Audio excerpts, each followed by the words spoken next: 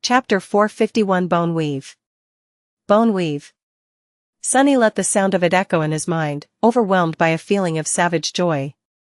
He didn't know what that attribute gifted him, yet, but was certain that it would be something special. The blood weave had saved his life so many times, after all. And after his encounter with the mordant mimic, he learned that having strong bones was as important as having tenacious blood. Shifting his gaze away from the runes, he stared at one of his hands, then made a fist. This was the arm that had been shattered by the vile creature, and then slowly healed while he was falling into the sky below. Even though Sunny had already been able to use it for the past few days, it used to feel weak, awkward, and slightly damaged. But now, it was as good as new. More than that, actually. It was better than ever before. All of his bones felt much more durable and resilient. Stronger. His joints seemed to be slightly more agile, too. His teeth felt as though they could crush stones and cut through metal. The strangest change, however, happened to his fingers. It wasn't very apparent, though. On the surface, it simply felt as though they had grown subtly more sensitive, the tactile feeling of touching things becoming deeper and richer. However, Sunny suspected that the true change was more profound. He just didn't know what it was, exactly. Bloodweave had altered his eyes in a very fundamental way, so Boneweave had to have a lot of promise. He ran his fingers across the soft surface of the puppeteer's shroud, vividly feeling the silken fabric slide against his skin. Neat. Then, Sunny stretched his limbs, sensing their newfound agility. He was already weirdly limber due to practicing shadow dance, which demanded the utmost level of pliability from the practitioner's body. Now, however, it was even further enhanced. Satisfied, Sunny turned back to the runes and read. Attribute, Bone Weave. Attribute description, you have inherited a part of Weaver's forbidden lineage. Your bones have been altered and imbued with steadfast temperance. He tilted his head, stunned by the somewhat expected, but still profoundly fascinating piece of information he just received. Weaver's legacy. So the severed arm had actually belonged to the mysterious demon of fate. It was Weaver who had snuck into their siblings' tower while bearing a terrible wound, sliced off their rotting limb, and then fashioned a new one from the parts scavenged from the broken porcelain dolls before sewing it onto their body with diamond strings. It was Weaver's footprints that Sunny had seen in the basement of the Great Obsidian Pagoda. He trembled. Even though Sunny had seen many incredible things and lived through many unlikely events, both wondrous and terrifying, he suddenly felt awe. It was as though he was suddenly in the presence of divinity. Demon of Fate had been to this dark island, had walked the same halls that Sunny walked, and breathed the same air. The sharp needle infused with remnant traces of their blood was currently inside his storage memory, as well as the diamond string they had used to sew a new arm to their body. Unlike the miraculous black mask, the needle was not a memory, either. It was the actual thing. But most of all, Sunny had swallowed a phalanx bone of the divine being in question. Crazy. This is crazy. He blinked a few times, then suddenly thought. Was this how Neff felt when she first met Kai, I wonder? What a random and ridiculous thought. Then, a slight frown appeared on his face. Why would Weaver secretly come to their younger brother's abandoned workshop? What was the harrowing rot that had been spreading from their wound, and what manner of creature could have wounded them so terribly? What could even damage a deity? Sunny had so many questions. Luckily, the description of the bone weave was not over. Several strings of runes still remained. He concentrated and read. When children of the unknown rebelled against the gods, Weaver was the only one to refuse the call of war. Despised and hunted by both sides, they disappeared. No one knew where Weaver went and what they did, until it was too late. Sunny shivered.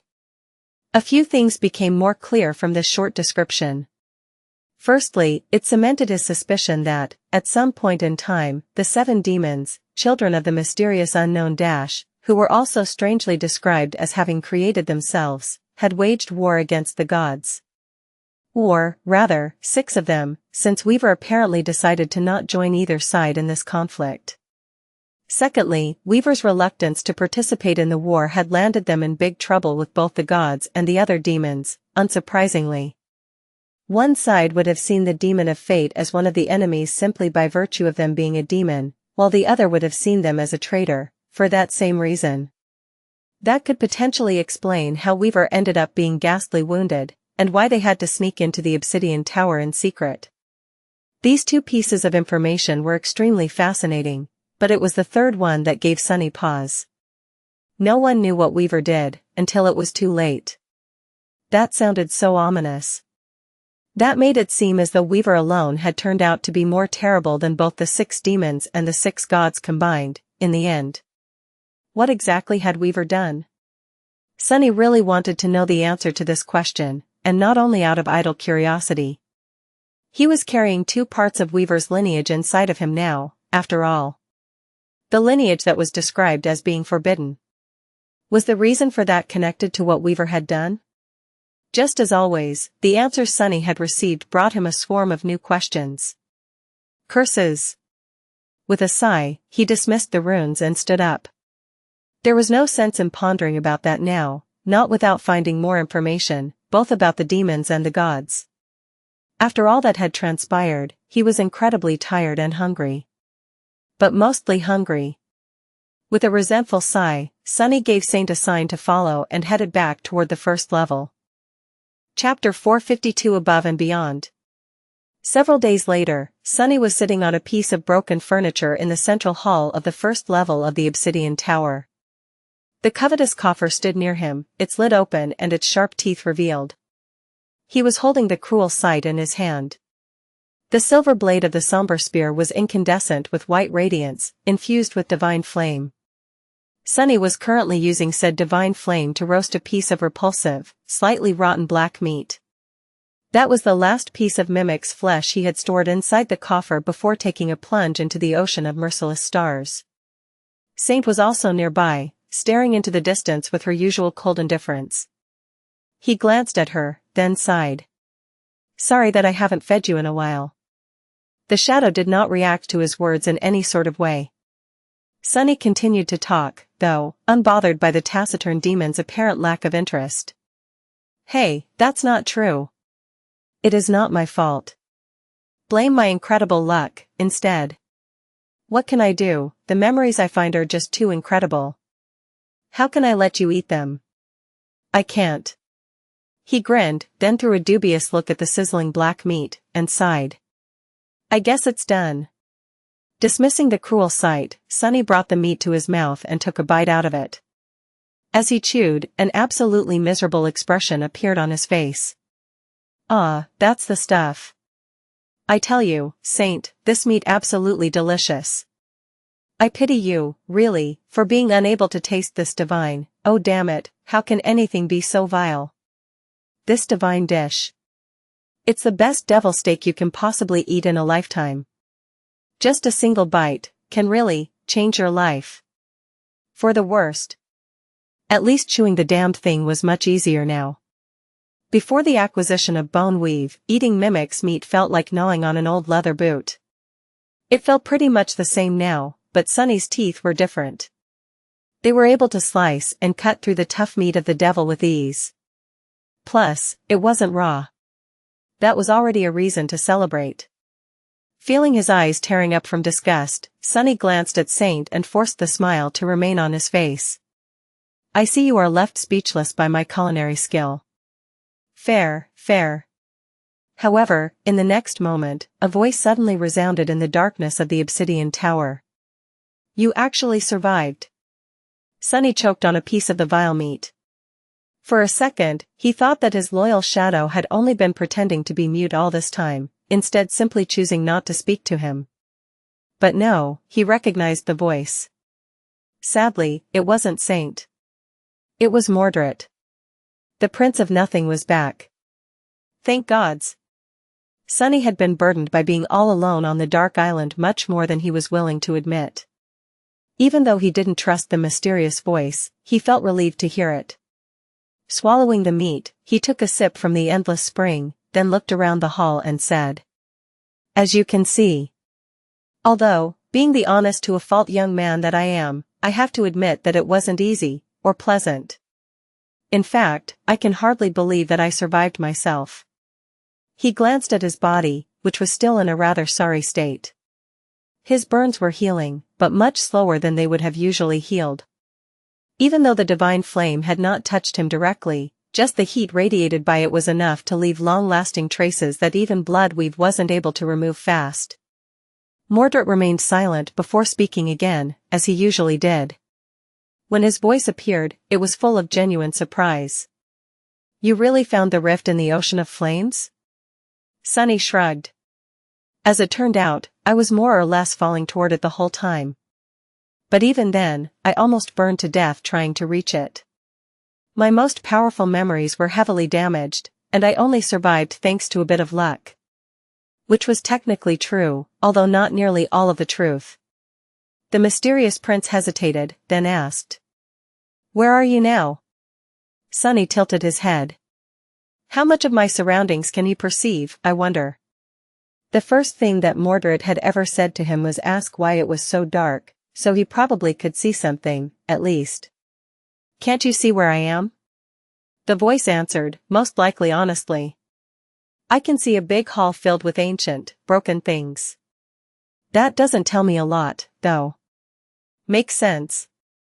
Sunny nodded, feeling the pressure of the flaw building up in his soul, demanding for him to deliver an answer. He gestured at the interior of the obsidian tower. "Well, beyond the false stars, the void continues for who knows how much further down. But some distance from the flames, there is actually a single island floating in the emptiness. There is a magnificent black pagoda on that island, which looks like the exact copy of the Ivory Tower. That is where I am right now, inside that pagoda."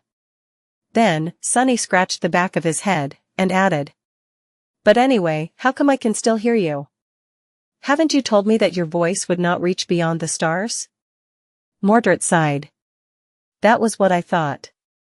Luckily, I seem to have been wrong." After a short pause, he said in a strange tone, "The Ebony Tower, so it does exist." Sunny blinked.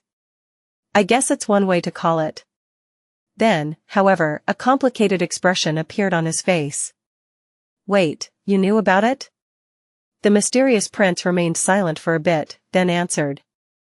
"That is what I had been trying to find before I couldn't search anymore. There were some hints that a duplicate of the Ivory Tower exists somewhere in the sky below. I hope to reach it." Sunny chose his next words cautiously. "Oh, really? What else do you know about that place?" Mordred thought for a few moments, then answered wistfully. "It is said that a very powerful being came to this shattered land after it had been destroyed by the Lord of Light. Back then, the sky below was not as boundless, and there were much more fragments of divine flame still burning in its empty darkness. That being wanted to harvest those flames." Suddenly, a lot of small details about the Dark Island and the Obsidian Tower became much clearer. Sunny already had suspicions about the true purpose of this place, but now, they were confirmed. The ruined machines outside the pagoda, the blackened work table, the massive glass vessels covered with soot from the inside, the silver brazier. The prince of the underworld had not truly lived in the magnificent pagoda. It was not his home, just a station he had built in the ocean of flame, which had been much larger back then, to harvest some of the divine fire. Why he had need of it, Sunny did not know. But he suspected that the prideful demon had either succeeded in his purpose or failed, and that was why he eventually left and sealed the Obsidian Tower, which then stood abandoned for thousands of years. And at some point during that time, another child of the unknown had come here for a short while, although their purpose was very different. This revelation came and went. There was a question burning in his mind that had nothing to do with such distant past, instead. It was much more pressing. Sunny swallowed another piece of meat and asked casually. "Harvest divine flames? Very interesting. Was that why you wanted to come here, too? Or had Mordred been after something else?" "Was after something else?" The lost prince laughed. "No, not really. In fact, I wasn't that interested in the Obsidian Tower itself, to begin with." Sunny frowned. Why did you want to find it if you weren't interested in it? Mordred sighed. After a long pause, he answered, his voice dark and full of suppressed emotion. What I was interested in was not the copy, but the original. The ivory tower. The two are supposed to be connected somehow. If one finds that connection, they might just be able to reach past the crushing and step foot on the heavenly isle. Chapter 453 Shrine of Stars. Sunny remained silent for a while, thinking feverishly. A bridge between the two towers. That was his chance to escape this dismal place and return to the real world. The problem was, he had no clue what this connection Mordred had told him about was. However, he had an idea. In the past several days, Sunny had explored the rest of the obsidian, of the ebony tower. He had made a couple of fascinating discoveries, but most of it was now full of nothing except dust and rubble. Pretty much everything inside the pagoda disintegrated due to the onslaught of time after he had opened its gates. The most promising and mysterious of his finds, though, was situated on the last level of the tower, in a small circular hall that housed nothing except for a graceful stone arch, which stood lonesomely in its center and looked like a misplaced, empty doorframe. The most intriguing part about the arch was that it was surrounded by a circle of runes, almost like the gateway in the Crimson Spire had been. In fact, that was what Sunny assumed it to be, an inactive gateway. For that reason, he had spent these days trying to find a way to activate it. He had poured shadow essence into the arch itself, as well as every corner of the hall. He had studied the unfamiliar runes, hoping to either find a way to translate them or maybe discover a place where they had been damaged, thus rendering the arch useless. But nothing had worked, yet. The information provided by Mordred instantly changed his perception of the arch, though. If what the Lost Prince had told him was true, then maybe it wasn't a gateway to the real world. Maybe it was an entrance to the magical bridge connecting the ebony tower to its ivory counterpart. Still, how was he supposed to make the damn thing work? With a deep scowl appeared on his face, Sunny asked. If this place is really connected to the ivory tower, then how would one go about using that connection? Do you have any ideas? There is something that looks like a portal here, but it doesn't work. I tried to open it 100 times, to no avail. Mordred thought for a bit, then said uncertainly. Have you tried saturating it with essence? Sunny grimaced. Of course. What am I, a fool? That was the first thing I attempted. He hesitated for a few moments, then voiced something that had been keeping him worried for a while. Maybe it requires some sort of a key to be opened? The voice remained silent for a long time. Then, Mordred said. No, I don't think so. Sunny raised an eyebrow. Really? Why? The Lost Prince answered casually. Because only doors that can be kicked open require locks and keys. The master of this place wasn't someone who needed such things to keep uninvited guests away. Makes sense, I guess. He seems to know a lot about the Prince of the Underworld, though. I thought knowledge of demons was really scarce. Sunny sighed. So, how do I activate the connection then? Mordred considered the question for a second or two, then said with a hint of doubt in his voice. The creator of the Ebony Tower was a builder of things. A genius artifacts, but also a practical sort, from what little knowledge of him remains. He would have probably used whatever was at hand, and went for the simplest solution. Builders don't like overcomplicated things, after all. Sunny considered his words. The simplest solution. A seed of an idea appeared in his mind. With a thoughtful expression, he took another bite out of the piece of meat and chewed it thoroughly. The Lost Prince politely remained silent while Sunny ate. After a while, however, he suddenly spoke. Oh, by the way. I don't want to worry you, Sunless, but there seems to be a powerful nightmare creature standing right behind you. Sunny almost choked again.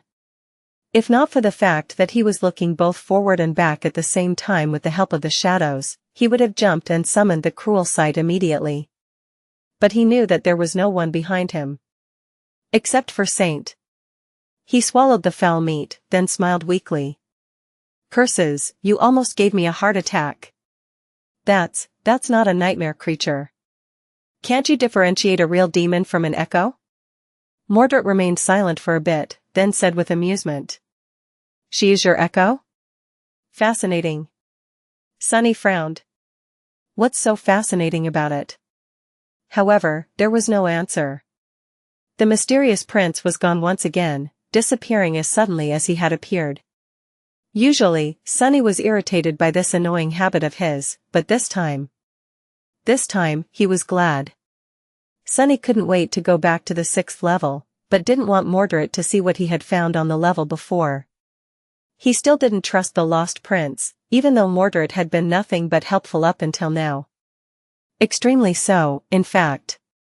Sunny didn't know if he would have even been alive without his guidance. Later, if I manage to return to the sanctuary in one piece, I'll start trusting him then. A little. Maybe. Finishing up his meal, the last he was going to have in a while, Sunny stood up, stretched, and headed toward the stairs. After he had received the bone weave and rested, Sunny explored the rest of the 3rd level of the Ebony Tower. However, he had not found anything of note there. He also had not discovered any more traces left behind by Weaver, which disappointed him a great deal. The 4th level, however, was much more interesting. The central hall of it was fashioned into a vast, somber shrine. At the center of it stood an altar cut from a single slab of black onyx, and behind it was an incredibly beautiful statue of a young woman dressed in a flowing tunic, her face obscured by a veil.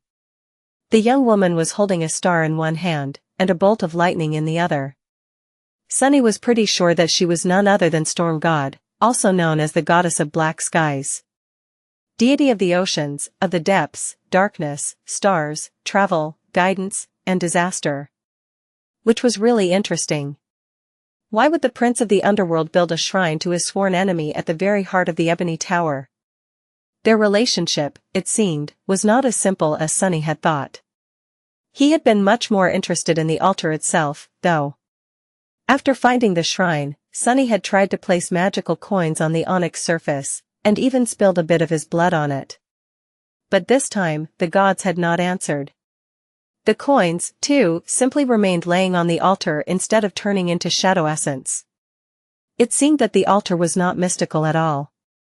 In fact, as far as altars went, this one appeared to be quite mundane. Sunny had quickly lost interest and continued exploring the Great Pagoda. And he had not been disappointed by that decision. Because there was something very, very important on the 5th level of the Ebony Tower.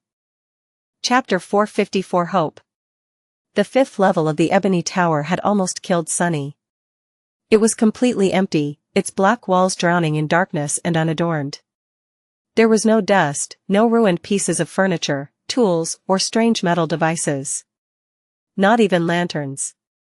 There were, however, countless runes carved into the walls themselves. And almost all of those runes were of the kind that radiated a sickening, dire sensation that made one feel as though their mind was breaking apart. The same mysterious runes that the spell used to describe the unknown, and that Sunny had seen written on the floor by the prisoner of the small cell that was hidden under the ruined cathedral in the Dark City. Back then, looking at them dealt a heavy blow to Sunny, but he persisted and was eventually able to read a single phrase that the prisoner had written, unlike everything else, in a familiar script. Hail Weaver, demon of fate. Firstborn of the unknown dash. On the second to last level of the Ebony Tower, however, there were much more of the terrible runes. And most of them seemed far more intense, far more powerful. When Sunny had first set foot into the dark hall, he yelped and jumped back, then rolled down the spiraling stairs all the way back to the shrine of the storm god. Good thing his bones were now much more hardy. Eventually, however, he had returned to the Hall of Runes. Sunny knew that looking at the vile writings could destroy his sanity, maybe even outright kill him, so he had done so with his eyes closed and while leaving the shadows behind, so that they, too, could not see the ancient walls. Even then, he felt a terrible pressure constantly assaulting his mind. He was not going to leave without learning at least something from this chamber of secrets. Where else would he ever be able to study writing left behind by an actual demon?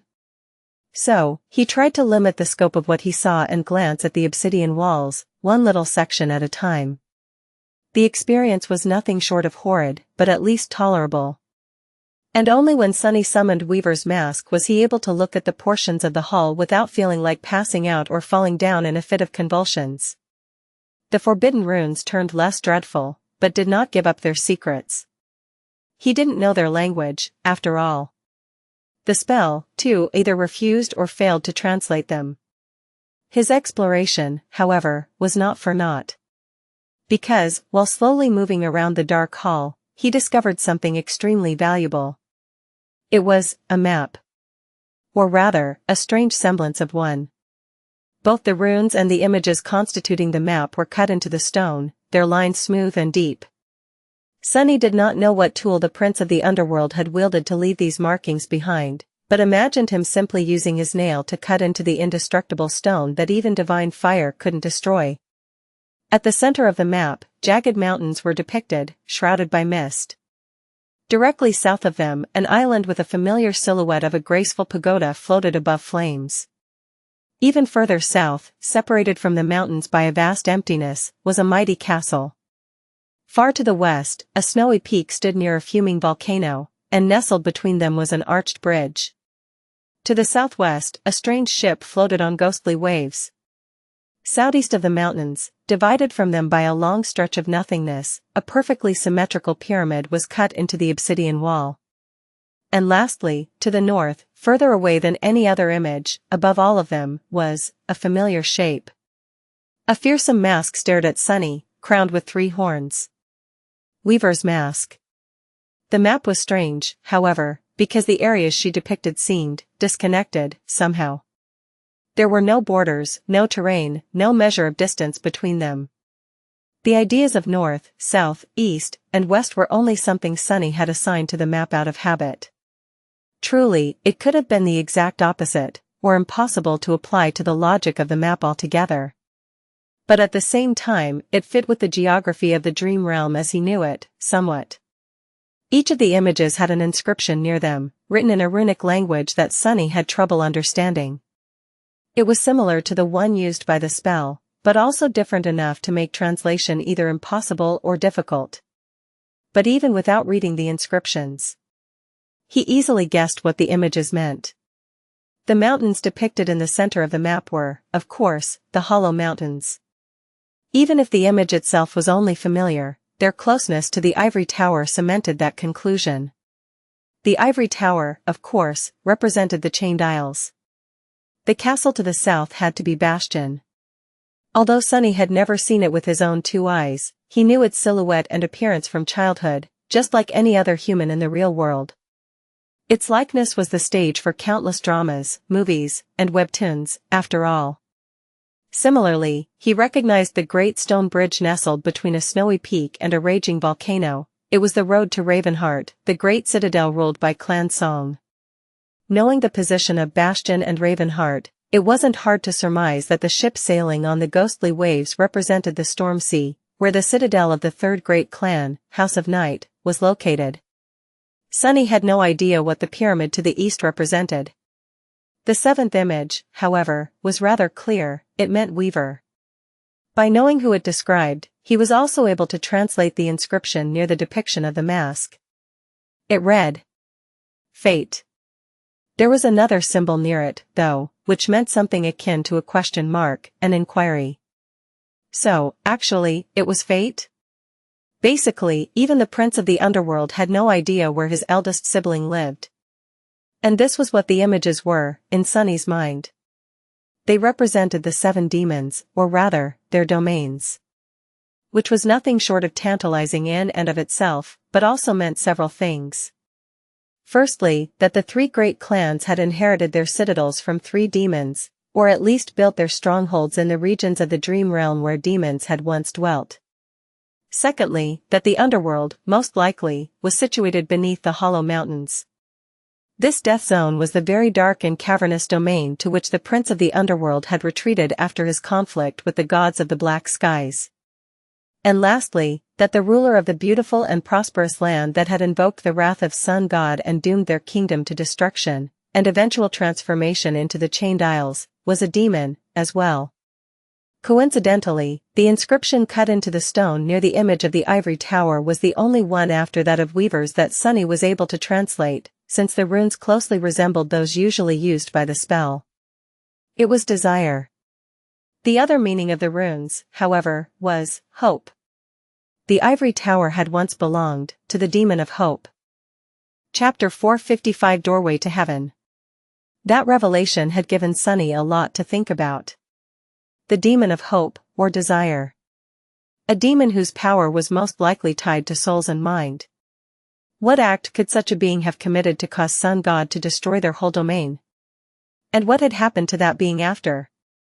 Just as usual, there were no answers. Sunny was slowly learning more and more, though. For now, the pieces of information he had earned were scattered and disconnected. But if he continued to slowly accumulate knowledge, one day, they were going to start clicking together. And then, what terrible and wondrous truths would he uncover? Enough to make up for a lifetime of lies, perhaps. Apart from inscriptions dedicated to Weaver and the Ivory Tower, Sunny failed to translate anything else. He had, however, memorized every little detail of the unfamiliar runes describing the Hollow Mountains, Bastion, Ravenhere, a ship sailing on the storm sea, and the mysterious pyramid to the east. I'll have to visit Teacher Julius when I'm back in the real world. He has to know something about the script, right? Thinking about the map, Sunny entered the rune hall, kept his eyes closed, and walked to the entrance to the stairwell leading to the 6th level of the Ebony Tower. The last one. When he entered the chamber of the stone arch, he sighed with relief. The pressure emanated by the terrifying runes was finally gone, leaving his mind at ease. The headache caused by them, however, was going to persist for a few more minutes. Sunny sat down, leaned his back against the wall, and stared at the arch while waiting to fully recover. The highest level of the Great Pagoda was not very large, in comparison to the 6 others. It was just one big hall, circular in shape, and almost completely empty. The only thing inside of it was the arch itself. It was tall and composed of the same material as the rest of the Ebony Tower. In fact, the arch didn't seem to have been built. Instead, it was almost as if it had simply grown out of the floor, without any seam separating it from the black stone. It looked like a doorway that someone had put in the middle of the chamber, for some reason, and then forgot to attach a door to it. This was Sunny's only hope of escape. He stared at it for a long time, thinking about how to make the portal work. In the past, he had tried a lot of things to activate the arch, as well as studying the circle of runes surrounding it. But nothing he had done accomplished anything. His recent conversation with Mordred, however, had given Sunny an idea. What had Mordred said? That the Prince of the Underworld was somewhat of a divine smith. A builder of things, but also of the practical sort. That he would have used whatever was at hand, going for the simplest solution. That more or less confirmed what Sunny knew of the prideful demon already. After all, Saint and her kin had been created by the Prince of the Underworld. In retrospect, Sunny had completely failed to understand the magnitude of that accomplishment. To create a living being from nothing, a whole race of them, really. That did sound like something that only a god would be able to do, didn't it? The Prince of the Underworld, however, was not a god. He was a demon, a lesser deity. Was the creation of Saint and her people his way of showing the true divinities that he was in no way inferior to them? Or was he guided by some different ambition? I wonder how the gods reacted. Teacher Julius had described demons as terrible beings that inspired fear because of their unknown origins and strange powers. What happened after one of them had accomplished something that was supposed to be in the purview of only the gods? Saint's description, back when was an echo, said that she and her kin were designed to bring peace, but were born into an endless war instead. New novel chapters are published on LibraAd.com. But regardless, that was not the point. The point was that Saint was made out of stone. Sunny had always thought that it was an integral part of her design, a fundamental aspect of the vision her creator had for the living statues. To make them stronger, perhaps, or harder to destroy. But after witnessing the porcelain dolls and speaking with Mordred, Sunny was not so sure anymore. The broken dolls showed that the material from which to make his creations had not mattered to the prince of the underworld too much. What was at hand, the simplest solution? Was Saint made out of stone, simply because there was a lot of stone in the hollow mountains for its prince to use in his experiments? There was nothing but stone there, really. That, can't be right, can it? But somehow, Sunny felt that it was, indeed, right. He glanced at Saint and blinked a couple of times. Lazy bastard. Sunny shivered, half expecting to be struck down for thinking about the mighty demon in such unflattering terms. When nothing happened, he shook his head and returned to his thoughts.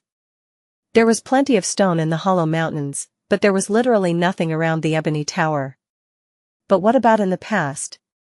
What had there been a lot of around it back at the time the prince of the underworld resided in the sky below?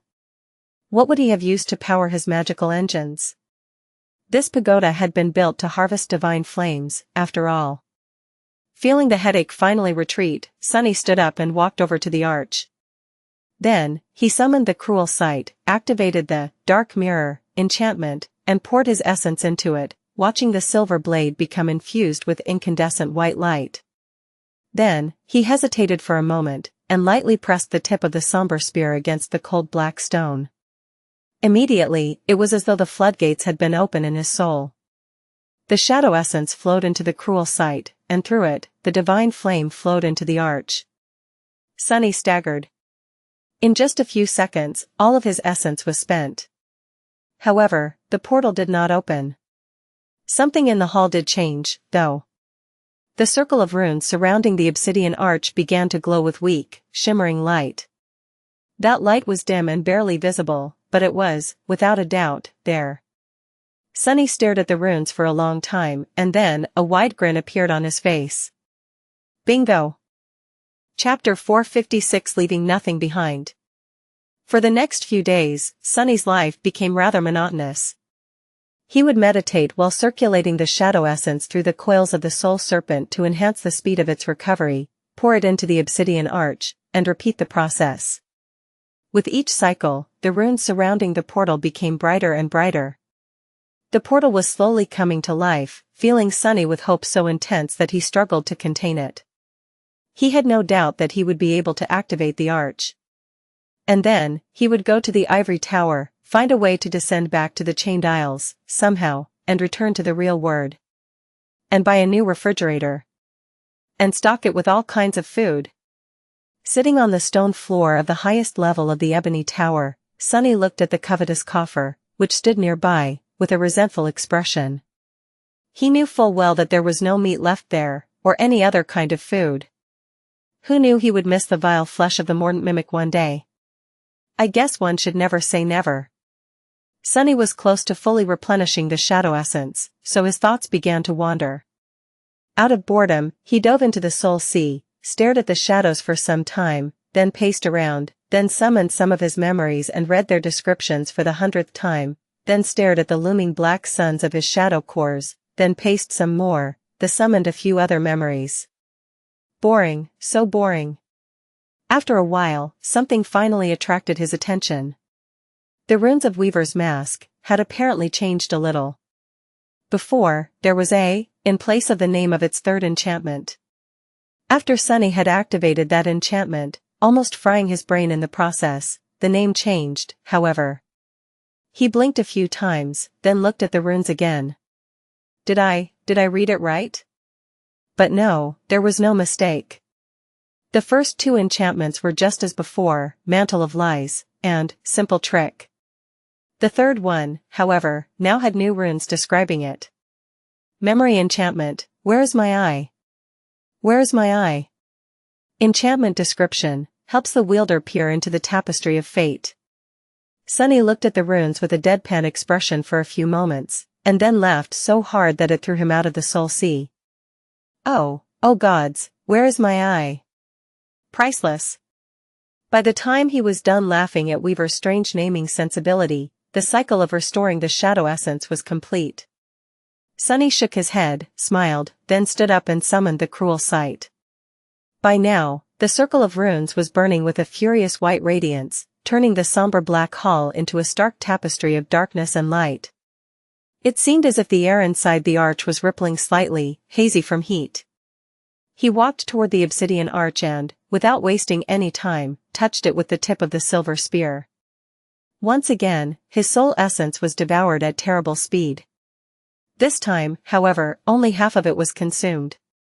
As bright light suddenly hit Sunny in the eyes, he took an involuntary step back and raised a hand to shield them. A cool breeze caressed his face, and he could suddenly smell bark, grass, soil. Life. When his eyes adjusted to the brightness, Sunny slowly lowered his hand and looked at the arch with a bewildered expression. It was as though a rift in reality appeared inside the ebony tower. All around the portal, the hall was just as it had been, dark, somber, cut from lusterless black stone. Inside the portal, however, was a clear blue sky. Sunlight had suddenly invaded the ebony tower after thousands of years spent in utter darkness, and brought with it the sounds of the wind and the rustling of leaves. Sunny could see the skies, but also the ground. A beautiful green meadow continued from where the obsidian floor ended, full of vibrancy and life. A shadow of a tall tree shaded the proximity of the portal, and there was a path of white stone leading from it toward. Some distance away, a pristine white wall rose higher than Sunny could see through the portal. Surrounded by the blue skies, clouds, and vibrant green grass, it seemed to be the epitome of beauty and tranquility. The whole sight was like a paradise. He swallowed. The ivory tower. Mordred was right. What's more, judging by how softly the grass swayed under the wind and how lazily the branches of the tree moved, the heavenly island was really not affected by the crushing. In that regard, at least, it was safe. Yes. Suddenly tense, Sunny quickly glanced at the circle of runes. Just as he had expected, it was already growing dimmer. The portal was burning through the meager amount of divine flame Sunny had been able to charge it within these past days, and was going to close soon. Curses. Well, it was not as though he had not been prepared to go through the arch as soon as it opened. He had done everything he wanted to do in the ebony tower, given the circumstances. There was not much to be done here, to begin with. Time had destroyed every possible trophy he could have found, and the most valuable treasures, the bone weave and the knowledge of the map left behind by the prince of the underworld, were already in his possession. Now, he just had to escape alive. Dismissing all of his memories, Sunny wrapped both shadows around his body, and dashed toward the light. Please don't be an illusion. He appeared near the portal, dove inside, and stumbled, falling to his knees. His fingers touched the soft grass, and, with his tactile sense enhanced by the bone weave, Sunny felt every tiny detail of its texture, of the rich soil beneath, of the heat of the sun on his skin. It was all real. It was wonderful. As the portal shimmered and closed behind him, Sunny closed his eyes tightly and let out a short, quiet cry. He had too many emotions boiling in his heart to put them into words. He made it. He escaped from the void. He left nothing behind. While Sunny was feeling the joy of escaping from the sky below, something else happened. Somewhere far away, or maybe close by, there was a room built of cold stone, full of deafening silence. It was dark and empty, arranged in the shape of a heptagon, with 7 corners drowning in deep shadows. There were 7 mirrors standing at each of the 7 walls of the room, pointed at its center. There was nothing there. However, in each of the 7 mirrors, a figure of a young man reflected, sitting on the stone floor with his hands chained behind his back. The young man was still and motionless, almost as if he was just a statue and not a living being. But then, something changed. A few moments after Sunny crossed the portal and appeared on the aisle of the ivory tower. One corner of the young man's lips curled upward slightly, forming a hint of a smile. Mordred was glad to see Sunny escape, too. Chapter 457 Ivory Tower. Saint, come look at this. Sunny sat on the soft grass, enjoying the sunlight and the cool wind. He had not even known how much he missed them, missed everything, really. Looking back, it was hard to imagine that he had endured more than a month of utter nothingness without losing his mind. His experiences in the Dark City, it seemed, made him far more resilient. The shadow of the ivory tower was slowly moving closer as the evening approached, marking the passage of time. It was peaceful and quiet on the green meadow of the heavenly island.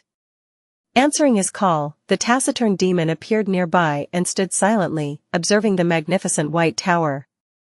Her ruby eyes, however, did not show any emotion. He sighed.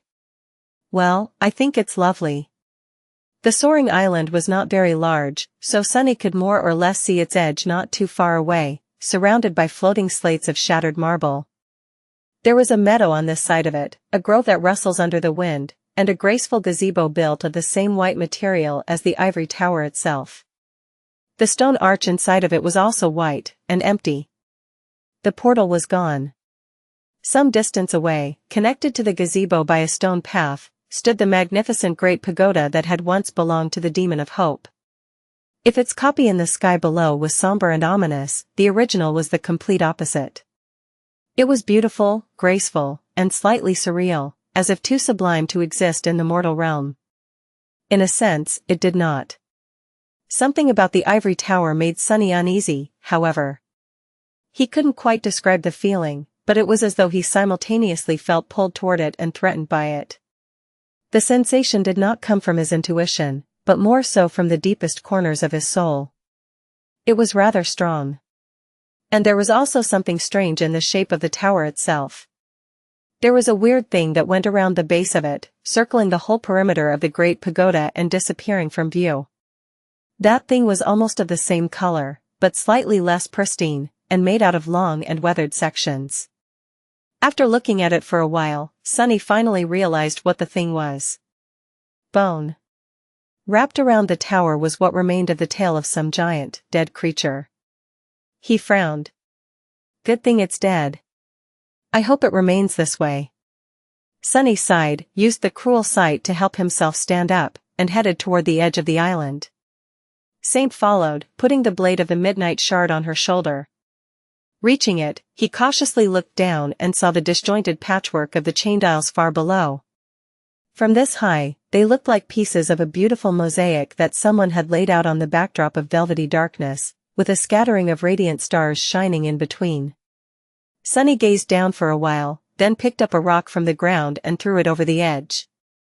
The rock fell for 100 meters or so without meeting any resistance. Then, however, it suddenly cracked and exploded into shards, which then became dust and were scattered in the wind. Curses. It seemed that the crushing was still there. It's just that the ivory tower itself was not affected by it, as well as the island it stood upon and a small area surrounding it. How was he going to come down? Sunny stood at the edge for some time with a resentful expression on his face, then turned around and walked deeper into the island, circling the ivory tower from the left. On the other side of the great pagoda was a clear lake, with streams of water flowing out of it and falling over the edge of the island. In the bright sunlight, it seemed as though the entire surface of the lake was shining with pure golden radiance. Sunny looked at his reflection in the water, then at an intricately engraved bench standing near it, cut from white stone. Finally, he walked further on and reached a vantage point from which the gate of the graceful tower could be seen. Oh! The gates looked very similar to those he had opened in the depths of the sky below, with the main difference being the color and the absence of soot. As well as that there were skeletal remains of a giant beast lying in front of them, its serpentine body wrapped around the tower, its massive skull resting right near the tall white doors. Each of the terrifying fangs of the great beast was as long as Sunny was tall, at least. Deep darkness nestled in its empty eyes. He shivered. Is that a dragon? Indeed, it was. Right in front of Sunny were the weathered, snow-white bones of an actual dragon. The image of the mighty creature laying dead in front of the pristine tower was solemn, mysterious, and terrifying. What could have killed such a being? Thinking that he didn't wish to know, Sunny lingered for a while, then headed toward the remains of the dragon. He was desperately hoping that the great beast would not stir and come to life. If that happened, well, it was better to not even think about it. Reaching the white skull of the mighty creature, Sunny hesitated for a bit, then walked between the terrifying fangs and approached the gates. They were slightly ajar, so he didn't even need to use essence to unlock them. Sunny gathered his courage, raised his hand, and pushed the gates open. Suddenly, he felt a bit sleepy. What is this? Shaking his head to chase the sleepiness away, Sunny walked inside the tower and found himself in a great hall, bright light streaming through its tall windows. The air inside, however, was infused with a strange, shimmering darkness. And in its center, there were chains. 7 chains sprawled from the pristine white floor, as if growing out of it, each ending in a broken shackle. The shackles were inscribed with a myriad of runes and marred, their metal torn. They were also the source of the strange shimmering, which rose from their surface in ethereal wisps. A chaotic, ever-changing mass of pure darkness pulsated in the very center of the great hall. No, it was not darkness, rather, it seemed like a rift in the fabric of reality, one that could devour even light itself. Sunny tensed, then took a tentative step forward, hoping to see what was hidden behind the darkness. As soon as he did so, however, a familiar voice echoed in the silence of the great hall. "Stop, Sunless. Turn back if you wish to live." Chapter 458 Shackles of Hope. Sunny froze, then took a careful step back and stared at the walls of the great hall. Mordred's timing, this time around, was impeccable. It was not like Sunny had planned to get too close to the mass of darkness, but he might have underestimated the danger it presented. To be honest, he felt that he wasn't thinking entirely straight. It was not like he had lost control, but the strange pull he felt outside the tower was much stronger here, exerting a subtle effect on his mind. Sunny tensed and glanced at the pulsating dark rift, then realized that the pull emanated from the shackles that were the source of it. Why?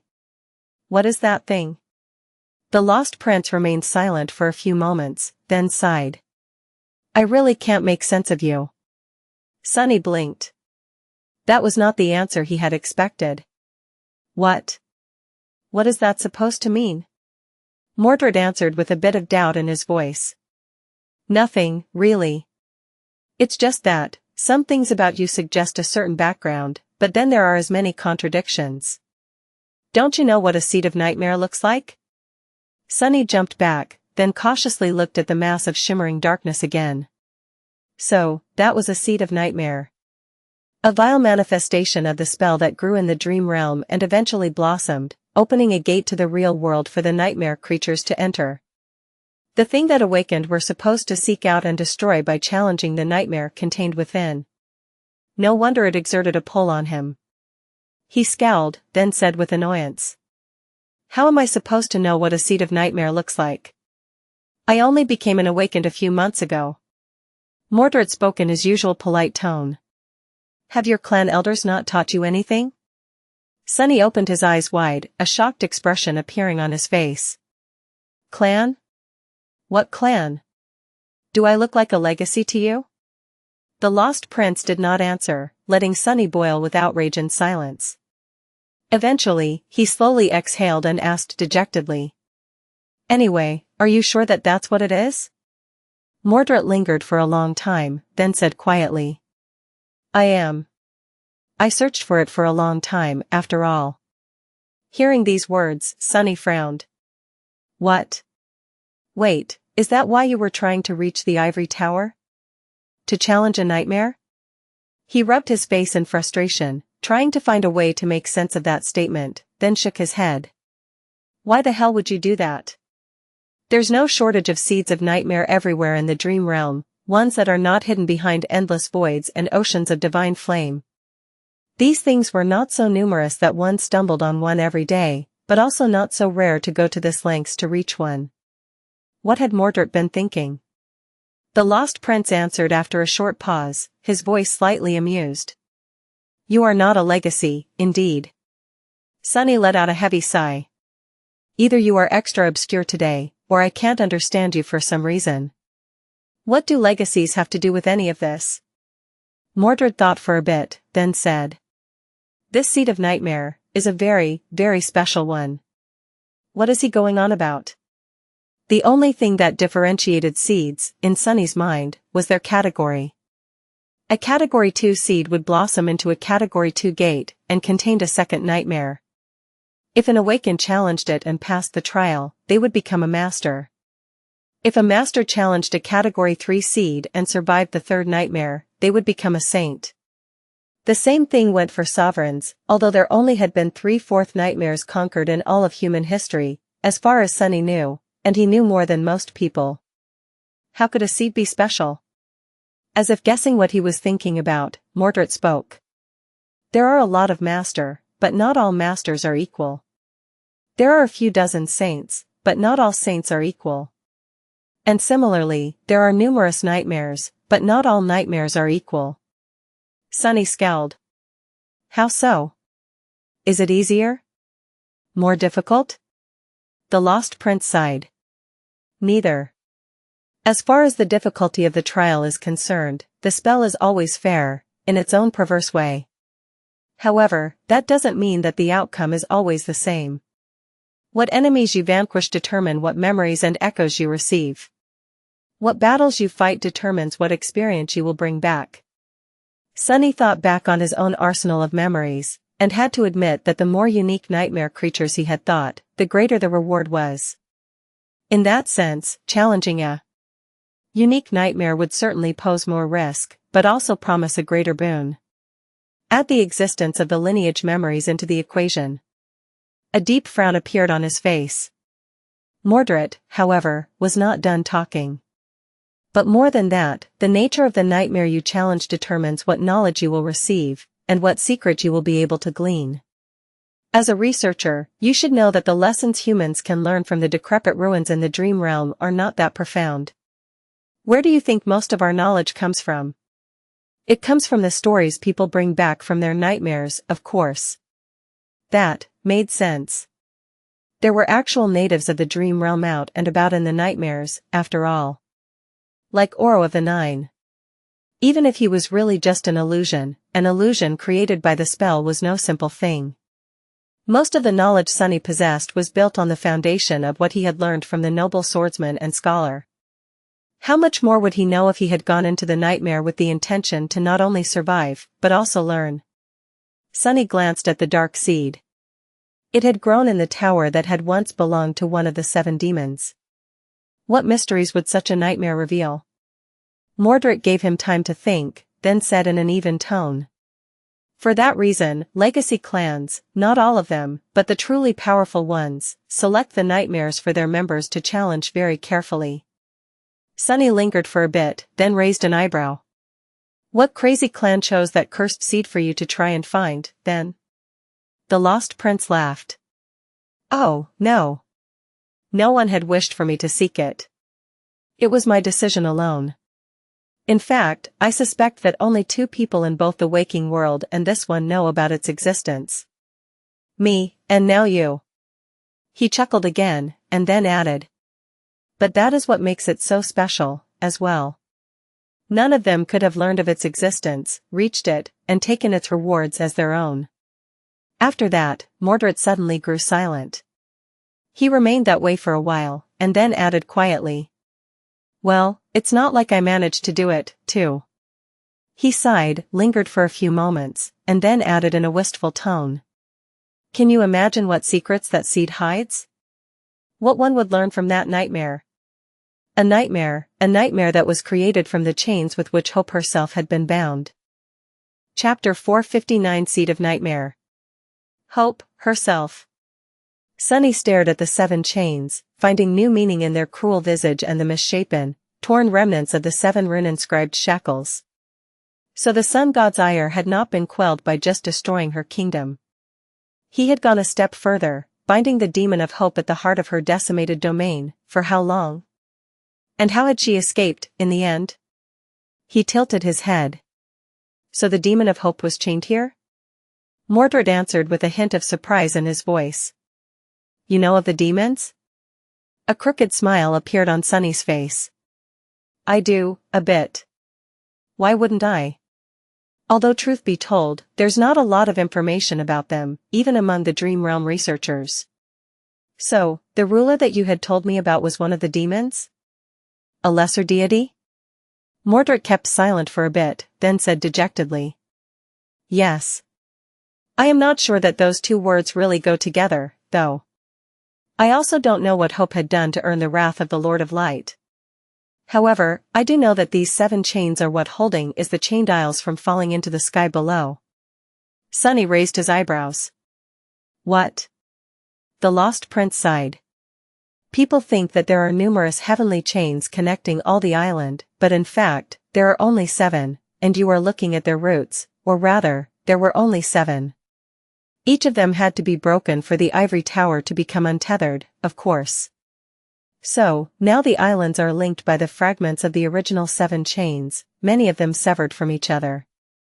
That is why they are slowly crumbling, one after another. Sunny thought for a bit, trying to correct the way he used to think about the chained isles. The new information was interesting, but not very useful. Shaking his head, he turned back to the Seed of Nightmare. So, what is the category of that thing? I guess it contains a second nightmare, since you wanted to challenge it? Mordred answered succinctly. Correct. That's one way I can get out of the dream realm, then, but am I suicidal enough to go into the second nightmare alone? Whole cohorts of experienced awakened routinely perish in their attempts to become masters. What would my chances of survival be with no one to cover my back? Just as Master Jet had said, no one survived in the dream realm alone. She probably knew from experience. He scowled. Wait, will this seed create a gate in the real world if it's not destroyed? When Mordred answered, his voice was almost indifferent. Indeed. But not for a long time, maybe in a few years, or a decade. It has not matured enough to be able to bloom, yet. Sunny hesitated. But it can be challenged, right? The Lost Prince did not answer for a while, but then finally said. Yes. A seed can be challenged before it blooms, as well as after. If the seed is not found in time and a gate opens, challengers can fight their way through and enter the nightmare directly. The gate also disrupts the anchors of those near it, so masters and saints that enter the dream realm will appear in the vicinity of the blooming seed. After that, they can lead awakened to it. He paused, then added. In fact, most of the seeds are not found in time, because the dream realm is vast and only partially explored. That's why the nightmare creatures are entering our world so often. Challenging a seed before it blooms is much better. In this case, however, I would advise against it. Sunny turned away from the mass of shimmering darkness, then asked in an even tone. Yeah? Why? Mordred let out a heavy sigh. Conquering a second nightmare alone is not impossible, but attempting it is tantamount to gambling your life away. The chances of returning alive are very slim. That is why Awakened challenge them as members of cohesive, experienced cohorts. Even then, many don't survive, most even. But this nightmare is actually far worse. Entering it is a guaranteed death sentence, regardless of how many challengers there are. Unless... Sunny kept his ears open, suddenly very attentive. Unless what? The Lost Prince remained silent for a short moment, then said. There is a black altar in the place you call Night Temple. On it lies an ivory knife. Only those who have shed blood on the altar and received the memory of the knife have a chance to survive the trial that hides within this seed. Sunny blinked a couple of times. Wait, that sounds very familiar. He thought for a few seconds, then asked. Would the obsidian knife from the white altar of the sanctuary of Noctis work?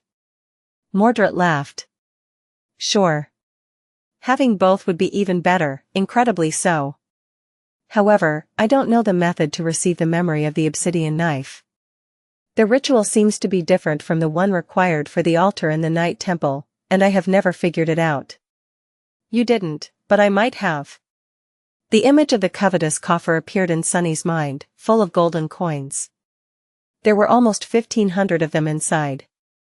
Would that be enough to allow him to lift the obsidian knife off the altar? He had a feeling that it would. What do these knives actually do, though? And how the hell do you know all this? However, there was no response. Mordred was once again gone. Sunny was left alone in the beautiful hall of the Ivory Pagoda, staring at its white walls and the darkness that had taken root between them. The seed of nightmare was calling to him, demanding to be challenged and destroyed. Or maybe simply to be fed a delicious human soul. Crazy. This is crazy. Challenging a second nightmare alone was very similar to throwing his life away, and that was even without the particular piece of information that Mordred had given him, that no one would be able to survive this very special nightmare without a memory of one of the two altar knives, or better yet, in possession of both. The question was, what was worse? Challenging the nightmare, or attempting to survive the crushing? Chapter 460 Fight or Flight.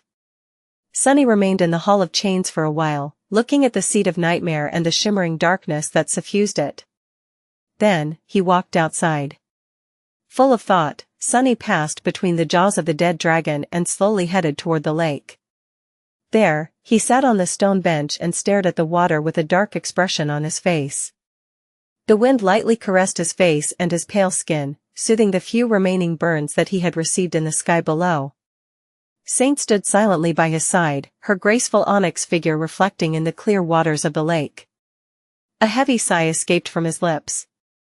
I am almost home. More than a month ago, he had ventured on an expedition to explore the shipwreck island and search for clues about the whereabouts of the treasure left behind by mysterious Noctis. He had only planned to be gone for a week. He had found the treasure, but also fought and defeated 2 devils, 1 fallen, and 1 ascended, receiving 2 powerful memories in the process. After that, he gazed at the tapestry of fate through the eyes of a divine mask, and plunged into an endless abyss. He spent several weeks plummeting through a sea of nothingness, only to be met by an ocean of flames in its depths. On the other side of the fire was a black tower built by an ancient demon, and in it was a severed hand of a deity, consumed by a terrible rot. There, Sunny swallowed a phalanx bone of Weaver, and received the second part of their lineage. After that, he used divine flames to open a portal between the dark void and the sunlit heavens, and found the 7 chains that a god had once used to bind Desire, the demon of hope. And somewhere along the way, he met a lost soul who called himself Mordred, the Prince of Nothing, a disembodied voice that came out of nowhere, and helped him along the way. Now, Sunny just had to do one last thing, either plunge into a deadly nightmare, or off the edge of the Ivory Island, to be met with the obliterating fury of the crushing. With a heavy sigh, he turned around and stared at the white bones of the great beast that had wrapped its mighty body around the base of Hope's beautiful tower once, thousands of years ago, before succumbing to death. Let's get this show on the road, I guess. Some time later, Sunny was leaning on the wall of the ivory tower. He was in a tight spot between the tail of the dead dragon and the white surface of the great pagoda, with Saint standing near him, her weapons dismissed. With a crooked smile, Sunny wrapped the 2 shadows around his body and circulated shadow essence through the coils of the soul serpent, preparing for what was about to come. Then, he looked at the taciturn stone demon and raised his eyebrows. What are you waiting for? Push! Saint gave him an indifferent look, then took a step forward, placed her hand on the surface of the massive bone in front of her, and pushed with all her demonic strength.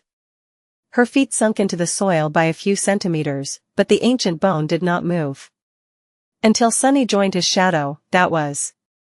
Pressing his shoulder against the adamantine white surface, he poured shadow essence into his muscles and pushed, too.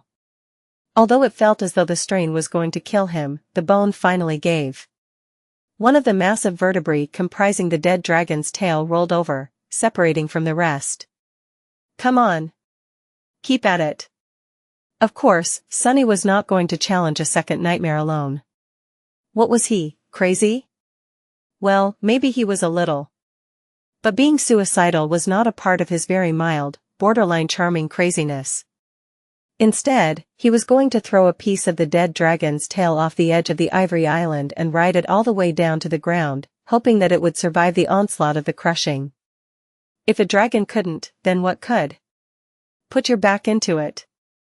Saint didn't really need his encouragement, or advice, so Sunny was mostly shouting for his own benefit, since producing loud noises seemed to help him cope with the strain of trying to push the ancient bone, for some reason. Luckily, now that it had been dislodged, the process became easier. Together, they slowly moved the massive vertebra past the gazebo containing the inactive portal, then past the grove of ancient trees, and finally to the very edge of the island. There, Sunny stopped for a moment and tried to catch his breath. Then, he cautiously looked down. That was a mistake. If before the colorful mosaic of the flying islands far below was simply a breathtaking sight, now that he had to actually jump down, it made Sunny dizzy and frightened out of his wits. But it was too late to change his mind. Wasn't it? Gritting his teeth, Sunny tried not to think about the inconceivable height and climbed inside the vertebra, which, of course, was hollow at the center. There was just enough space there to fit his body, and that was the reason why he had chosen this particular one, in the first place. He lingered for a long time, trying to gather his courage. Maybe it's not too late, maybe I should just enter the seed. What's the big deal, anyway? It's just a second nightmare. But no, there was no way back. He simply had to do it. Inhaling deeply, Sunny held his breath for a moment, and then screamed in a small voice. Saint! Push it over! Outside the massive vertebra, the taciturn demon stared at the surface of the ancient bone for a moment. And then, gave it a devastating kick. As the tailbone of the dragon plunged off the edge of the Ivory Island, giving Sunny a serious rattle, he yelped, dismissed Saint, and dissolved into the shadow that dwelt in the hollow space inside the vertebra. Of course, he wasn't going to try and survive the crushing in his physical form, he just needed a large enough shadow to hide in. As long as the dragon bone endured, the shadow would too, and he would be safe. If it endured. For a couple of seconds, everything seemed fine, but then the vertebra left the bubble of safety surrounding the heavenly island, and suddenly, an inconceivable pressure struck it from all sides like a hammer of a wrathful god, making the porcelain bone produce terrifying cracking noises. Once again, Sunny was plummeting with terrible speed through the sky. Only this time, the vehicle he had chosen to transport him was even stranger, as well as spinning like crazy, with the wind roaring deafeningly all around. Luckily, he couldn't get sick as a shadow, otherwise, his already empty stomach would have become emptier. Curses! Don't break, you damn bone! The vertebra of the dead dragon was cracking and slowly breaking apart, but, miraculously, still holding together. At this height, the crushing was deadly enough to pulverize the flesh of a saint, a bona fide demigod, into a bloody paste. Maybe even a big, red cloud. But the adamantine dragon bone was only now beginning to slowly crumble apart. Once the process started, though, it became unstoppable. Sunny panicked as he watched Wide's crack appear on the white surface all around him. Then, a piece of the bone flew away, letting in a chaotic flood of light. Cursing, he shifted away from the breach, but seconds later, another appeared, and then another. The size of the shadow he could hide in was growing smaller and smaller. Crap! Soon, there were more holes and cracks in the bone than he could count. And then, it crumbled completely. At the last second, Sunny slid onto the biggest remaining slab of the ancient vertebra, and then went into a crazy dance, shifting from one side of it to another as the fragment spun and exposed different parts of it to the sunlight. Small pieces broke off from it, and then, the fragment itself cracked, too. Arg! Finally, the piece of the adamantine vertebrae disintegrated into a rain of splinters that were too small to fit Sunny into their shadows. With nowhere else to hide, he was thrown out into the physical world, his body instantly becoming the victim of the bone-breaking force of the crushing. Luckily, his bones were now much more robust than before. And the crushing was already not as irrevocably obliterating as it had been higher up. As a loud scream escaped from Sunny's mouth, he continued to fall, feeling his body go through a cruel meat grinder. But with the help of 2 shadows and a generous outpour of shadow essence, it wasn't enough to kill him, or even seriously wound him. It was simply painful, damaging, and unpleasant.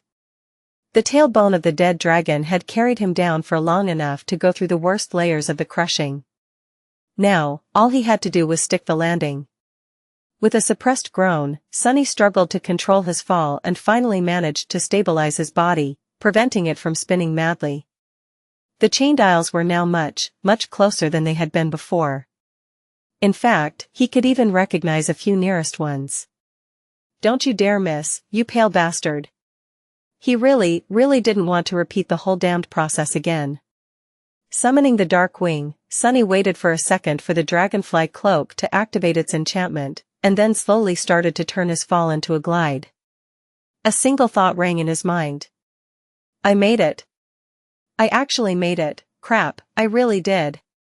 Some time later, a figure of a young man fell from the skies and nimbly landed on the index finger of the giant iron hand that lay in the center of a peaceful, quiet island. The young man looked a bit strange. He was naked above the waist, with several half-healed burns covering his pale skin, and a menacing, intricate tattoo of a coiling black serpent covering his arms, as well as a large part of his torso. His black hair was wild and disheveled, and his dark eyes seemed a little crazy. Sunny swayed a little, caught his balance, and turned to a group of awakened who were sitting around a dancing campfire, staring at him with their mouths wide open. A bright smile appeared on his face. "Ah. Good day to you, fellow humans. Say." As mad intensity appeared in his eyes, Sunny licked his lips and asked hoarsely, "Is that food I see roasting over your fire?" Chapter 461. Welcome home. The heavy lid of the metal sarcophagus opened, letting out bluish light and wisps of cold mist. Soon, a pale hand emerged from inside. Jumping out of the sleeping pod, Sunny landed on the floor, felt the ceramic texture of the armored plates beneath his bare feet, and let out a low, satisfied sigh. "I'm back, finally. It was so nice to return to the real world." After meeting the cohort of the sanctuary awakened on the Iron Hand Island, he traveled back to the citadel with them. Some were curious about where he had been for more than a month, but most weren't even aware that Sunny had gone missing. He used the full scope of his formidable ability to bend the truth ever which way, and left them with the impression that his recent expedition had been long, but not very exciting. They did continue to give him strange looks the whole way back, though. For some reason. But Sunny wasn't too bothered by that. After entering the sanctuary, he went straight for the altar. Since it was the middle of the day and the moon was hidden behind the horizon, he couldn't use the coins immediately. So, instead, he simply touched the altar and left the dream realm. Home, I'm finally home. Even though Sunny had not spent a lot of time in his new house, the feeling of safety both its walls and the real world gave him was extremely comforting. Miraculously, even though he had been gone for many weeks, his body felt completely fine. It was as though he had only slept for a night. That's the magic of technology. Glancing at the extravagantly expensive sleeping pod, Sunny decided that he had spent his money well, and headed for the exit out of the basement while whistling a cheerful tune. Then, however, he froze. What the hell? Something was not right. First of all, he had never used the lighting in the underground dojo. But now, it was turned on, drowning everything with bright light. Secondly, the armored doors of the lift leading up were violently torn open. It was as though a massive nightmare creature had broken through the defense systems of the house and ripped them apart, bending the adamantine alloy like it was wax. Crap. Sunny jumped back and summoned the cruel sight. What could have come here? Did a gate open nearby? Full of tension and grim determination, he used the stairwell to climb to the ground floor and cautiously entered his living room. The first thing he saw there were dirty dishes? Lots and lots of dirty dishes. The second thing he saw were two hazel eyes staring at him with scathing accusation. Have I gone really crazy? Somehow, Effie was in his living room, sitting in her wheelchair with a bowl of steaming cup noodles in one hand and chopsticks in the other. There was a very disgruntled expression on her face. What the hell is she doing here? What's going on? Staring at Sunny, Effie swallowed a mouthful of noodles, and then said in a dark tone. You're back. Way to make your friends worry, asshole. As it turned, back when Sunny had been falling into the sky below and thinking about how no one would miss him, he was very wrong. In fact, the opposite had happened. About 2 weeks after he stopped answering their messages, both Effie and Kai got worried. Effie went to the academy to check on him, and that was when they learned that Sunny moved out of the dormitory. Bastard. You could have told us that you bought yourself a house, you know? You owe me a housewarming party. Equals. Sunny blinked. At what party? Is there really such a thing, or is she pulling my finger? Not knowing where to find him, Kai used his connections to learn Sunny's new address. Since he was limited in where he could go without drawing the attention of the press, Effie went instead. And when she found the basement locked, well. My armored doors. It was you broke them. She sneered. What are you crying about? Those armored doors of yours were pathetically easy to break, anyway. Buy yourself better ones. Anyway, I thought that I was going to find your corpse in the sleeping pod. Do you even know how that made me feel? A heavy expression appeared on her face. That would have been a real tragedy. Sunny sighed. Well. At least she cares. I mean, just think about it, all those amazing memories you hoard, gone just like that. If you're going to die, at least give them to me before you do. Spoke too soon. After making sure that his life signs were stable inside the sleeping pod, Effie stayed to keep a watch on him, while both she and Kai tried to find out where Sunny was. Apparently, they went as far as contacting the representatives of the White Feather clan. You didn't. Sunny grabbed his head, realizing that he had a lot of explaining to do once he was back in the sanctuary.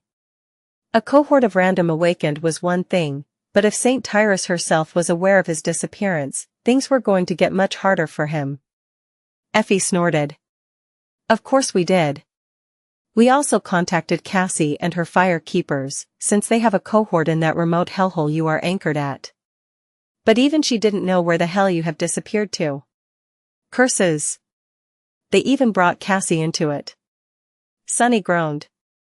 But why would you do all this? Effie gave him a long look, then shook her head dejectedly. Doofus, can you stop being such a doofus? He stared at her in bewilderment. What is that supposed to mean? She shook her head again and activated her communicator. Ponder on it. And while you're at it, be quiet for a few minutes. I need to call Kai and tell him that you have turned up. Poor guy must have flown halfway to the Chaindials by now. Sunny eyes grew wide. Flown, what? Effie gave him a pitying look. Then, she said. What part of be quiet did you not understand? Chapter 462 in Epic Quest. After Effie gave Kai a call and let him know that Sunny was alive and back in the real world, they spent a minute in awkward silence. Sunny looked around, taking in the sight of his once pristine and orderly living room. Now, there were dirty dishes everywhere, as well as empty packets of takeout food. At least he thought that that was what they were, since he had never actually bought one before. Effie was such a slob. There were even several pieces of clothing thrown into a corner. Speaking of clothing. Crap.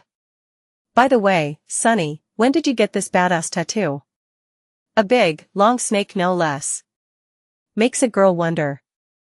He sighed heavily, cursing the fact that he had not adjusted the puppeteer's shroud after summoning it back in the basement. There were no burns on his skin now, after all. It's not really a tattoo. It's a magical serpent that helps me control and regenerate essence faster. Don't ask why it manifests as a tattoo, because I have no idea, really. He hesitated for a bit, then asked. So you've been just living here for these past few weeks? Effie shrugged. Sure. Someone had to monitor your vital signs. Plus, my family, well, they deserved a break after taking care of my comatose body for 4 years, and everything before that. So I bought a very nice place for us, and then, sort of, moved out. Then, an animated expression appeared on her face. Don't worry, though. The stuff you keep in your bedroom remained a secret. I can't even go up the stairs, remember? Sunny stared at her in outrage. What stuff? There's no stuff. I don't even use the bedroom. I can't really sleep, can I? Effie laughed. Right. Makes sense, that you are not doing it on the bed kind of guy. Oh, yeah. What happened to your fridge? He glared, then looked away in embarrassment. Ah, that. I sort of broke it. By accident. Then, a sudden smile appeared on his face. Wanna go buy a new one? Since Kai wanted to meet, Sunny and Effie decided to visit an elite shopping center in the center of the city, and then wait for him in a posh restaurant nearby. The former huntress also told Sunny that she would hold off on asking questions about his unexpected adventure until all three of them were together, so that he didn't have to repeat everything twice. Which suited him fine, since he needed time to decide what he wanted to tell his friends, and what would be better kept to himself. There was so much he needed to think about, and do. The journey into the sky below had not only disrupted his plans in the real world, but also added new things to his agenda. From training to wield a spear better to setting up a shop to sell the soul shards he had brought back with the help of the covetous coffer, there were just too many opportunities in front of him. He also had to decide what to do about Rain.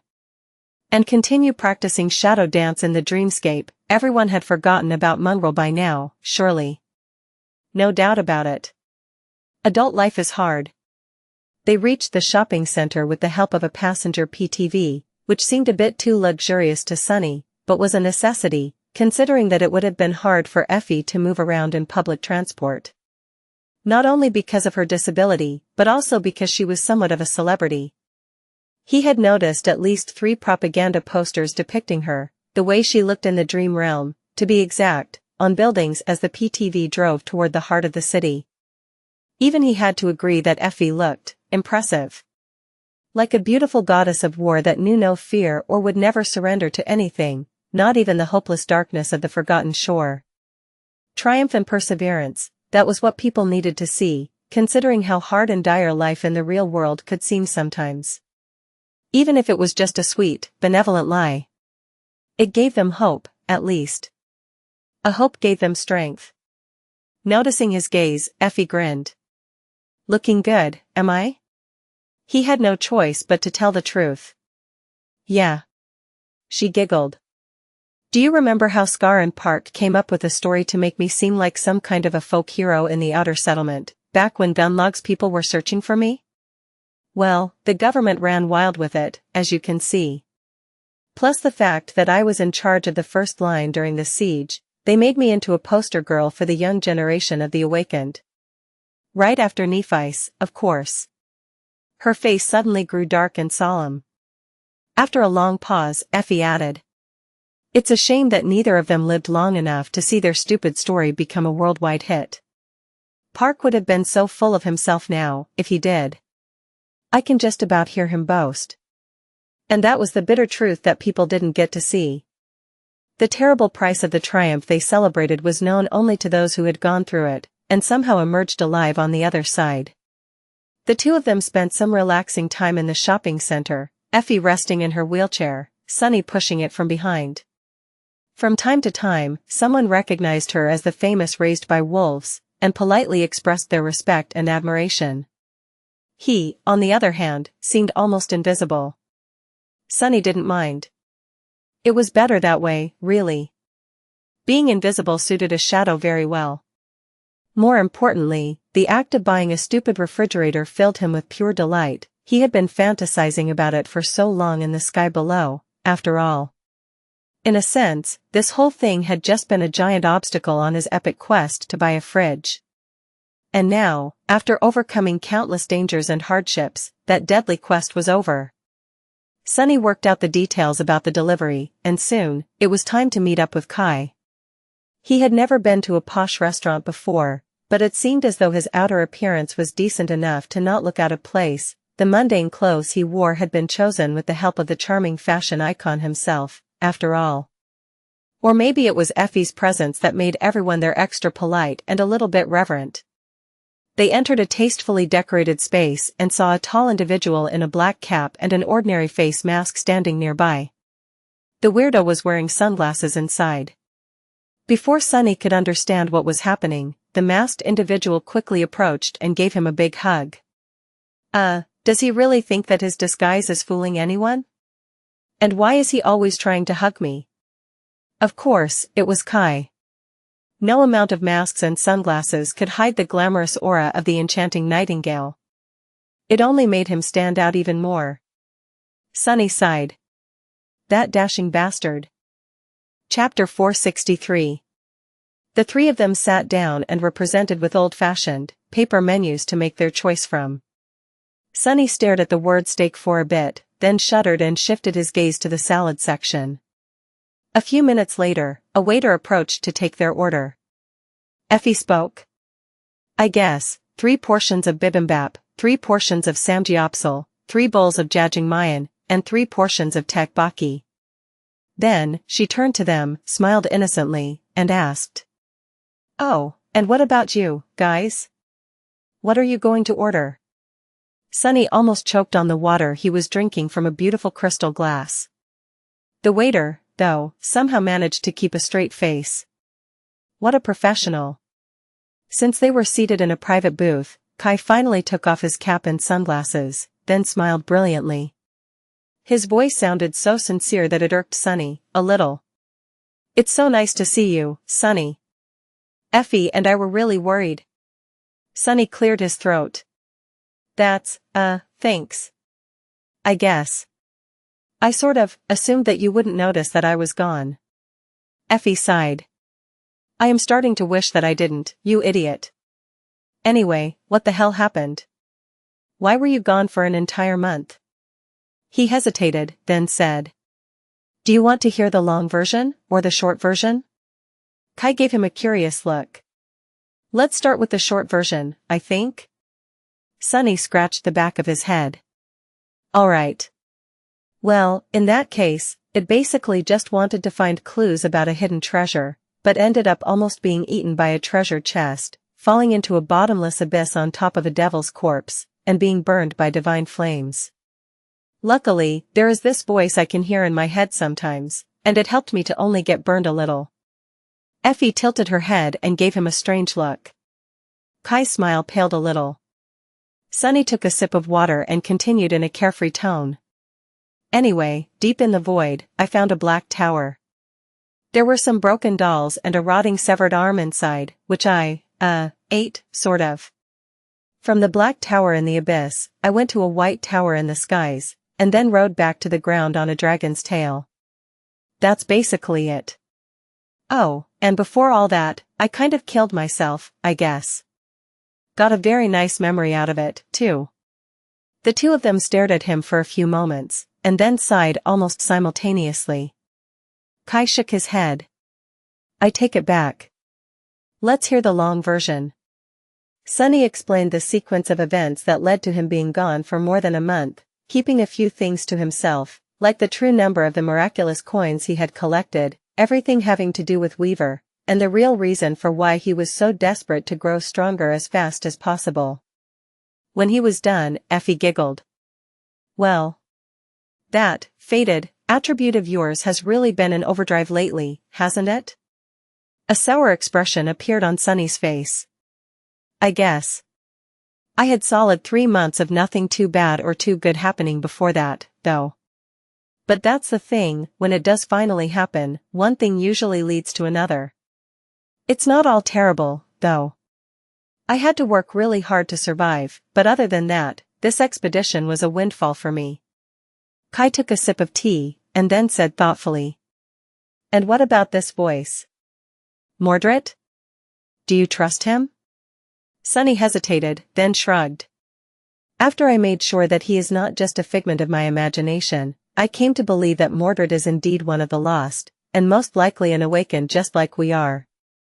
Most likely, he can communicate with me over a large distance because of the mirror shard I picked up after putting down that strange artificial echo of his. Other than that, though, I don't know. He is very mysterious, to say the least. He thought for a bit, and then added. Every piece of information he had given me turned out to be true, so far. And very helpful. I might have not been alive right now if not for him. So it's hard to say, really. Kai smiled.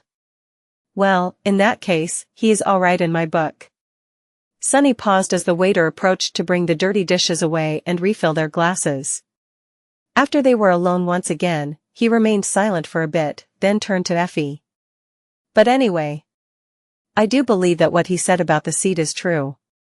I think I can get the obsidian knife, which is supposed to make the nightmare easier. So, I wanted to ask. Effie, I know that you can snap your fingers and have a dozen of the most powerful awakened cohorts in the world accompany you to conquer the second nightmare. But, would you consider challenging one with me? He expected her to tease him a little before giving an answer, but Effie remained quiet for a bit, an uncharacteristically serious expression on her face. After a while, she said, "Challenge a nightmare? Now, barely 4 months after we had become awakened? Are you crazy, Sonny?" He smiled. "No, I don't mean now. Both of us need time to grow stronger and prepare, of course." After saying that, Sonny looked away. "In 7 months. After the winter solstice. That's when I plan to return to the ivory tower and go into that seed. Will you come with me?" Effie looked at him for a long time, then smiled, too. "Sure. Why not? I wouldn't have it any other way, even. But, Sonny, I have one condition." He raised an eyebrow. "Really? What is it?" Effie glanced at Kai, then said calmly, "You need to convince Cassie to join us, too. I don't know what happened between the two of you, but it doesn't matter. Members of a cohort don't need to be friends. They just need to work well together, and our cohort worked perfectly, back on the forgotten shore. Castor is dead, and Nephice is gone, but Cassie is still here, and we both know how invaluable her aspect is." As Sonny's face darkened, she added, "Plus, isn't she anchored at the Night Temple? She can help you get the ivory knife, as well. That princeling said that having both would be much better. A nightmare is a nightmare and will be absolutely deadly, no matter how prepared you are. Letting go of any advantage is stupid. Convince Cassie." A wave of anger and protest rose from the depths of Sonny's heart. Even though he had time to recover from what had happened in the Crimson Spire and understood the reason why Cassie had done what she had, he was still full of resentment. He was still hurt. He was still unwilling to even think about forgiving her. But Effie was right. No matter how he felt about Cassie, she was a boon for any cohort, especially now, since she had grown much more confident in her powers after becoming an awakened. She also had other survivors of the Forgotten Shore following her as they waited for Nephice to return, and the connection to the Clan Valor emissaries in the Night Temple. He didn't have to forgive her to fight side by side with her. He just had to trust that she won't betray him again, which he reluctantly did. Even though Sonny didn't want to give Cassie the benefit of the doubt, he knew that she had learned a bitter lesson. A heavy sigh escaped from his lips. "What should I do?" It was at that moment that Kai, who had remained silent during their conversation, suddenly spoke. "If you don't mind, count me in, too. I want to challenge the second nightmare with the 3 of you, guys, as well. In fact, even if you do mind, I insist." Chapter 464 Passion Blossoms Hotter in the Cold Heart of Despair Plus, Turn Off Reset. Chapter 464 Passion Blossoms Hotter in the Cold Heart of Despair. Both Sonny and Effie stared at him in surprise. After a while, the former huntress asked, "Challenge the nightmare with us? Don't you have a great position in Bastion, safe behind its walls? Have Sonny infected you with his madness?" Kai frowned, then looked away. After a while, he said, "Yes, I do. But, do you guys remember Aiko? She had a gambling den in the Bright Castle. Well, anyway, Aiko has a real talent for managing various things, so the agency hired her as my manager. One evening, we ended up talking about the Dark City." A sad smile appeared on his face. "Both of you only lived in the outer settlement, which had its own share of challenges, of course. Much more dire than what we who paid tribute faced in the castle. But life wasn't that bright there, too." He remained silent for a bit, then continued. "Aiko had it way worse than I, though. Especially after one of the Pathfinders made a point of making her life a living hell. Andal, whose head Lady Nephi eventually took off his shoulders. We all knew it, but no one really helped. A heavy sigh escaped from Kai's lips. Because what could any one of us really do against one of the Pathfinders? But there was a lot of these compromises, of little lies we told ourselves as we closed our eyes to every dark, dirty thing that went on around us. He looked at Effie, and said. People were starving in the outer settlement while we had our bellies full? Well, it wasn't our fault, because the castle couldn't feed everyone. Surely, if there was more food, we would have shared. The guards decided to harass someone? Well, that wasn't our fault either, because Despai was too powerful, and we were too weak to resist him. And so on, endlessly. Everyone went as far as they needed to keep thinking of themselves as one of the good guys. Kai grew silent, then said quietly. But, you see, it actually was our fault. All of us have committed the same crime, we were all weak. When I spoke to Aiko, I finally realized that in this world, being weak is a sin, too. At least for us, the awakened. So, yes, I want to challenge the second nightmare, despite being safe and sound behind the walls of the bastion. Because I never want to close my eyes to anything, ever again. He looked at them, then smiled. 7 months? That's more than enough time for me to prepare. Plus, don't you need someone who can fly? Or are you going to simply jump into that weird undersky again and just hope to miss all those flames? Sunny coughed. Kai had a point. Well, if you put it like this. After Kai's unexpected and poignant confession, they spent some time simply relaxing, laughing, enjoying their food, and chatting about this and that. Kai shared his experience of winning 12 consecutive weeks of the Avatar Singer and having to lose on purpose in the end, and the furor his face reveal and the subsequent announcement of Night and Gale's upcoming comeback album caused in the music industry and among the fans. He also complained about having to hire a second publicist because of a strange scandal he had gotten somehow involved in on the network, causing Sunny to look away in shame and keep his mouth tightly shut. Effie mostly talked about all the fried chicken wings she had eaten and all the sorts of beer she had drunk, as well as what types of nightmare creatures she had hunted, and fried, and ate. She also joked about all the propaganda events the government wanted her to participate in, and the various ways with which she had managed to dodge most of them. Sunny shared his experience of buying a house, and how it made him feel. He almost got sentimental thinking about his beautiful armored doors that Effie had smashed through, and about his new, expensive, shiny refrigerator. Finally, Kai had to return to his schedule. Before they parted, though, he hesitated, then took out 2 colorful pieces of synthetic paper from his pocket with a very embarrassed expression on his face. Without saying anything, he handed the brochures to Sunny and Effie. Sunny took one, and stared at it with a confused expression. It appeared to be an invitation of some sort. On it was an image of 2 people standing back to back with swords in their hands, both of them extremely beautiful, in a professional kind of way. The guy was dark-skinned and handsome, with broad shoulders and an incredibly masculine face.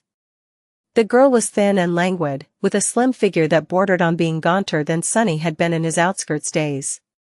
She had a doll's face with big, glistening eyes and full, slightly parted lips. She was also wearing a very strange and impractical armor, a regal cloak, and a very expensive silver wig. What the hell is this? The title at the top of the brochure read. A Song of Light and Darkness. And right below it, in a smaller font. Light shines brighter in the darkest of nights. Passion blossoms hotter in the cold heart of despair. Sunny stared at the piece of paper in his hand with wide eyes. Kai, my friend, what did you just hand me? Effie laughed. No way. They finished filming it? Kai coughed. That, yeah. The premiere is in a week, actually. My agency arranged for me to attend and give a short speech. So, will you 2 come, please? Sunny shook his head. No, wait, no, actually, what is this thing? Effie looked at him with pity. Haven't you heard? They made a movie about us. I mean, about what happened on the Forgotten Shore, sort of. have you not heard about all the casting news? He slowly shook his head. No. Then, Sunny frowned. Alright, I get it. But why would I ever want to go and watch this? I would rather eat another mordant mimic. Sorry, Kai, but I am not going. Effie looked at him with mischief and grinned. Oh, hey Sunny, do you remember how I said that I only had one condition to join you in the nightmare? Well, scratch that. Actually, I have two. After a while, Sunny and Effie returned to his home, just in time to receive the delivery of the refrigerator. Two tall and broad-shouldered store workers unloaded it from the cargo hold of their delivery vehicle and placed the big box down with a bit of strain. After that, one of them smiled and asked. Good day. Where should we put it? Sunny waved a hand. No need. I'll do it myself. The loaders looked at him doubtfully, then simply shrugged and left after getting his signature. After the vehicle drove off, Sunny looked around, then easily lifted the heavy box and carried it inside the house without any effort whatsoever. Soon, the refrigerator was standing in the place where his old one used to be, the synthwood panels covering its doors blending in with the minimalist design of the kitchen. Effie and Sunny stared at it for a while, satisfied. Then, he said. I like it, a lot. Effie smiled. Yeah. Really ties the whole room together, doesn't it? Well, in any case, I hope you won't break it again. After that, she yawned and said in a tired voice. Ugh. I'm beat. Time to retire to the dream realm. What about you? Sunny thought for a few moments. Suddenly, a wide smile appeared on his face. I have an errand to run, but after that, I am going in, too. Oh, wait. Where are going to sleep? Effie shrugged. Your guest room, where else? He blinked. Don't you need a sleeping pod? The former huntress giggled. I have one. In your guest room. What? Why are you staring at me like that? Was I supposed to shuffle between the academy and your comatose body every day? Sunny lingered for a bit, then sighed. Makes sense. I guess I should have put one there, to begin with. What are the chances of me having mundane humans as guests? Then, he waved Effie goodbye and headed for the door as she turned her wheelchair around and rolled toward the guest bedroom. He was very excited about what he was going to do. Some time later, Sunny was in a beautifully lit store, pushing a shopping cart forward and slowly filling it to the brim with all kinds of food, as well as some other things. He was quietly whistling a cheerful tune, imagining all the stuff going into his new fridge. The contents of the cart would have cost more than he could ever dream to make, back when he had been living in the outskirts. But now, he could not only afford it, but even do so without having to count his money or feel apprehensive about the cost. He could just buy as much he wanted, of any quality that he wanted, and bring it back home, his own home. Life had changed so much. After a while, he felt as though he got enough. Now that he had the covetous coffer, he could not only bring soul shards out of the dream realm, but also bring stuff from the real world to the Chained Isles. That meant so much, an unlimited amount of spices, all kinds of snacks to make the long days of exploring less dreadful, various little things to make himself more comfortable. Hell, if he wanted to, he could even bring a tent and sleep in it like a king. Incredible, oh, this is simply incredible. Of course, not all of these things could be bought in a general store. But he could visit other places or simply order stuff on the network. As he was heading for the registers, a familiar voice suddenly pulled him out of his thoughts. Mom. Can we get ice cream? Sunny froze for a moment, then slowly turned his head and looked to his left, down a long aisle he was passing. There, a pale girl of around 14 years was standing near a tall, graceful woman in her 40s. An 8-year-old boy with blonde hair and a bright smile was pushing a tub of ice cream into her hands. Sunny watched Rain and her family for a few moments, then turned away and continued on his way, leaving them behind. A quiet sigh escaped from his lips. At least she's doing fine. Well, of course she is. I've only been gone for a month. Why would anything happen simply because I wasn't here? He reached the register, then hesitated for a bit, and turned back. When he returned, there were several tubs of delicious ice cream added to his cart. As the light of dawn shined on the chained isles, Sunny appeared on the altar island of the sanctuary of Noctis. He stared at the sky, grimaced at the absence of the moon, and headed toward his room. Some time later, though, he emerged from there with a peculiar wooden box following him with the help of 8 small iron legs. With the covetous coffer in tow, Sunny walked into the garden, found a familiar rock, lifted the toothy box, and carefully placed it near himself. Then, he took out a single soul shard and put it where everyone could see. Soon, one of the awakened noticed him and approached. "Ah, Sunny. You're back? Looking to sell some shards again?" Sunny smiled. "Oh, yes, sure. But hey. That's not all. Brilliant Emporium has some new merchandise." The awakened looked at him with doubt, then asked. "Really? Like what?" Sunny's grin grew wider. "How lucky that you happened to ask. Let's see." He put his hand inside the coffer, which then somehow disappeared into the comparatively small box up to the shoulder. Then, Sunny began taking out various items, speaking as he did so. "What do I have in store? Take a look for yourself: toothpaste, soft, clean underwear, salt, pepper, and all kinds of spices, personal hygiene products. Are you a woman? No? Have a female friend, then? What, really? Well, with the stuff I have here, that can be fixed. Oh, what is this? Would you look at that?" As more and more people gathered and stared at the absolutely mundane, but precious items that almost none of them had access to in the dream realm with something resembling lust in their eyes, Sunny's own gleamed with greed. "By the way, Brilliant Emporium is also proud to announce the opening of a conveyance service. Want our dedicated staff to bring something specific from the real world? No problem. Want to send something to the real world instead? That's not a problem, either. For just a small commission. I am going to get rich. So rich. Yes, soul shards were a rare commodity in the real world. But a good pair of underpants in the dream realm was, perhaps, even more valuable." Chapter 466: A Gracious Invitation. Sunny spent a very pleasant morning selling all the stuff he had brought to the dream realm to a crowd of awakened, each of them ravenous for the small comforts the real world could provide.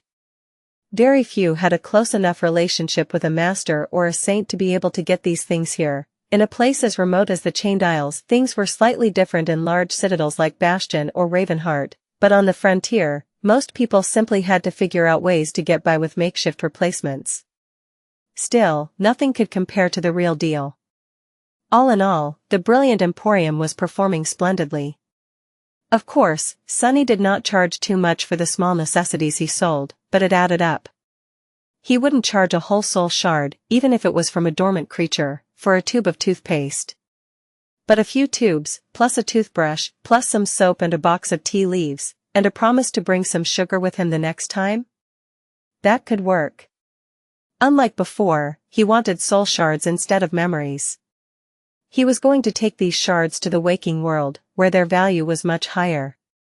Out there, soul shards came from only 2 sources: some were brought back by Ascended and Transcendent from their journeys into the dream realm, and some were scavenged from the corpses of the nightmare creatures that had invaded reality through a gate. They were always in short supply, because anyone in possession of a shard was more likely to use it themselves than to sell it for credits. Saturating their soul core meant much more to an awakened than worldly currency. After all, dead men could not spend their riches. The demand, on the other hand, was extremely high. Not only because all awakened strived to become stronger, but also because young sleepers, especially, were able to use these shards to increase their chances of returning from their first venture into the dream realm alive. That was the reason why even Castor, a scion of a prestigious legacy clan, had not entered the Forgotten Shore with his core already fully saturated.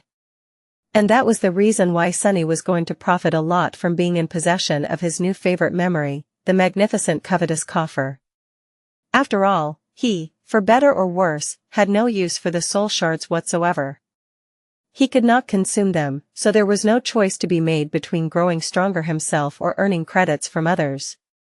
He was going to sell the shards, buy memories, and feed them to Saint. This simple system was almost unfairly lucrative for Sunny, because memories, unlike shards, had no additional value in the real world. Every sleeper and every awakened could bring back memories from the dream realm and freely exchange them there. Which did not mean that memories were cheap. In fact, they were extremely expensive. But the correlation between the number of soul shards he would have to sell and the number of memories he would be able to buy was very much in his favor. And of course, Sunny also didn't even need good memories. The worse, the better.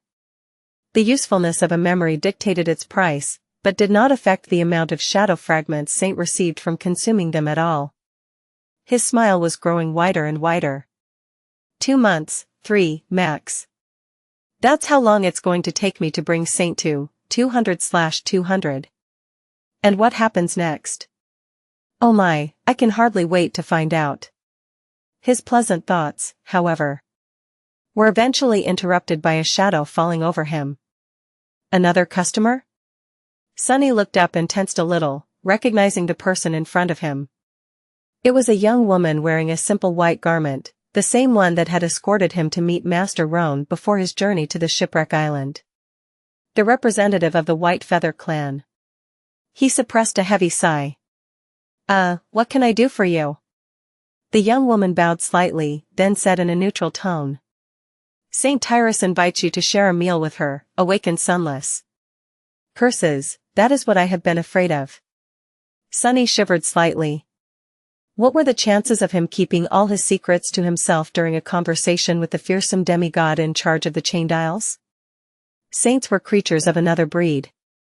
It wasn't a coincidence that there were only a few dozen of them across all of humanity. They were not only the most powerful, but also the most skilled, strong-willed, brilliant, and deviously cunning members of the human race. Each was a force to be reckoned with.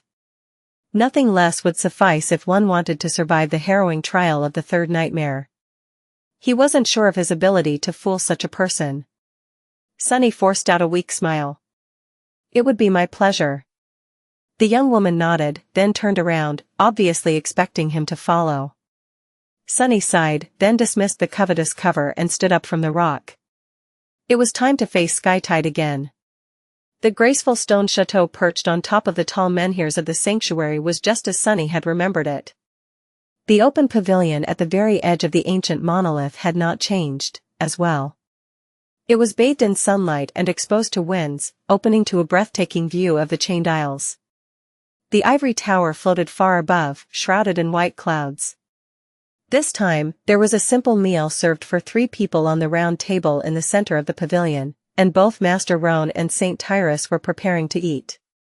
The young woman led Sunny to them, gestured to a free chair, and then moved to stand silently by Skytide's side. Sunny lingered for a bit, then said awkwardly. Greetings, Lady Tyrus, Master Roan. It's an honor to be invited to join you for dinner. Lunch? Yeah. To join you for lunch. Saint Tyrus simply nodded and didn't say anything, but Master Roan looked at him and grinned. Then, he gestured to the food on the table. What are you waiting for, Sunless? Dig in. Food's growing cold. Sunny hesitated for a moment, then smiled. If there was one rule he tried to follow faithfully in his life, it was to never refuse free food. Master Roan didn't have to ask him twice. Chapter 467 Dinner with a Saint plus, Turn off reset. Chapter 467 Dinner with a Saint. It seemed that the conversation was not going to happen until after the meal, which suited Sunny fine. Not only did he get to enjoy a simple, but delicious food provided by the White Feather clan, but he also received a bit more time to think about what he was going to say, and how. Sunny focused his attention on the plate in front of him, and after a few moments, a delighted smile found its way onto his face. That's really good. Noticing it, Master Roan chuckled. You like it? Well, I am not going to say that I cooked it myself, because that would be a lie, but I did hunt the beast with my own 2 hands. I also watched and gave very wise advice when Tyrus was planting the vegetables. Sunny choked. Tyrus planted, what? Skytide grew these vegetables herself? The image of the stern saint doing gardening did not fit into his mind at all. He threw a furtive glance at the unnaturally beautiful woman, and swallowed. Yeah, can't imagine it. Saint Tyrus was calmly eating, not a single emotion appearing on her face. At the mention of her name, she looked at her husband for a second, and then returned to her meal without reacting in any way. Sunny didn't know if she was simply like that around strangers, or always aloof. In any case, it was hard to picture Skytide doing mundane things like gardening. Not knowing what to think of it, he lingered for a few moments, then said awkwardly. Yes. Thank you, it's very tasty. It was too good, in fact. The food was disappearing from his plate at a concerning speed, which meant that he had to sort out his thoughts fast. Basically, there were 3 things about his recent adventure that were better kept secret. The first one was the miraculous coins and their connection to the sanctuary of Noctis.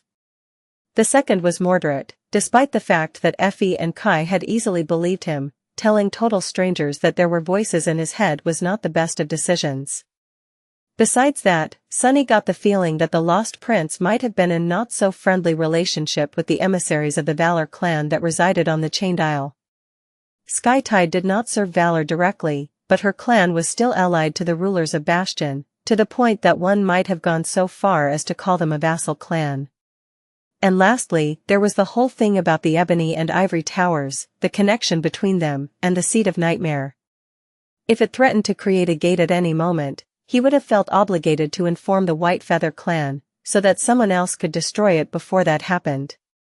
But since the seed was far from blooming, he wanted it all for himself. However, Sunny suspected that he will have to sacrifice one of these secrets to keep the others intact. The question was, which one? Finally, the food was gone from their plates, and the young woman in white poured beautiful ember tea into their cups. Sunny blew on his, and glanced at Master Roan. So, not to appear impolite, sir, but to what do I owe the pleasure? Here it comes. He hesitated, then added. Is it about my friends making a ruckus after I have gone on an unusually long expedition? You weren't too inconvenienced by having to look for me, were you? He was expecting a confirmation, but instead, a surprised expression appeared on the strapping master's face. Look for you? Why would we look for you? Noticing that Sunny was confused, he remained silent for a moment, and then smiled. Ah. There must have been a misunderstanding. Nightingale and Raised by Wolves did, indeed, bring your disappearance to the attention of our clan. I was going to explore the places where you had been seen last to investigate, but luckily, Lady Xianxia arrived at the sanctuary just in time. She informed us that you would return in a few weeks, so we didn't have to worry. A tense smile froze on Sunny's face. She did? Well. I'm glad your time wasn't wasted, then. Damn it. Damned Cassie and her damned visions. How much does she know? He took a sip of tea to hide his expression behind the cup for a second. That changed things, on purpose or not. Cassie had helped him avoid the scrutiny of having to explain his absence to the White Feather clan. That, however, posed another problem. And that problem was Song of the Fallen herself. The timing of her visit to the sanctuary of Noctis and this strange action of hers were probably not a coincidence. What was she playing at? Or was he being too paranoid, looking for a meaning where there was none? Cassie was not some Machiavellian mastermind, after all, unlike Sunny and Nephi's both. At least she had not been. Putting down the cup, Sunny cleared his throat. But then, why did you invite me? Master Roan smiled and produced a folded piece of paper from his pocket. Oh, it was just to hand you this. Lady Xianxia left you a message before leaving on an expedition with her cohort. Sunny tried to seem calm and nonchalant as he took the piece of paper and unfolded it. Inside, 2 words were written in awkward handwriting. Desecrated Grove. They were, without a doubt, left by Cassie. After becoming blind, writing was hard for her. That's why the penmanship seemed so crude. What the hell is that supposed to mean? Desecrated Grove. Sunny had heard of that place. It lay west of the sanctuary, separated from it by a stretch of long chains. The grove itself was not the most deadly of territories, but there were several corrupted creatures nesting on islands in close vicinity to it. Had Cassie known that he would want to speak to her, and left him a direction to where to find her? Why would she lead her cohort to that remote place, which was situated as far from the Hollow Mountains as one could get on the Chained Isles? Strange. Sunny folded the note, put it under the vambrace of the puppeteer's shroud, and smiled. Thank you. Things like that weren't too strange. Since he had gone on a long expedition and missed Cassie, who was planning to remain in the dream realm for a while herself, it was logical to communicate through messages. She could have just sent one to his communicator, though. Although, if he was honest with himself, there was a big chance that he would ignore the message if she had. Sunny finished his tea, and then asked cautiously. So? I can go? Master Roan shrugged. Sure. It was nice to see you again, Sunless. I hear your emporium is doing well. Sunny couldn't believe his luck. Expressing his gratitude, he rose to leave. Just as he did, though, Saint Tyra spoke for the first time. Piercing him with a penetrating gaze, she said evenly. Have you been to the Reckoning Island? He froze. Under the stare of Sky Tide, twisting the truth didn't seem that wise anymore. Sunny hesitated, then said simply. Yes. Saint Tyrus looked at him for a few moments, then turned away. Next time someone asks, say no. Taken aback, Sunny stared at the stunningly beautiful woman for a bit, gathered his courage, and then quietly asked. May I know, why? Sky Tide kept her gaze at the breathtaking vista of the Chained Isles below them. Then, in a calm voice, she answered. You may not. Chapter 468 Desecrated Grove. Sunny descended from the white feathers eyrie in a complicated mood. If he ever had doubts that the lost prince was harboring dire secrets, now, there were none. Why else would Saint Tyrus caution him to not speak about the mirror beast, who had seemingly been the only trace left of Mordred's existence? Mordred had conquered the first nightmare when he was only 12, such an individual, surely, would have been as famous as Nephi's back in the real world. And yet, Sunny had never heard of him, or of anyone who had accomplished the same feat. It was almost as if someone very powerful had purposefully erased any mention of the mysterious prince from history. How had he lost his physical body, to begin with? And where was his spirit body in the dream realm? Did he even have one? He must have had it once, at least. The pack Sunny had found on the Reckoning contained a detailed map of the Chained Isles, with the word Hope written on it next to a question mark. Back then, he thought that the owner of the pack had been killed by the mirror beast. Now, however, he suspected that it had belonged to Mordred himself. So, the lost prince had at least visited the Chained Isles before disappearing. Was the great clan Valor complicit in his disappearance? Sunny had no real reason to come to that conclusion, other than the fact that the Chained Isles were in their sphere of influence, and that Saint Tyrus hinted at her knowledge of the nature of the mirror beast. But why hadn't she killed it herself? I am going to have to ask Mordred a lot of questions when he appears. Which wasn't going to happen for many days, sadly. Until then, Sunny had other matters to attend to. He glanced at the sun and judged that it had barely reached its zenith. The moon wasn't going to appear for a while, so, even though the desire to place his precious coins on the altar gnawed on him, he decided to address the most pressing problem first. Cassie. No matter how reluctant Sunny was to face his former friend, he had to speak to her. He couldn't make plans for the future without knowing who would be by his side as he challenged the second nightmare. And he absolutely needed to challenge it. Collecting essence was fine, but becoming a master would change the power dynamic between him and Nephi's much more. And even though creating future cores would be harder after he achieved a higher rank, being an ascended also meant that there would be much fewer things out there that could squash him like a bug. Not only among the nightmare creatures, but also among the humans. The more crumbs of information about the sovereign Sunny learned, the more disturbed he became. He was distrustful by nature, so he didn't believe that these hidden overlords would not try to exert their influence on him or try to destroy him one day, simply by virtue of being able to do so. And even without this threat, there were hundreds of masters in the world, which meant that there were hundreds of people who could kill him without breaking a sweat. But if he became a master himself, well, then there would only be a few dozen individuals he would have to be really wary of. Like Saint Tyrus.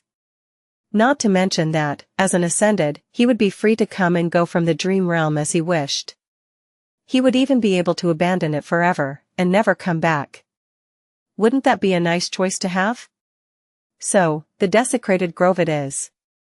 Sunny frowned, then returned to his room, took out his map from the covetous coffer, and spent some time adding all the details he remembered from Mordred's map onto it. Soon, he was in possession of an intricately detailed depiction of most of the chained isles on his hands, complete with descriptions of what dangers he was likely to meet, and where. With its help, traveling to his destinations was going to be much safer. Sunny studied the route to the desecrated grove and sighed. Shouldn't be too hard. I can probably reach it by morning, and return to the sanctuary the next day at night, when the moon is high in the sky. And finally get to use the coins he had bled so much to earn. He dismissed the covetous coffer, stretches his limbs, and headed toward the exit from the sanctuary. The journey to the remote island that Cassie named in her note indeed turned out to be uneventful. Sunny rode the heavenly chains in the form of the shadow and traversed the islands on foot, avoiding any nightmare creature that crossed his path. The southern part of the chained isles was relatively safe, or at least safer than the northern part. Well, no surprise, it was bordering regions of the dream realm that had been tamed by humans more than a decade ago, while to the north there was nothing except for the dreadful Hollow Mountains. The desecrated grove itself was somewhat near the main route from one of the great chains, which connected all of the chained isles to the rest of the dream realm, to the sanctuary of Noctis. People who were either coming to or leaving the region used that route to travel between the Great Chain and the Citadel, so it was often patrolled by the White Feather forces. Sunny traveled along the established route, then left it to go deeper into the dangerous wilderness of the Flying Islands. He carefully avoided all the places where corrupted nightmare creatures were known to dwell, and kept his eyes open for any sign of danger. However, nothing that couldn't be avoided happened. None of the islands Sunny wanted to cross were rising, so he even managed to escape having to endure the crushing. The sun rolled down over the horizon and disappeared, and the moon followed its example. As the first light of dawn ignited in the east, Sunny flew through the shadows and then soared high into the air, cresting the edge of a large island and softly landing on its soil. The desecrated grove, he had arrived. Sunny let out a heavy sigh.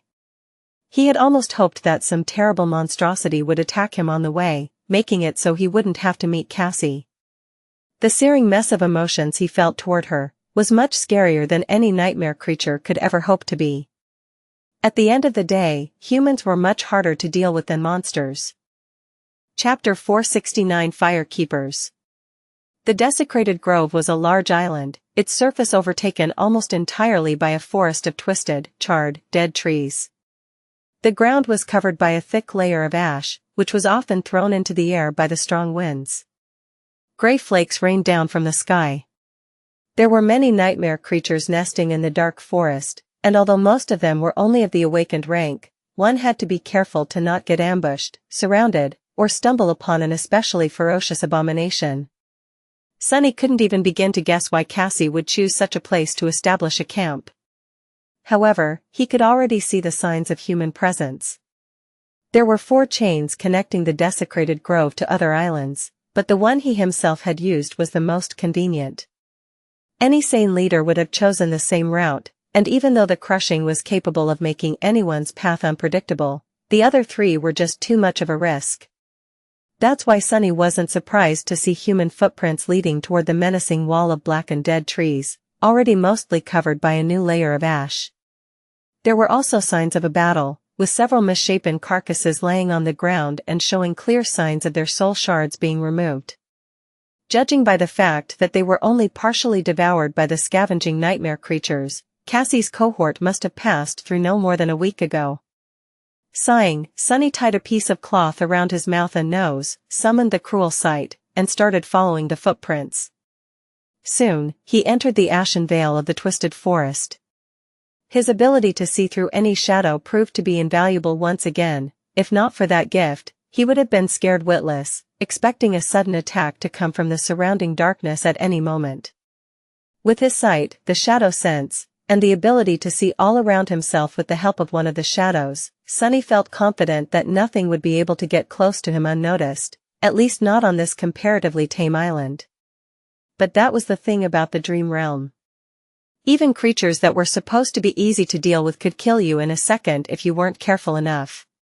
Tame or not, everywhere in this godforsaken world was a potential death trap. As Sunny went deeper into the forest, he discovered more signs of Cassie's cohort passing through. There were marks left behind by violent skirmishes, as well as several abandoned campsites. It seemed as though the fire keepers had been taking their time, slowly exploring the path ahead and moving their camp further and further into the depth of the desecrated grove after clearing a long stretch of it. Why travel here all the way from the Night Temple? She had to cross the entire region, getting away from the Hollow Mountains, only to get stuck on an unexceptional island. I just don't get it. Sunny was clearly missing something.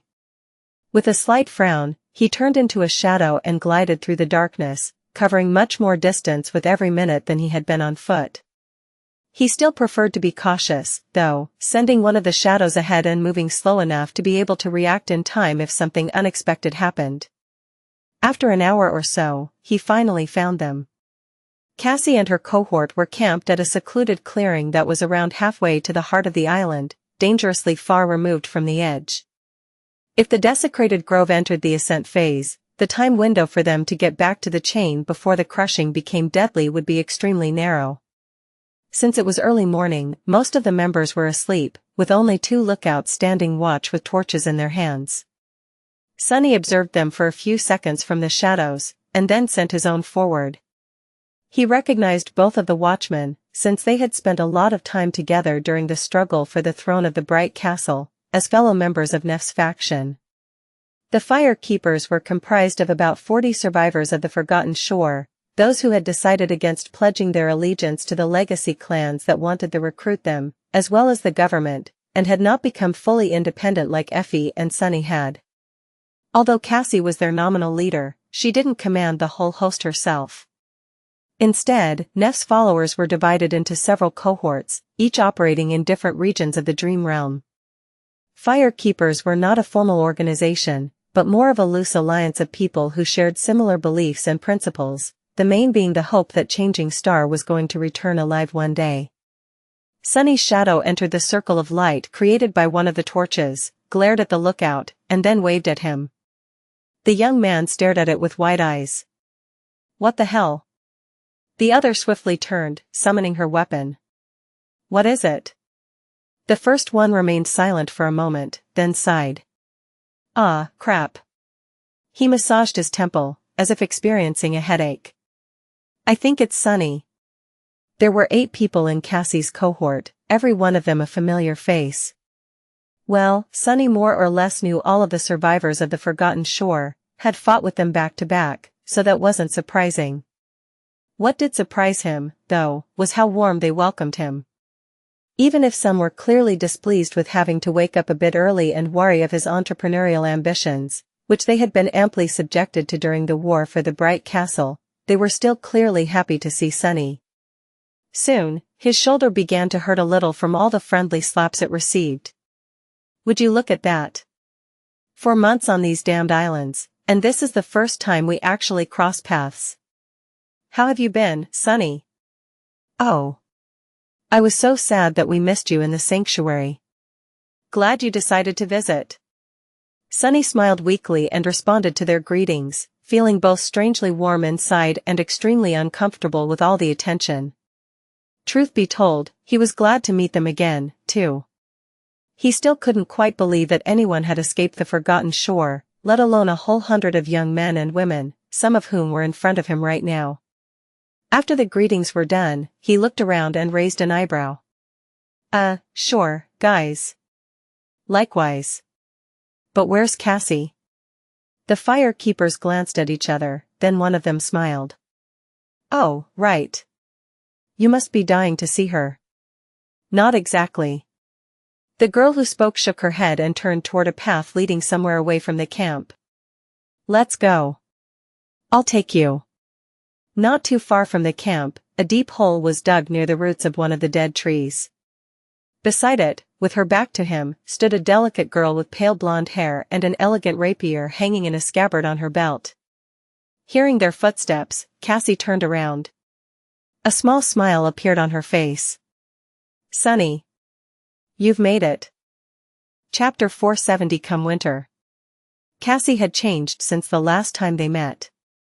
Her hair was longer, and there was a strange silver half-mask covering her eyes, its surface blind and intricately engraved. It matched the polished steel of the armor she was wearing on top of a midnight blue coat, comprised of a short cuirass, vambraces, greaves, and a segmented pauldron. The quiet dancer hung on her belt, but there was also a long dagger opposite it, its guard twisting upward. What changed most of all, however, was her demeanor. The blind girl seemed much older, somehow. Firmer, poised, but also weary. As if pressed down upon by the weight of years. What? What years? She's younger than me. Sunny struggled a little, then pretended to smile, too, for the benefit of the young fire-keeper who no doubt expected a warm reunion. No one knew what had happened between them, after all. Yeah. I received your note, cryptic as it was. And here I am. In the flesh. The girl who had led him to Cassie glanced at them, then made an excuse and went back to the camp, tactfully deciding to remove herself from what she thought was going to be an emotional meeting of two old friends. Former friends, really. Sunny hesitated a little, then asked. So, how have you been? Cassie sighed, then turned back to the excavated roots of the charred tree. After a while, she spoke. Not so good, actually. Her voice sounded distant. We have tried to venture into the Hollow Mountains, as you must know. But it was hopeless. That place is pure death, for anyone who dares set foot into the mist. We hoped to find a way back to the Forgotten Shore. In the end, however, we were lucky to simply escape alive. Cassie remained silent for a bit, then asked. What about you? Sunny grinned. Me? Oh, I've never been better. With that, he summoned the covetous coffer, fished out some fresh, fragrant fruit from it, and sat down on a nearby stump. Taking a big bite out of a juicy peach, he chewed it with gusto, and then glanced at the blind girl. Oh, sorry. I only brought enough for one. Yes, Sunny knew that he was being ridiculously petty. But so what? Pettiness was his middle name. Figuratively speaking. So, you failed to return to the Forgotten Shore, and now, what are you doing, exactly? Why are you digging up trees in this vile forest? Cassie smiled a little, then answered evenly. I am looking for something.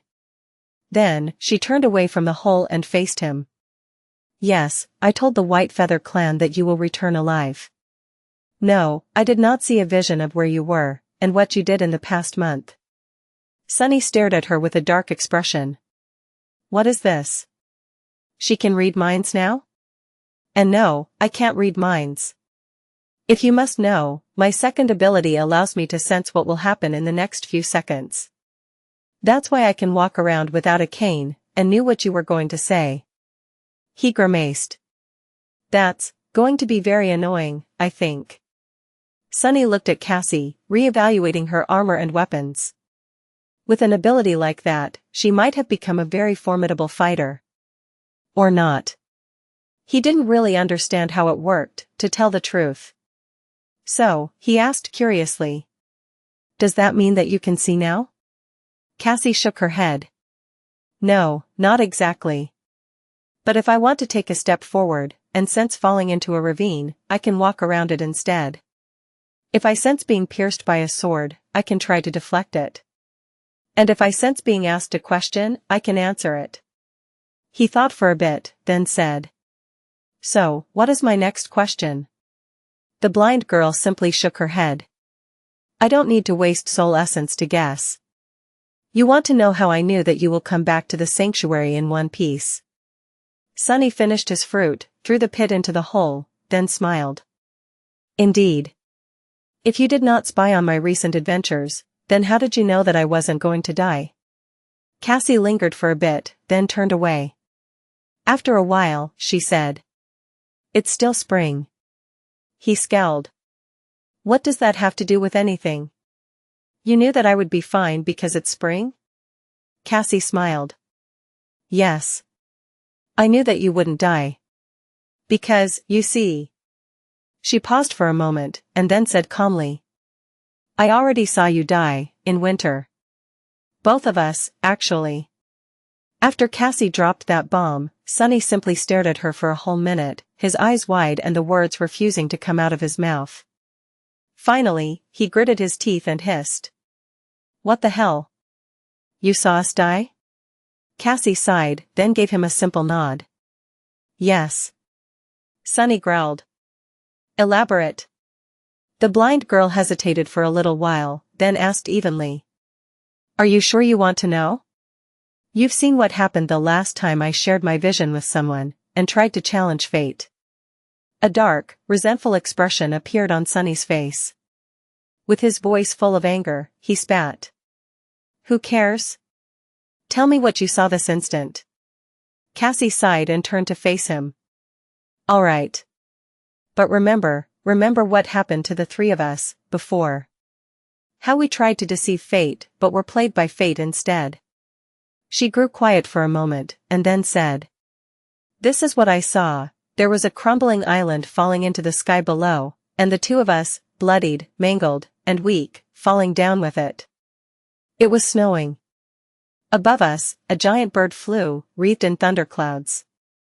It was fighting a terrifying black wyvern, their blood falling down like rain. Then the darkness swallowed us, and we were gone. Cassie looked down, then added solemnly. That was how we died. Chapter 471 Quid Pro Quo. When Cassie was done speaking, Sunny remained silent for a bit. Then, he said. Anything else? More details? The blind girl shook her head.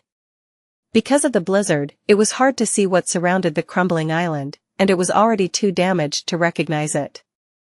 So, no more details. You were wearing a metal armor, I think? Not the puppeteer's shroud. Sunny massaged his temples with a bleak expression on his face. Well, it's not as bad as I expected. Cassie tilted her head a little. It's not? A dark smile appeared on his lips. We already know that your visions are easy to misinterpret. You haven't seen us die, really, right? The light go out of our eyes, our bodies being torn apart, and so on. You just saw us badly injured and falling into the darkness. So what? I have already fallen into the sky below once, and here I am, good as new. The blind girl hesitated. You fell into the sky below? Sunny waved a hand dismissively. Yes, but that doesn't matter. Wait, no, actually, it does matter. It's the reason I came to see you. I have almost forgotten because of this charming revelation of yours. After that, he grew silent, thinking about Cassie's vision of their death. Despite Sunny's bravado, inside, he wasn't as nonchalant about it as he wanted to appear. Yes, her visions had been misleading in the past, but not all of them. Some were as straightforward as possible. And yes, although he had already gone through the endless void below the chained isles once, there was no guarantee that he would survive it second time, not unless he had chosen to do so himself. After the twisted rock was destroyed by the crushing, Sunny managed to survive due to 3 reasons. One of them was moderate, one was that he had already been near the tier, and the other was the "Where is my eye" enchantment that he had used in a moment of desperation. That enchantment had almost killed him, itself, and only failed to do so because his already exhausted shadow essence ran out just at the right time. If his reserves had not been depleted, and he was forced to endure staring into the eternity of fate for a few seconds more, his mind would have been destroyed completely. If he was thrown into the sky below once more, away from the tier, there would be a very slim chance of him finding the rift in the ocean of divine flame again. Especially if he was as badly wounded as Cassie implied. And there were giant birds fighting wyverns in the sky above. So, what he had to do now was, well, what the hell was he supposed to do? The vision did not provide any actionable information. The only thing Sunny could think of was to work really hard to get himself a flight-capable memory or echo before winter. And maybe make a will. He sighed. So, what have you been doing to prevent the two of us from dying? How can you calmly dig around in the mud, knowing what is going to happen? Cassie lingered for a moment, then smiled. In fact, I am digging around in the mud for that very reason. Sunny snorted. What are you hoping to find there? A pair of wings? She shook her head. No. I am just hoping to find a preserved root. A root? What can a root do to save us from dying? He kept quiet for a bit, then said. All right. Suit yourself. Anyway, I wanted to talk with you about something. Cassie looked into the depths of the forest, then nodded. About what? Sunny gathered his thoughts, then explained. I have found a nightmare seed. A very special one, that contains a very special second nightmare. And I want to challenge it after the winter solstice. Actually, scratch that. I want to challenge it by the end of the autumn. His initial plan was to give himself and his companions 7 months to prepare, but considering what Cassie saw happening in winter, these plans had to change. Whatever it was that she predicted, facing it as a master would be much more desirable than facing it as an awakened. Unless her vision took place inside the nightmare, of course. Regardless, now, he decided to return to the ivory tower before the autumn was over. 6 months was a tight amount of time to get ready, but now so different from his initial plan. He could make it work, provided that other people whom he wanted to take with him would, too. That seed is also located in a very special place. In fact, it's right above our heads, in the ivory tower. I found a way to get there without being killed by the crushing, although that other path is, arguably, just as dangerous. Sunny pointed down. It's in the sky below.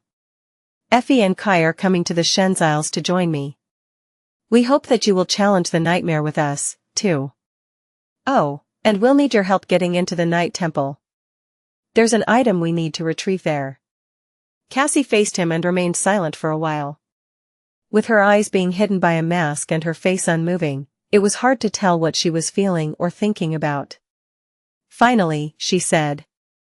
You want me to join? After what I have done to you? Unseen to her, a cold expression appeared on Sunny's face. He looked at the blind girl for a long time, then shrugged. Why not? We don't have to be friends to go into a nightmare together. We don't even need to like each other. We can just be temporary allies. Wasn't that what I was to you, anyway? If you can handle that, so can I. I don't mind being used, as long as I get to use you in return. Pretty simple. Cassie turned away and didn't say anything for a few moments. Then, she answered. All right. I will go to the night temple with you, and help you conquer the second nightmare.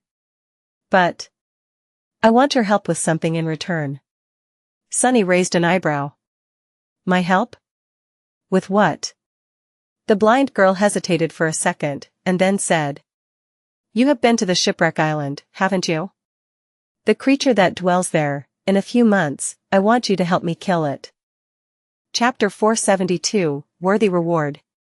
Sunny stared at the blind girl with surprise clearly written on his face. Allowing this surprise to seep into his voice, he asked, Divine creature? You want to kill that thing? Why would she want to attempt to do something that dangerous? Cassie nodded. He shook his head. That bastard sprawls through the entire island, its vines buried underground. It is corrupted, which means that our weapons will barely be able to out it. And, if that was not bad enough, the vines produce clouds of deadly poison. Are you sure that you want to attack it?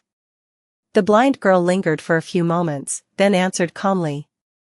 It is a corrupted monster, indeed. It is terrifying and lethal, yes, but I am sure that we can destroy it, with enough preparation. Everyone has weaknesses, after all. That creature is susceptible to fire, for example. There must be other things we might be able to exploit, too. Sunny wrote a while, then shrugged. Fine. I will help your cohort fight the monstrosity on the shipwreck island. I will not promise that we will succeed, though. Cassie sighed. Then we have a deal. My cohort and I will remain in the desecrated growth until our business here is done. I expect it to take a month, at least maybe more. After, we will return to the sanctuary, recuperate, and proceed to the shipwreck island. She paused for a moment and then added, and then, I will help you challenge the second nightmare. Sunny smiled. If we don't die before that, you mean? The blind girl turned back to the roots of the dead tree. Yes. If we don't die before that. On his way back to the sanctuary, Sunny had a lot to think about.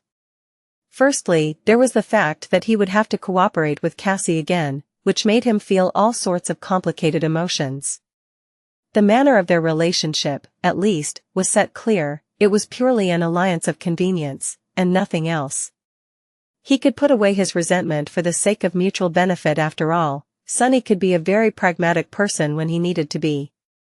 Secondly, there was the perspective of returning to the wreck of the ancient ship, this time to do bathe with the vine monster that ruled over the island. Sunny knew very well how dangerous that thing was, so he had a lot of preparations to do if he wanted to come out of that fight in one piece. The divine flame augmentation of the cruel sight, however, was going to come in very handy. And lastly, there was the ominous prediction that Cassie had made about both of them dying sometime in winter. Or falling into the sky below, at least. That underscore he didn't even know what to think about that. However, Sunny was not going to let this vision affect his decisions. The last time he had tried to act on the knowledge received through Cassie's prophetic gift did not end well for him or anyone, for that matter. The best thing to do was to keep it in his mind, but continue. Act as if nothing had changed. At least he thought that this was the best course. Tired and mentally exhausted from the long journey to and back from the desecrated grove, Sunny approached the sanctuary of Noctis in the middle of the night. His shadow essence reserves were almost depleted, and his head buzzed from all the thoughts swarming inside of it. Landing on the soft grass and hearing the familiar sound of water falling over the edge of the island, Sunny gritted his teeth. Forget about it for now.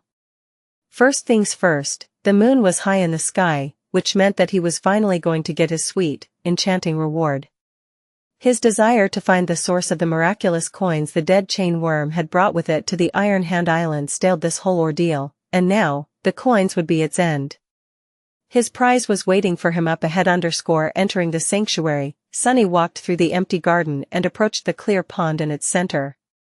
Stopping for a couple of moments to make sure that no one was watching him, he then crossed the stone path leading to the small island in its center. There, a white altar stood in the shade of an ancient tree, and an obsidian knife lay on its surface. The moment of truth, Sunny summoned the covetous coffer, took out one of the gold coins out of it, and placed it on the altar. The coin shimmered, reflecting the moonlight, and then disappeared. Your shadow grows stronger. A big smile appeared on Sunny's face. Summoning the runes, he read. Shadow fragments, 224/2000, it works. Initially, Sunny thought of going about using the coins in a slow and deliberate manner, throwing a dozen or so on the altar each time he had to return to the real world, to minimize the chances of being noticed and well as arising suspicion. But now that the reward was in his sight, he decided against it. He wanted all of it right now. He deserved it. Putting the wooden box on the altar, he turned it to the side, and then put his hand inside. A moment later, a stream of golden coins flowed onto the white surface. Then, they all started to disappear. Your shadow grows stronger, your shadow grows stronger, your shadow grows stronger. In the end, Sunny ended up sacrificing all 1,400 or so coins to the altar. Frightened to believe that it actually happened, he summoned the runes again, then rubbed his eyes, and read the line describing his shadow fragments 3 times in a row, just to make sure that his eyes weren't deceiving to him. Luckily, they weren't. The runes now showed, I did it. I did it? In the first 2 months on the Chained Isles, Sunny worked really hard to hunt down nightmare creatures and slay them. And yet, he had only been able to collect 200 fragments. His last journey, harrowing as it had been, though, gave him so much more. A wide grin appeared on Sunny's face. Who said that greed is a sin? It's a virtue. A goddamn virtue, I say. Chapter 473, Mobius Loop. A big hit with young adults. Feel the fighting spirit surge and burst through your beautiful warriors' tight armors. Queen's Blade visit site. Because of the sudden influx of so many shards, Sunny got disoriented and swayed. His body was subtly rebuilding itself, growing stronger, more powerful. The difference was stark enough for him to feel it with every fiber of his being. As awakened absorbed soul shards, or shadow fragments, in his case, the capacity of their cores grew, and their physical capability was slightly enhanced. Usually, it happened at such small increments that the difference was hard to judge, but this time, Sunny had done something pretty preposterous and consumed 1,400 shadow fragments all at once. He wondered if anyone else in history had accomplished the same feat. Not likely. Grabbing the edge of the altar to support himself, he endured the strange and euphoric sensation as best as he could. How could anyone do such a thing, if, as far as Sunny knew, everyone except Nephi's and him were limited to having only one core? They wouldn't even be able to absorb this much. Back on the Forgotten Shore, Sunny had gone from having almost no shadow fragments to fully saturating his core at 1,000. In the process, he went from being no different from a mundane human, to the pinnacle of humanly possible, to breaking past those limits. Becoming an awakened had elevated him even further above what was considered normal. He was much stronger and faster than any mundane human could ever hope to be, and capable of enhancing his prowess even more with essence, achieving truly superhuman might. And now, he went through a transformation that was similar in scale. His rise on the Forgotten Shore, becoming so much more powerful. In fact, he was now probably the strongest awakened both in the waking world and in the dream realm, with the exception of those whose aspects directly enhanced their physique. And even then, he could soil double even triple his physical ability with the help of the shadows. Insane. Sunny drew in a deep breath, then silently flexed his muscles, feeling a new strength course through his veins. He felt incredible. Incredibly strong, incredibly fast, incredibly resilient. But that wasn't all. The capacity of both of his shadow cores was also dramatically enhanced, almost doubling in a matter of seconds. Therefore, his E of shadow essence were now also much deeper. That meant that he could fight his peak form for longer, use the active enhancements of his memories more, remain in the form of a shadow for a bigger amount of time, control his shadows at a larger distance, and travel further when using shadow step. In short, Sunny had just become even more of a menace. Slowly getting accustomed to his new and improved physique, he couldn't help but smile. Now that he had finally made use of the miraculous coins, his previous disaster of an expedition came into perspective. Despite how much he had suffered and how close he had brushed with death, it all felt worth it, somehow. His goal was to grow stronger, and Sunny had just made a big step toward that goal. It felt good. While Sunny was consumed with triumphant thoughts, his gaze fell on the obsidian knife that lay on the altar. He lingered for a while, then cautiously reached with his hand and touched the cold stone handle. Will it work? That knife remained on the altar of the sanctuary for as long as humans lived there. Pretty much every awakened that had ever set foot into the citadel tried to raise it off the white surface at least once, including Sunny. But none of them succeeded. The knife seemed to weigh more than the entire island itself, as if it was glued to the altar. No matter how much people tried, no one had ever managed to move it even by a millimeter. However, when Sunny used the miraculous coins for the first time, he seemed to have noticed that the obsidian knife moved a little. Therefore, he had made a conclusion that if he were to place enough coins on the altar, the knife might become detached from it and fall into his hands. Holding his breath, Sunny wrapped his fingers around the handle. Here goes nothing? Putting all of his strength into the pull, he tried to lift the obsidian blade of the altar. The knife, however, offered no resistance at all. It behaved like any knife would, easily sliding off the white stone, which then caused Sunny to lose his balance and tumble to the ground in a graceless roll. Sitting up, he stared at the knife in his hand with wild eyes. Then, he shuddered. Crap. Sunny half expected for the entire sanctuary to suddenly plunge into the sky below, or for the gateway to stop functioning. That's why he wanted to just lift the knife a little, and then place it back down if something had gone awry. Instead, he was now a few steps away from the altar, with no way of getting back to it immediately. Luckily, none of his fears came true. Despite the fact that the obsidian knife had left its usual spot on the altar, the island seemed fine. Everything was just as it had been a few seconds ago. He exhaled with visible relief. Well, good. I wouldn't want to mess things up too bad for everyone here on the Chained Isles. Rising to his feet, Sunny looked at the obsidian knife. It seemed had been cut from a single piece of black stone, with its blade sharpened and polished. There wasn't anything special in how the knife looked. In fact, it seemed a little bit crude, almost primitive. There was also one little problem. The knife did not turn into a memory. Sunny had expected it to disintegrate into a rain of sparks and enter his core, just like Weaver's mask had done, or like shard memories behaved when raised by a new wielder. Mordred had mentioned something to that effect when speaking about the ivory knife in the Night Temple. He told Sunny that one had to spill blood on the black altar, to receive a memory of the blade that rested on its surface. But the obsidian knife did no such thing. It just remained in his hand, as material and palpable as one could imagine. What was even stranger, though, was that the knife didn't appear to have a spell weave. LT was, without a doubt, a magical item. Sunny could feel that it was, even if he didn't know what properties that entailed. However, when he looked beneath the surface of the knife, he didn't see the familiar pattern of ethereal strings weaving themselves around anchoring lights. What he saw instead was just brilliant radiance, as though the knife was filled to the brim with soul essence. And in that radiance was just a single string. It wasn't the same type of ethereal string, though. It was Sunny frowned. A string of fate. A single string of fate was somehow placed inside the obsidian knife, folding on itself endlessly, with its two ends connected to create a perfect, never-ending circle.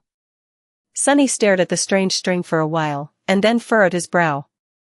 What is that all about? Sunny studied the obsidian knife for a while, and concluded that he had no idea what this thing was supposed to be capable of.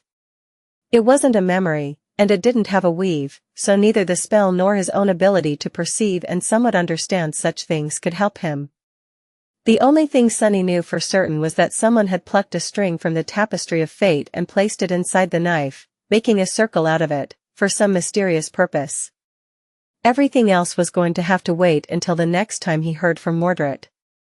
The Lost Prince was bound to know more about the obsidian knife, since he seemed to know a lot about the Chained Isles and their past in general. Now, however, Sunny had to deal with another problem. He had to explain the disappearance of the knife to the White Feather clan, somehow. Come morning, or at any moment, really, if someone decided to leave the dream realm or entered it in the middle of the night, people would become aware that the knife that no one had been able to lift or move was now gone. Sunny had no doubt that it was not going to take a long time for them to figure out that it was him who had taken it. And after that, what to do? In the end, he came up with a really crazy idea. Something that he would have never even considered, in normal circumstances. Something that went against his very nature. He went and told Master Roan the truth. Well, the part that had to do with the miraculous coins, to be precise. Visiting the White Feather compound in the middle of the night was a bit strange, but luckily for him, the older man turned out to be up. He was preparing to leave on a patrol, and so rose early to make the necessary preparations.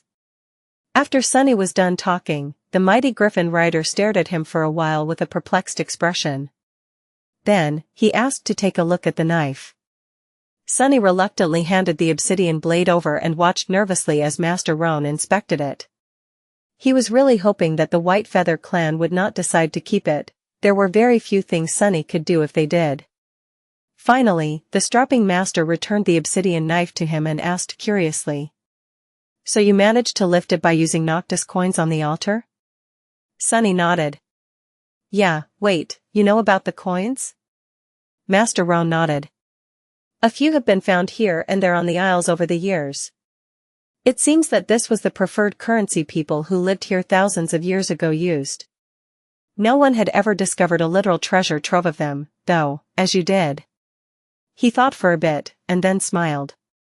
"Actually, I think I have one stashed somewhere. Wait here for a bit, alright?" With that, Roan disappeared into the stone chateau, and then returned 10 or so minutes later, holding a familiar golden coin in his hand. "Found it. I used to carry it with me a lot before, as a lucky charm. Let's go." Together, they returned to the altar island. The first thing Master Roan did was glance at the moon, and then place the coin on the altar. Once again, it gleamed and disappeared, leaving a bewildered expression on the handsome man's face. "I'll be damned. I just received a bit of soul essence." "You were right." He shook his head in astonishment. To think that these coins had such a use all this time, and no one was the wiser. "Good job, Sunless." Then, Master Roan hesitated for a few moments, and asked. "Can you place the knife back on the altar?"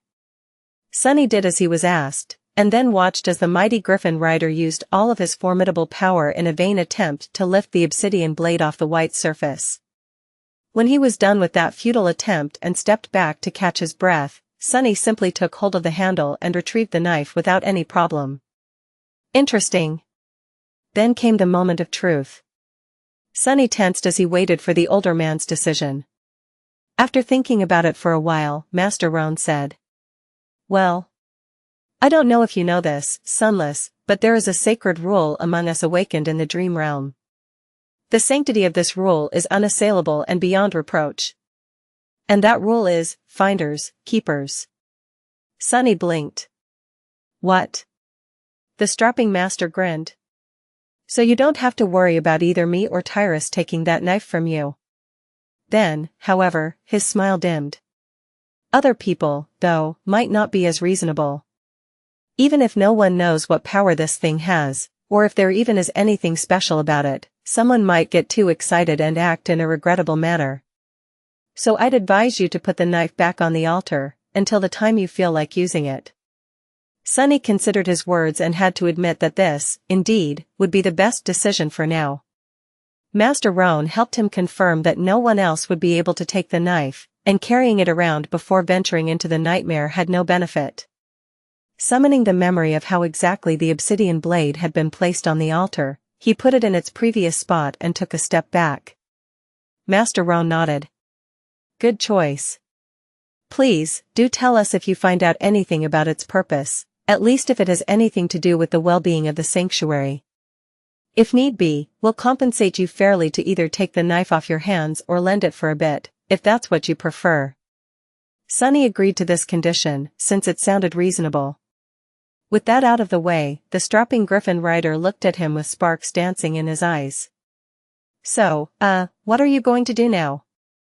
Sunny frowned. What a weird question.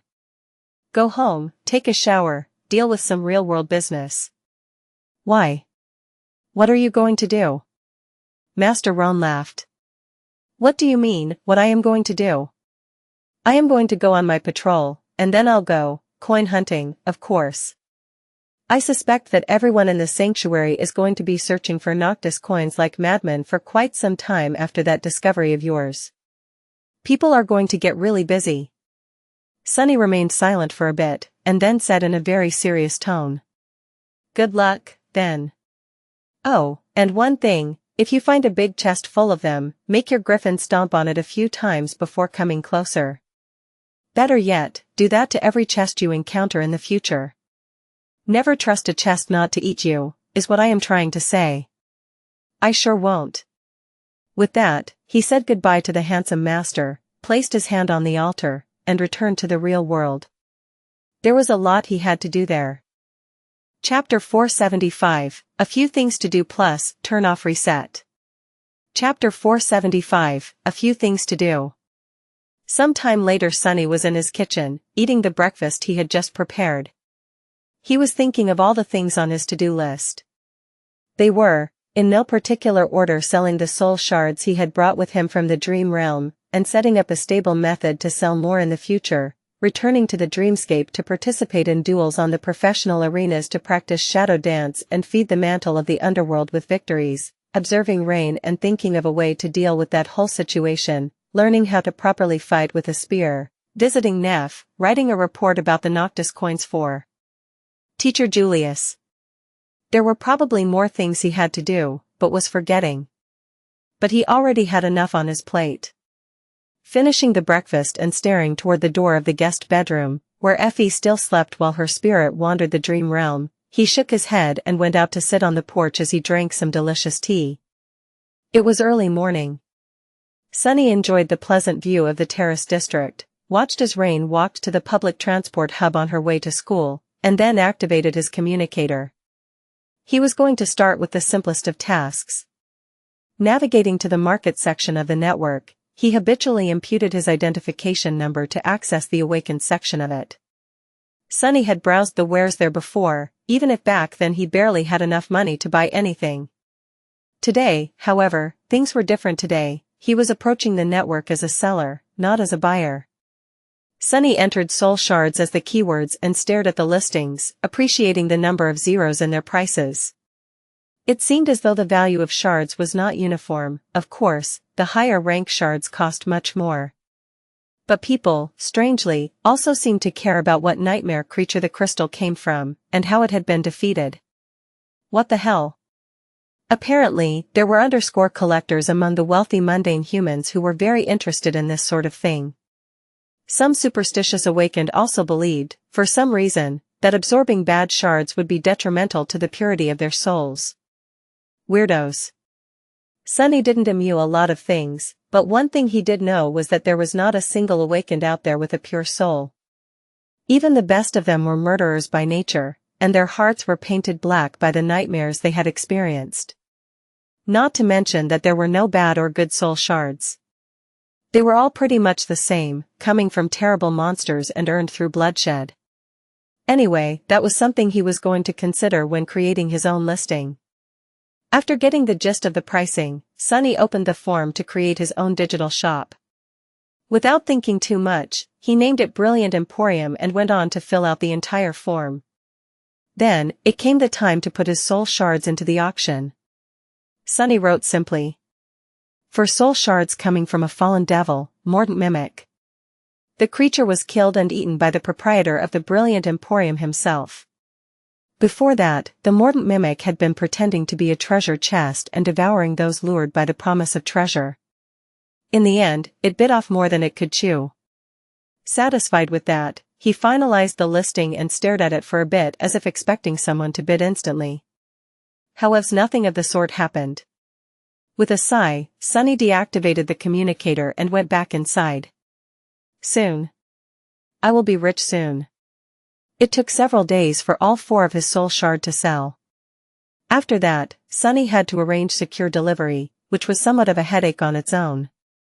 Overall, the process took too much time from his already packed schedule. He also felt that he was missing some crucial knowledge on how to make his business really boom. Even though the product he was trying to sell was first class, there was not a lot of fallen rank soul shard out there. Compared to dormant and awakened ones, the bidding had not really taken off. He did make a sizable amount of money, but not as sizable as it could have been. Still, it was enough to purchase a couple of cheap lower rank memories. Sunny simply looked for the most useless ones, which no one else would ever want to buy, and made the minimum offer. Whoever it was selling them must have been happy beyond belief to finally be rid of these things. Sunny was going to feed the memories to Saint immediately after receiving them, but before that, he spent a lot of time training with the cruel sight in his underground dojo. He had a solid understanding of how to use a short sword, but a spear was an alien beast to him. Even though Sunny knew the basic rules of combat technique and could perform somewhat effectively while wielding any weapon, he was far, far away from mastering them. How fortunate it was then, that he had a renowned spear master, raised by wolves herself, crashing in his guest bedroom. Granted, she couldn't really spar with him due to her condition. But he had Saint for that.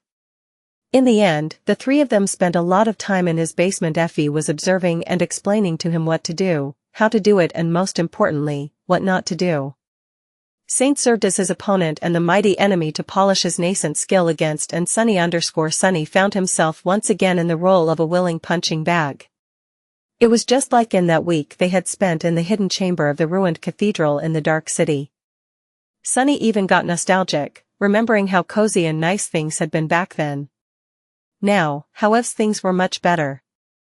Not only was there an unlimited amount of delicious food they could eat during the breaks in his training, there were even medicine and ice baths to ease the pain in his bruised and beaten body. Training with Saint was really effective, but she really didn't know how to pull her punches. Just like that, a few days passed. And then, something that Sunny had been dreading for a while finally, and inevitably, happened. It was time to accompany Kai to the premiere of the Song of Light and Darkness.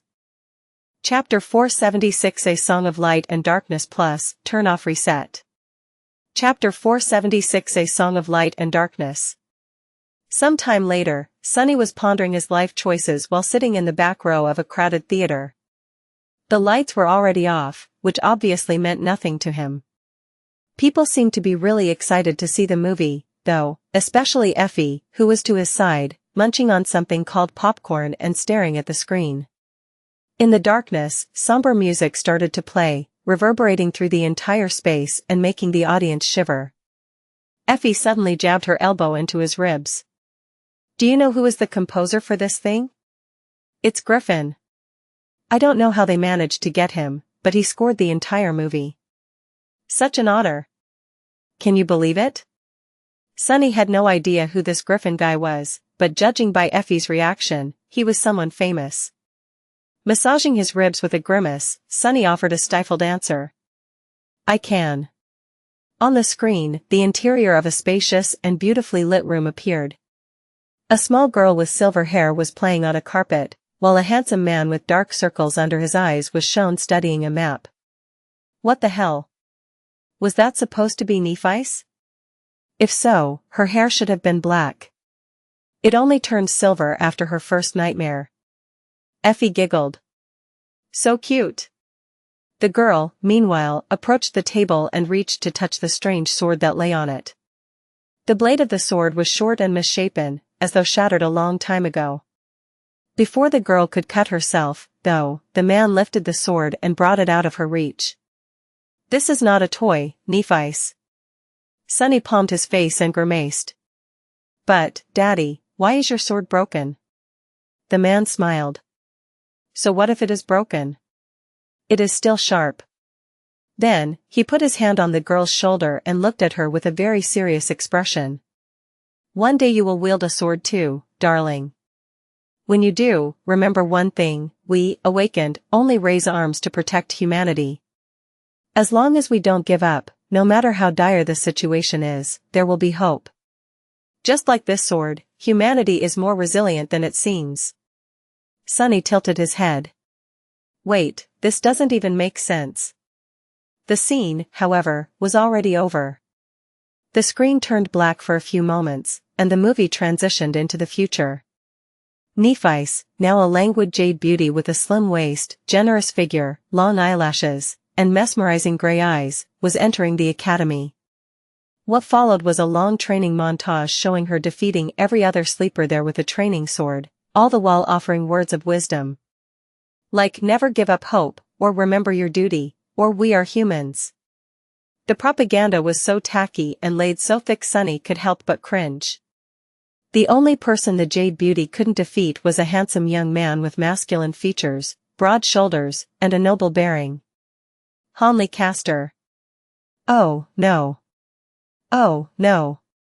Sunny should have guessed by the invitation Kai had given him, but the director of the movie was obviously hinting at the nascent romantic feelings between the two. Their conversations in the academy seemed to be about swordsmanship, but were also somehow deeply flirtatious. The actors had mad chemistry together. He wanted to vomit, but the audience was clearly enthralled by the two leads. Sunny didn't dwell on this preposterous thing for long, though, because right about then, his own character was introduced. What spell is this? The actor hired to play him was a literal child. It was a teenage boy of about 13 years of age, with a mischievous grin and a face that, for lack of better words, simply begged to be punched. Worse than that, he was shown as extremely uneducated, clumsy, and naive. In short, Sunny was the comic relief. He turned to Effie in outrage, only to see her laughing silently. "Oh, man, who's the casting director for this movie? I need to send them flowers." Even his shadows were laughing. Both of them. Sunny gritted his teeth, promised to exact revenge on Kai and Effie for making him endure this, and turned back to the screen. Finally, Nephis entered the dream realm and found herself on the forgotten shore. The coral labyrinth and the dark sea were recreated with such detail that he couldn't help but shiver. Well, they did their research, at least. The audience was holding their breaths during Nef's journey to the Dark City. The terrifying nature of the dark tides and the deadly battles with awakened nightmare creatures populating the labyrinth created a truly tense, suffocating atmosphere. Of course, everyone knew that the main character was not going to die in the first half of the movie. But that's where Sunny, as well as Cassie, came into play. Just as he had expected, the movie showed them as a burden that had to be carried by Nephis on her heroic journey. But since very few people knew who Sunny was, his fate was uncertain. Nephis was bound to survive, but what about her friends? And, thanks to his character, there were also moments of pleasant levity amidst all the tension. A few times, the whole audience exploded with laughter after Sunny on the screen did something especially stupid or said something really outrageous. He had also slowly developed a catchphrase. It was, "Are you crazy?" That not only allowed the audience to chuckle, but also gave Nephis the opportunity to educate her worthless follower, thus naturally delivering a lot of necessary exposition. The real Sunny wasn't amused, though. Because they weren't laughing with him, they were laughing at him. Idiots. What do you even know? They didn't know anything. Since no one really knew what the three of them had gone through on their way to the Dark City, the writer simply came up with some dire dangers for Nephis to overcome. Eventually, though, they made it to the ancient city, and met Effie. Effie was played by a very tall, athletic, and attractive actress. The way she played her, though, was a sight to behold. Basically, the actress went out of her way to portray the huntress as a charismatic, but not very bright savage who was all brawn and no brain. All she knew how to do was fight, eat, and break things. Sunny turned to Effie and grinned, full of malice and gloating. This was the first time he had ever seen the boisterous young woman, completely mortified. Casting director, you say? I think I'll send them flowers, too. Chapter 477 Standing Ovation. After Nephis reached the Dark City and the Huntress was introduced, both Sunny and Effie watched the rest of the movie with bleak expressions. The second act took place in the outer settlement, and was dedicated to Nef's heroic attempts to protect and inspire the young men and women trapped there. There were a lot of impassioned speeches, blood-chilling expeditions into the Dark City, and tense altercations with Gunlog's forces. There were also a lot of shenanigans from young Sunny, to the delight of the audience. At some point, people started to scream, "Are you crazy?" along with him. And a bit later, there was a sort of comical moment of growth for the character, when he asked, "Am I crazy?" instead and went along with Nephis without offering his usual critique, which was met with cheers. Most of this part of the movie, though, was dedicated to the genuine respect and camaraderie that blossomed between Nephis and Castor in this dire time. With the handsome male lead as her right hand, Changing Star successfully united the people of the outer settlement, reminded them what it meant to be humans, and challenged Gunlog to save boisterous Effie from unjust imprisonment. The duel itself was choreographed somewhat well, even if it had nothing to do with the real thing. The moves both the radiant heroine and the cruel tyrant used were flashy and dramatic, and expressed the mood well, but anyone trying to actually fight like that would probably risk having their enemy die of laughter. The third act showed the siege of the Crimson Spire, the heroic stand of the warriors of the first line and Effie, Kai's battle in the skies with the Spire messengers, and Neff and Castor fighting back to back, slaying dozens and dozens of nightmare creatures together. The audience seemed to have forgotten to breathe, and even Sunny had to admit that the battle scene was filmed especially well, showcasing the chaos, horror, and terrible toll of human lives that such a massacre was bound to reap. Many side characters that people had already grown to love died heroically, and he even heard a few sobs coming from the darkness. Enhanced by the beautiful music, the atmosphere was not tragic, though. On the contrary, it was triumphant and exalted, as if to die in this way was the highest honor a human could receive. A bit uncomfortable, Sunny shifted in his seat. That Griffin guy really knows how to make a tune. When the situation was the most desperate, with the dark water rising and threatening to drown all the surviving warriors, a sudden change happened. The sea suddenly retreated, and the monsters started to fall to the ground. Castor, covered in blood and wounds, looked at Nephi and whispered, "My lady." The sun. Indeed, the sun had suddenly turned menacingly red, its light eradicating the remaining nightmare creatures and assaulting the humans. For the first time in the entire movie, an uncertain and desperate expression appeared on Changing Star's face. Salvation came from someone who the audience would have never expected to see do something so profound. A clear ringing of the bell resounded in the air, and the small figure of clumsy, useless Sunny could be seen near the tower, waving his hand in the air. The survivors rushed toward the Crimson Spire and entered inside. There, Nephi looked up, and then turned to Sunny. "Someone has to stall the terror so that everyone could escape. I will do battle with that nightmare, but there's an important task you must complete. Lead all these people to the gateway." Sunny on the screen looked at Changing Star with fear. "Lady Nephi, are you crazy? I am just a clumsy kid from the outskirts. How can you entrust something so important to someone like me?" Sunny in the real world suppressed an infuriated groan. People in the audience, though, were rather emotional. "You can do it, Sunny. You got this, kid. You're a great scout, don't sell yourself short." On the screen, the beautiful actress playing Nephi looked down on the comical, slightly pathetic boy in front of her and put her hand on his shoulder. "We, awakened, must rise to the occasion to protect humanity. As long as we don't give up, no matter how dire the situation is, there will be hope. I believe in you, Sunny. You are capable of much more than you think." With that, she left the survivors and went off to fight the terror, while Sunny guided everyone to the gateway. And somewhere in the process, Castor left the group to aid Changing Star in battle. The last scenes of the movie cut between the 100 survivors fighting their way to the gateway and the tragic duo battling the terrifying creature at the top of the spire. Many people in the audience were crying, knowing full well that neither of them was going to return to the real world. In the end, Castor heroically sacrificed himself to protect Nephi, breaking the hearts of so many viewers. The survivors found the gateway and escaped seconds before it was destroyed. The last shot showed bloodied Neff walking out of the tower, holding a broken sword in her hand. As she gazed at the forgotten shore, a lone tear rolled down her cheek. "As long as we don't give up, there is hope." The screen turned black, and in the next moment, the audience exploded with applause. Sunny stared at all those people, many of them applauding with tears in their eyes, with a strange expression on his face. Did they actually like that crap? He turned to Effie, lingered for a moment, and asked, Did you like it?" The former huntress gave him a long look. Then, she said, "What, I am, an idiot?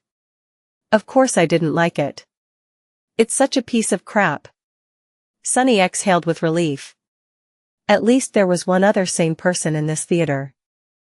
Chapter 478 Credit where credit is due plus, turn off reset. After the movie was Kai appeared to deafening applause and gave a short speech, congratulating the director and the crew of the movie and then inviting them on the stage for a short Q&A.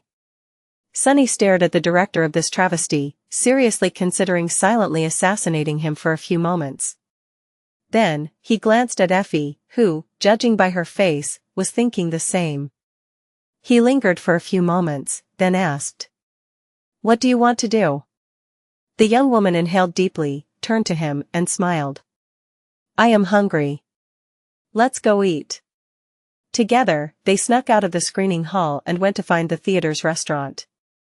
There were a lot of people there who, just like them, had decided to skip the PR portion of the event and were now enjoying food and drinks, discussing the movie with lively expressions. Sunny and Effie got themselves something to eat and sat at an empty table, then grew quiet for a while. Each was preoccupied with their own thoughts. Now that Sunny had a little time to digest the movie, his anger subsided a bit.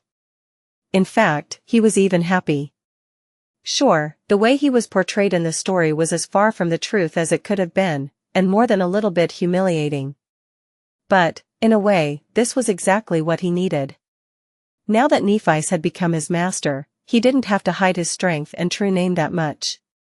But he still preferred to remain in the shadows, not only because there was a possibility of becoming masterless again, but also because it was the best way to be in the world so full of hidden dangers and powerful enemies. Being renowned would make a lot of things difficult for him, and make every battle he fought after that harder. After all, there was no better advantage than being underestimated by the enemy. From that point of view, the ridiculous way in which he was portrayed in the movie was a blessing. It made the possibility of anyone thinking highly of him that much lower. Of course, not everyone was going to watch that travesty, but many would, and their opinion was going to spread. Who would believe that a changing star's bumbling sidekick was, in fact, one of the most dangerous awakened alive, and thus consider him as a serious threat? Pretty much no one. So, in fact, the director of the Song of Light and Darkness unintentionally made him a favor. Satisfied with that conclusion, Sunny looked around. He saw several people looking at Effie with stunned expressions, clearly gathering their courage to come and introduce themselves. But no one had, yet. He could hear their whispers, though. "Look. It's her, raised by wolves. Oh, my. I heard about her situation, but to actually see. She is so brave." Effie herself was strangely quiet. She ignored the whispers, then looked at him and asked, "Hey, Sunny. Can I ask you something?" Sensing that this was not going to be a simple question, he tensed a little, and then said, "Sure. What is it?" Effie hesitated for a few moments, then lowered her voice, so that no one would be able to overhear. "Did Castor really leave to help Nephi's?" Sunny stared at his friend for a bit, then shook his head. "No. He left to make sure that she dies." Effie inhaled deeply. "I see." She didn't continue that conversation, as though his answer confirmed something that she had already suspected. Well, despite her often boorish demeanor and the way she was portrayed in the movie, Effie was anything but stupid. In fact, she was extremely intelligent, cool-headed, and cunning, otherwise, she would have never survived for 3 long years alone on the streets of the Dark City. It was only natural for her to have suspicions, considering how much she knew. Luckily, Effie did not ask anything else. Mostly because of a strange man who entered the restaurant, looked around, noticed their table, and walked over with gleaming eyes. Oh no, another fan of Raised by Wolves. The man stopped in front of them, glanced at Effie, and then turned to Sunny with an odd expression. Are you awake and sunless?" Sunny blinked. "What? Yes?"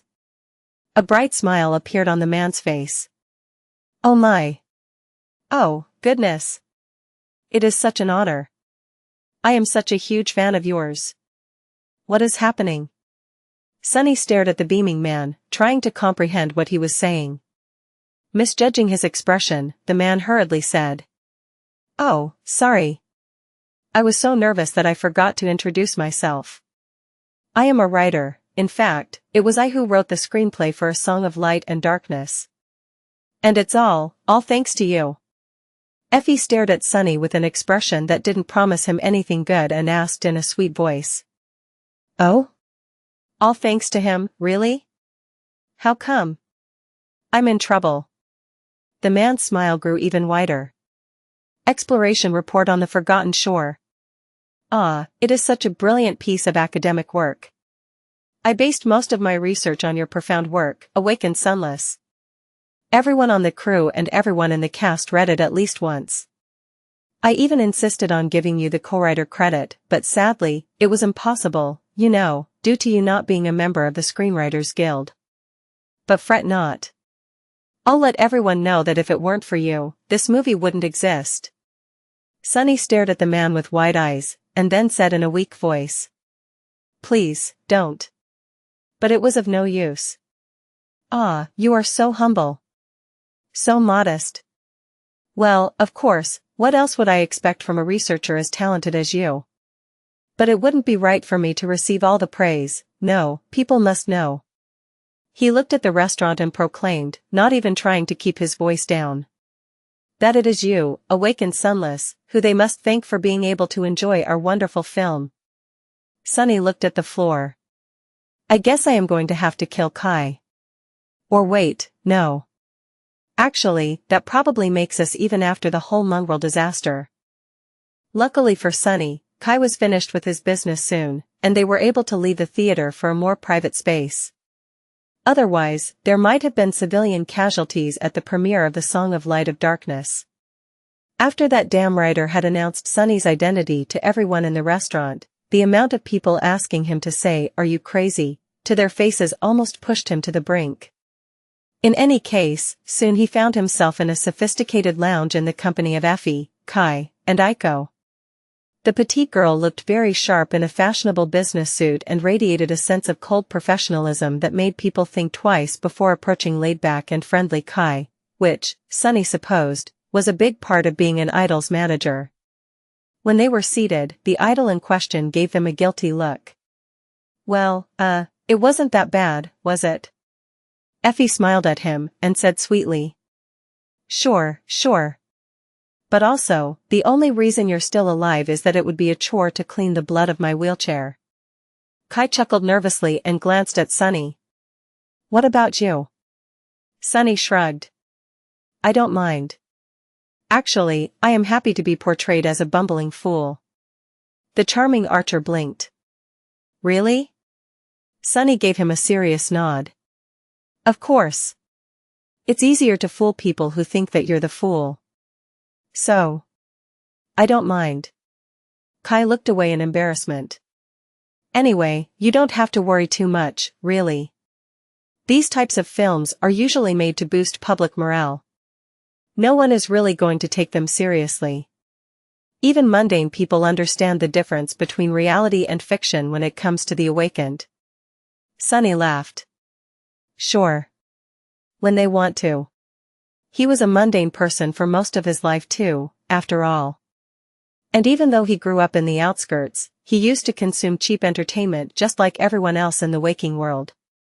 Yes, he knew how to recognize propaganda and what to not take seriously, but at the same time, many things that had nothing to do with the truth found their way into his mind and silently became beliefs.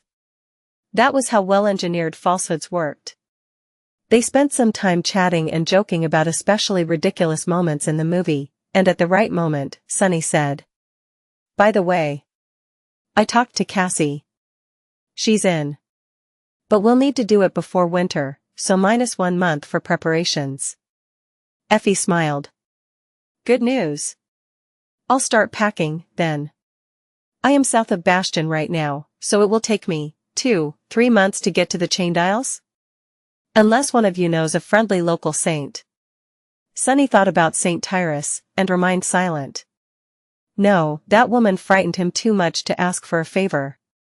He wondered how Master Jet had managed to convince her, in the first place. Kai nodded. We can meet in Bastion and travel north together. It will be safer. Aiko, meanwhile, was looking at them with a confused expression on her delicate face.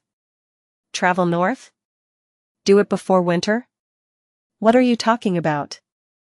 A guilty expression suddenly appeared on the charming archer's face. That, I haven't mentioned it before. But, basically, I am going to join Sunny, Effie, and Cassie to challenge the second nightmare. Aiko stared at him with a shocked expression.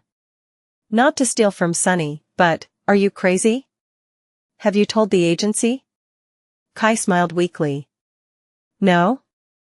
I was hoping that you will tell them, actually. They'll listen to you.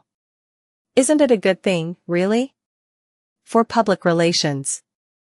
Plus, as a master, I won't have to visit the dream realm every day. The petite girl scoffed. If you survive. Then, she glanced at Sunny and Effie, and shook her head. Who am I kidding? I guess I'll be jobless again, soon. You guys have fun for a bit, I'll go get a drink. With that, she rose and went toward the bar. Sunny thought for a bit, then rose, too. I'll go keep her company. Kai gave him a thankful smile. I appreciate it. What does he think I am going to do? Sunny gave his friend a confused look, then followed Aiko. Of course, he wasn't doing it out of consideration. In fact, he wanted to talk to her about something in private. When he approached the bar and stood near the petite girl, she gave him a dirty look. Whatever it is, no. Hell no. Sunny blinked. What do you mean? Aiko smiled crookedly. I know that look of yours. The last time you looked at me like that, Stev and I almost ended up as the Bloodlord bait. What, do you want me to join your suicide crusade? He shook his head. No, no. Nothing of the sort. In fact, it's about your job. The petite girl raised an eyebrow. Oh? Sunny nodded. Well, since there's a possibility of you losing a part of your income, and Kai tells me that you are really good at managing stuff, how would you like to help me manage a blossoming new business? Aiko looked at him with a dubious expression. Are you opening an assassination agency? He almost choked. What? What made you think that? No, I just found a way to move items between the real world and the dream realm. My dream, if you need to know, is to become the proprietor of an elite memory store. The petite girl stared at him with wide eyes. Really? Sunny frowned. Yes, really. Why, can't I have a dream? Just imagine, sitting safely in a fashionably decorated store without having to risk my skin in the dream realm, and have tons of money simply flow into my hands. That's the stuff dreams are made of, is it not? Aiko shook her head with a bewildered expression on her face. I guess? Sunny smiled. You understand. The others might think that it's silly, but I know you wouldn't, as a former business owner yourself. Anyway, I won't have a large enough arsenal of memories for a while, but I can start creating a reputation for the store already. A brand name, or whatever it's called. So I just sold 4 fallen soul shards on the network, from a devil I killed, and ate. But for some reason, that bastard's shards did not fetch a really good price. Aiko looked at him with a frown. Well, what category of the vendor license did you apply for? Who's your appraiser? What's your feature strategy? SEO approach? Pool of endorsements? He remained silent for a bit, then said. You see, you said a lot of words, and most of them even sound familiar, but I have no idea what you mean. What the hell was she talking about? What's a SEO? Are there different licenses? Wait, do I even need a license? Don't tell me that I need to pay taxes, too. The petite girl closed her eyes for a moment. None? You did none of these things? Sunny nodded. It's a miracle that you even managed to sell those shards. He smiled. That's why I need someone smart and resourceful like you to help me. 4TE, 5% commission of every sale. Just think about it. How many awakened out there can bring soul shards to the real world, and bring spices to the dream realm? We'll be rich in no time. Aiko sighed and remained silent for a bit. Then, she said. That is a high-risk business venture that wholly depends on 2 unpredictable factors, you staying alive and you continuously hunting down nightmare creatures, which are usually in contradiction to each other. So in normal circumstances, I would have said no. But, it is you, I guess. Plus, you have a good relationship with all three of the newest named Awakened, as well as a lot of prestige as a member of Changing Stars cohort.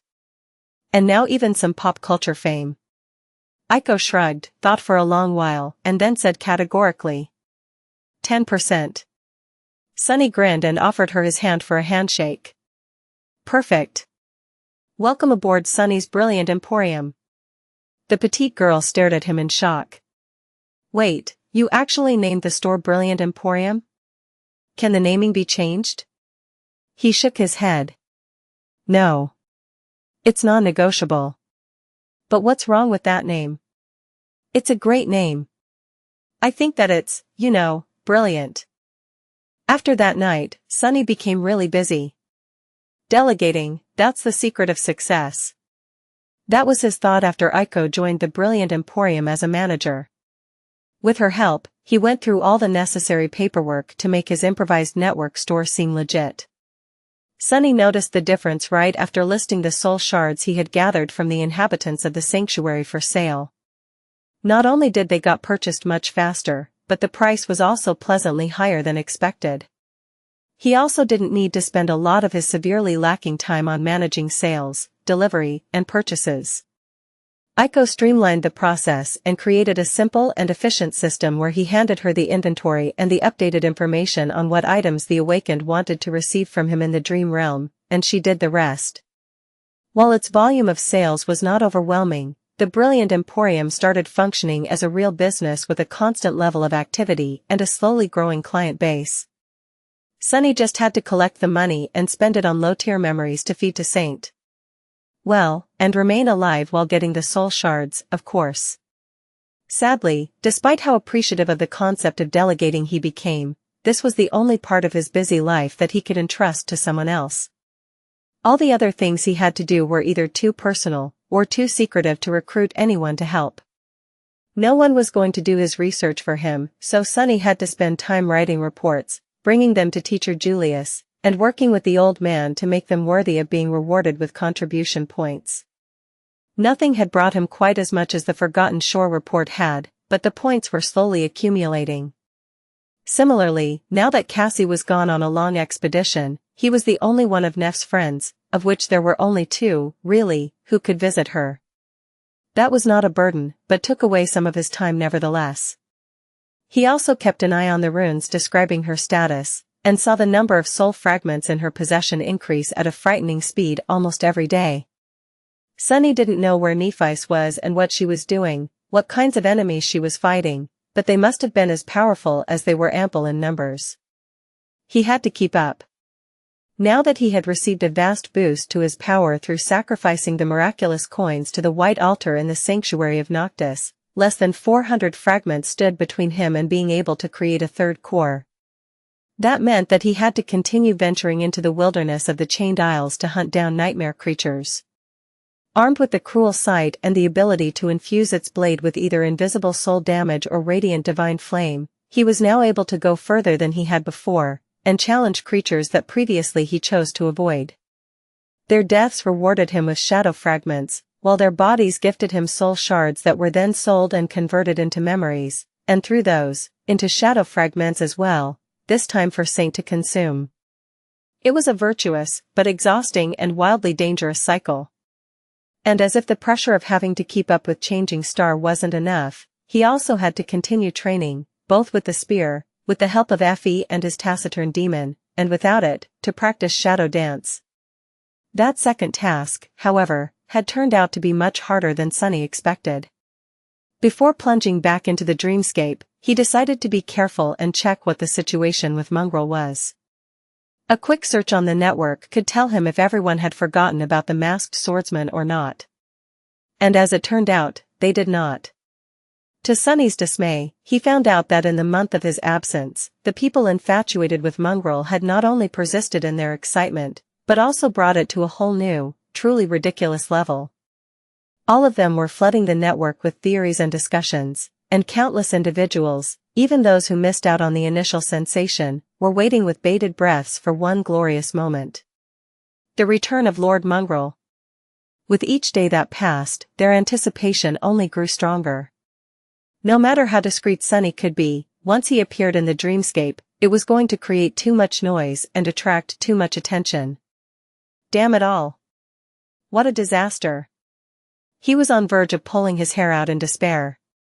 It was worth remembering that the persona of Mongrel, oh irony, had been created to help him stay anonymous, potentially in order to safely glean secrets about the sovereigns in the future. What a joke it was, that the faceless phantom he created ended up being much more famous and recognizable than its creator. In any case, the situation was seriously messing up Sunny's plans. He simply couldn't use Dreamscape, which caused his progress with Shadow Dance, and the mantle of the underworld, to stall. And if that wasn't enough, there was another unexpected problem he encountered. That one wasn't as inconvenient and pernicious, but made him worry a lot, for whatever reason. It was that Sunny had not heard from Mordred again after returning from the Ivory Tower. Despite the fact that several weeks had passed, the lost prince remained gone. Sunny's head, once again, had only one voice resounding in it, his own. Usually, that would have been a good sign, but Mordred's absence made Sunny tense and full of vaguely bad premonitions. What could have happened to his mysterious helper? Was he simply unable to establish contact outside of the sky below and the Ivory Island, or had something happened to him? There was no answer. Sunny even took out the mirror shard from the covetous coffer and smeared a few drops of blood on it, to no result whatsoever. The piece of mirror remained the same, absolutely dark and refusing to reflect anything. It was after one of these fruitless attempts that Sunny left Effie to enjoy the dinner he had cooked for them by herself and went out to sit on the porch in a dark mood. It was early evening, and shadows were slowly growing longer and deeper. Maybe because of his exhaustion, or maybe because of how used he was to being safe in his home, but Sunny got consumed by thoughts and lost track of his surroundings, something that rarely happened. That was why he was so shocked to hear someone's voice just a few meters away. "What are you staring at?" Sunny blinked a few times, then focused his sight on the person who had addressed him. In front of him, at a bit of distance, just between the sidewalk and the path leading to his porch, stood a 14-year-old girl in a school uniform, with black hair and dark eyes, and a very unamused expression on her pale face. Sunny's chest grew cold. Crap. It was Rain. Looking right at Sunny, she sighed and repeated, "I said, what are you staring at, brat? What is she doing here? Why is she talking to me?" Although Sunny was panicking on the inside, none of the emotions reflected on his face. Armed with the extensive experience of deceit, manipulation, and facing terrifying nightmare creatures in melee, he kept a straight face, threw a dark look at Rain, and calmly said, "I am not staring at anything. And who are you calling a brat, you brat? Respect your elders." The girl scoffed. "What elders? You're obviously younger than me." Sunny opened his eyes wide in outrage. Ouch. He knew that he looked younger than his age, but to be mistaken for a middle schooler, that was just too much. It was getting dark, so maybe that was the reason for her mistake. Rain, meanwhile, was not done speaking.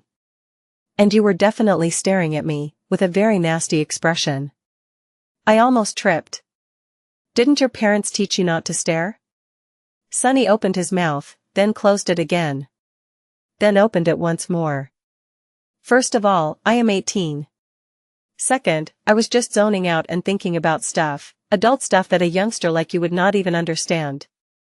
And lastly, my parents taught me all they needed to teach me, but what do they have to do with any of this? They're not here." Rain mockingly raised an eyebrow. "Oh yeah? You live in this big house all alone?" Sunny furrowed his brow. "Not only do I live in this house alone, I also own it."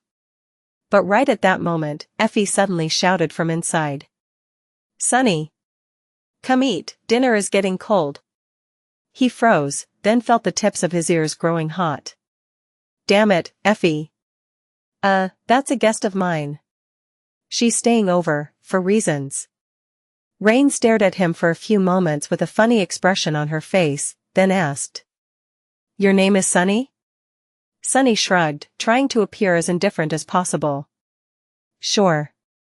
Why?" She suddenly laughed. "What's so funny?" No, no. It's just, my mom calls me Rainy. What a coincidence. He relaxed. Oh, for a moment, I was afraid that she remembers me. But it doesn't seem that way. Good. That is good. Was he a little bit disappointed? Sunny took out his communicator, pressed a button on it, and threw an etched chip that slid from the slick device to Rain. She was in process of asking another question. Oh, and by the way, I often see you meandering on the porch and skipping school. Are you a delinquent or WH? Then, she caught the chip and stared at it in confusion. What's this? Sunny smiled with a corner of his mouth. Can't you see? That's a government-issued citizenship chip. Now how would I have one if I wasn't of legal age? Rain looked at the chip, then grew even paler than usual. You really are 18? She was so mortified that she even used the proper honorifics. Sunny laughed. Of course I am. As a respectable adult, I never lie. I am the most honest person in the world, really. The girl seemed like she was currently wishing to sink into the earth. Oh. I am so sorry, then. I didn't think. As a child that grew up in a good family, she was most likely taught to be very polite to elders, so this situation was more or less a nightmare. Sunny himself had never associated with types of people who were particular about etiquette, but from what he had seen in Rain's school, among her ilk, social hierarchy and proper rituals were all the rage. Luckily, Effie decided to appear at that very moment to put an end to the awkward situation. Opening the door, she rolled her wheelchair onto the porch while saying angrily, "Listen, doofus, are you going to eat or not? Because if not, I'll eat your portion too, you know." Then, she stopped and stared at Rain, then at Sunny. After a few moments, she asked, "Who's your friend?" Sunny rubbed his face. "Eat as much as you want. And this girl lives in the neighborhood. She was just passing by." Rain nodded. "Nice to meet you, ma'am. I am very sorry. I was just on my way home from school, and made a mistake. You see, what has happened?"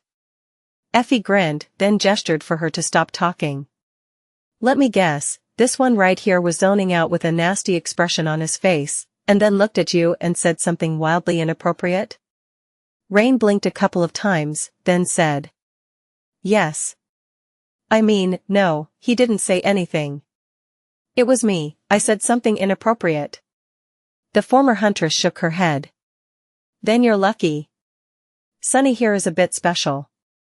One of a kind. The things that sometimes come out of his mouth."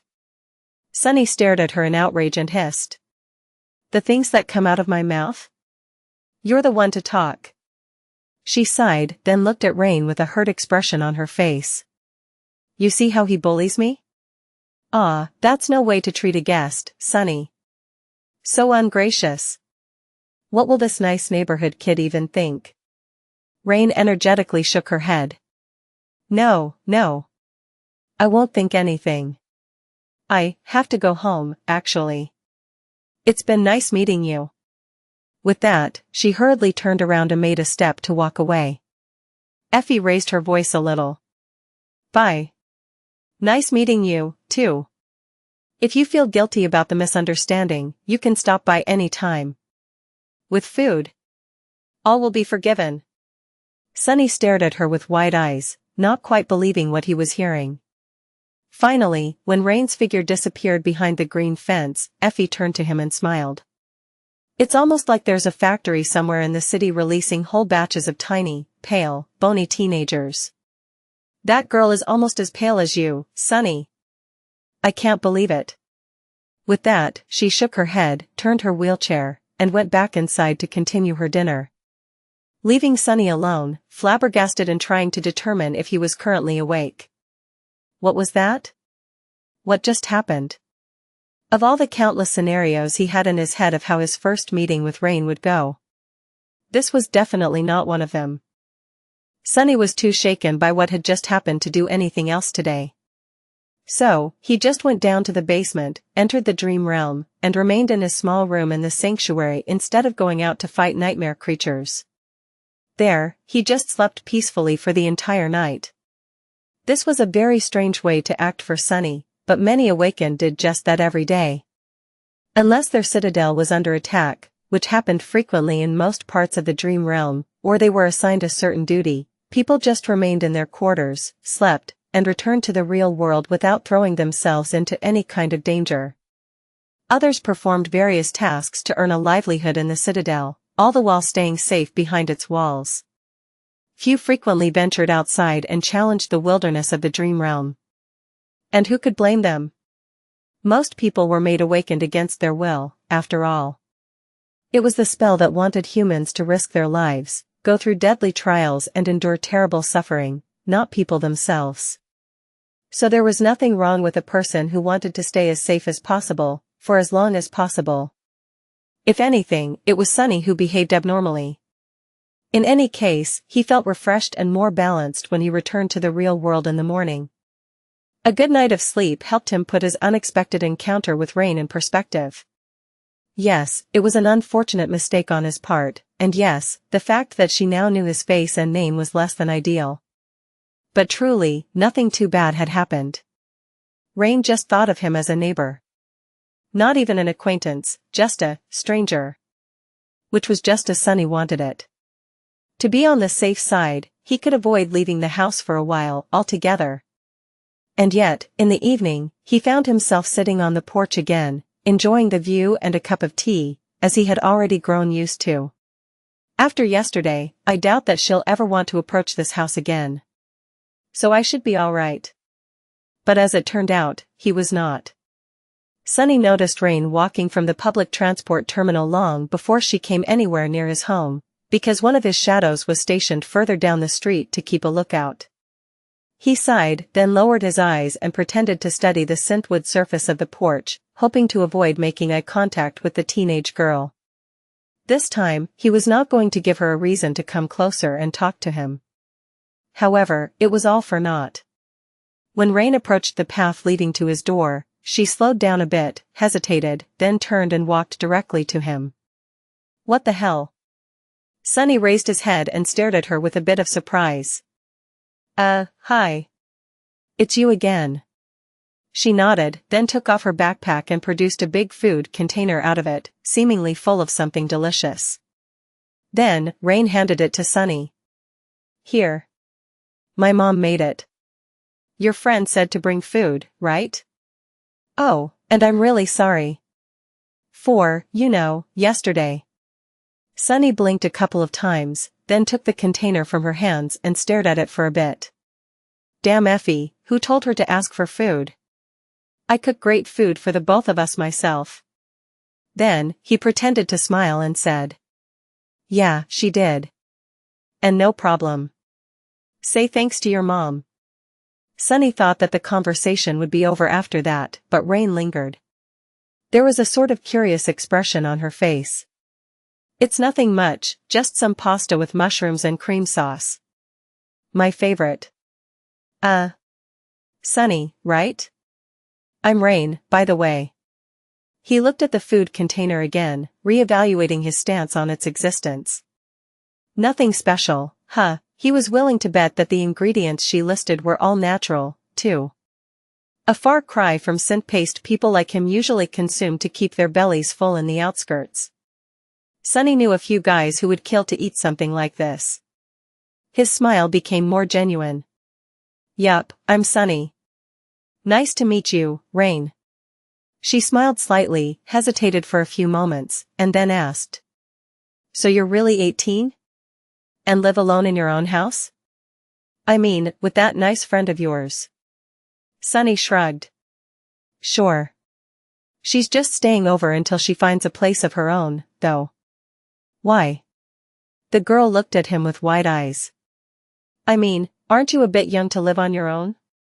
Aren't your parents worried? He stared at her for a couple of seconds, then tilted his head a little. I think that I'm of a perfect age to live on my own. And no, my parents aren't worried about me one bit. Rain smiled, as though hearing the most fascinating thing ever. But, like, who cooks your food? No, wait, who buys your wood? Do you get an allowance? Or do you have a stipend from your university? Wait, do you even go to a university? I have so many questions. Sunny mentally groaned. Questions. I hate questions. Outwardly, though, he remained calm. What kind of questions are those? Obviously, I buy and cook my food myself. And who needs a university? A stipend. I am a wildly successful young entrepreneur, if you must know. Basically, I do whatever I want. Rain stared at him. And your parent just let you? They're not lecturing you every day about the future, the importance of having a productive career, and how you must be always ready in case you get infected by the spell? Sunny furrowed his brow. No, none of those. Rain looked at him with envy and sighed. You're lucky. My mom and dad are like hawks. What the hell is a hawk? Something bad, I presume.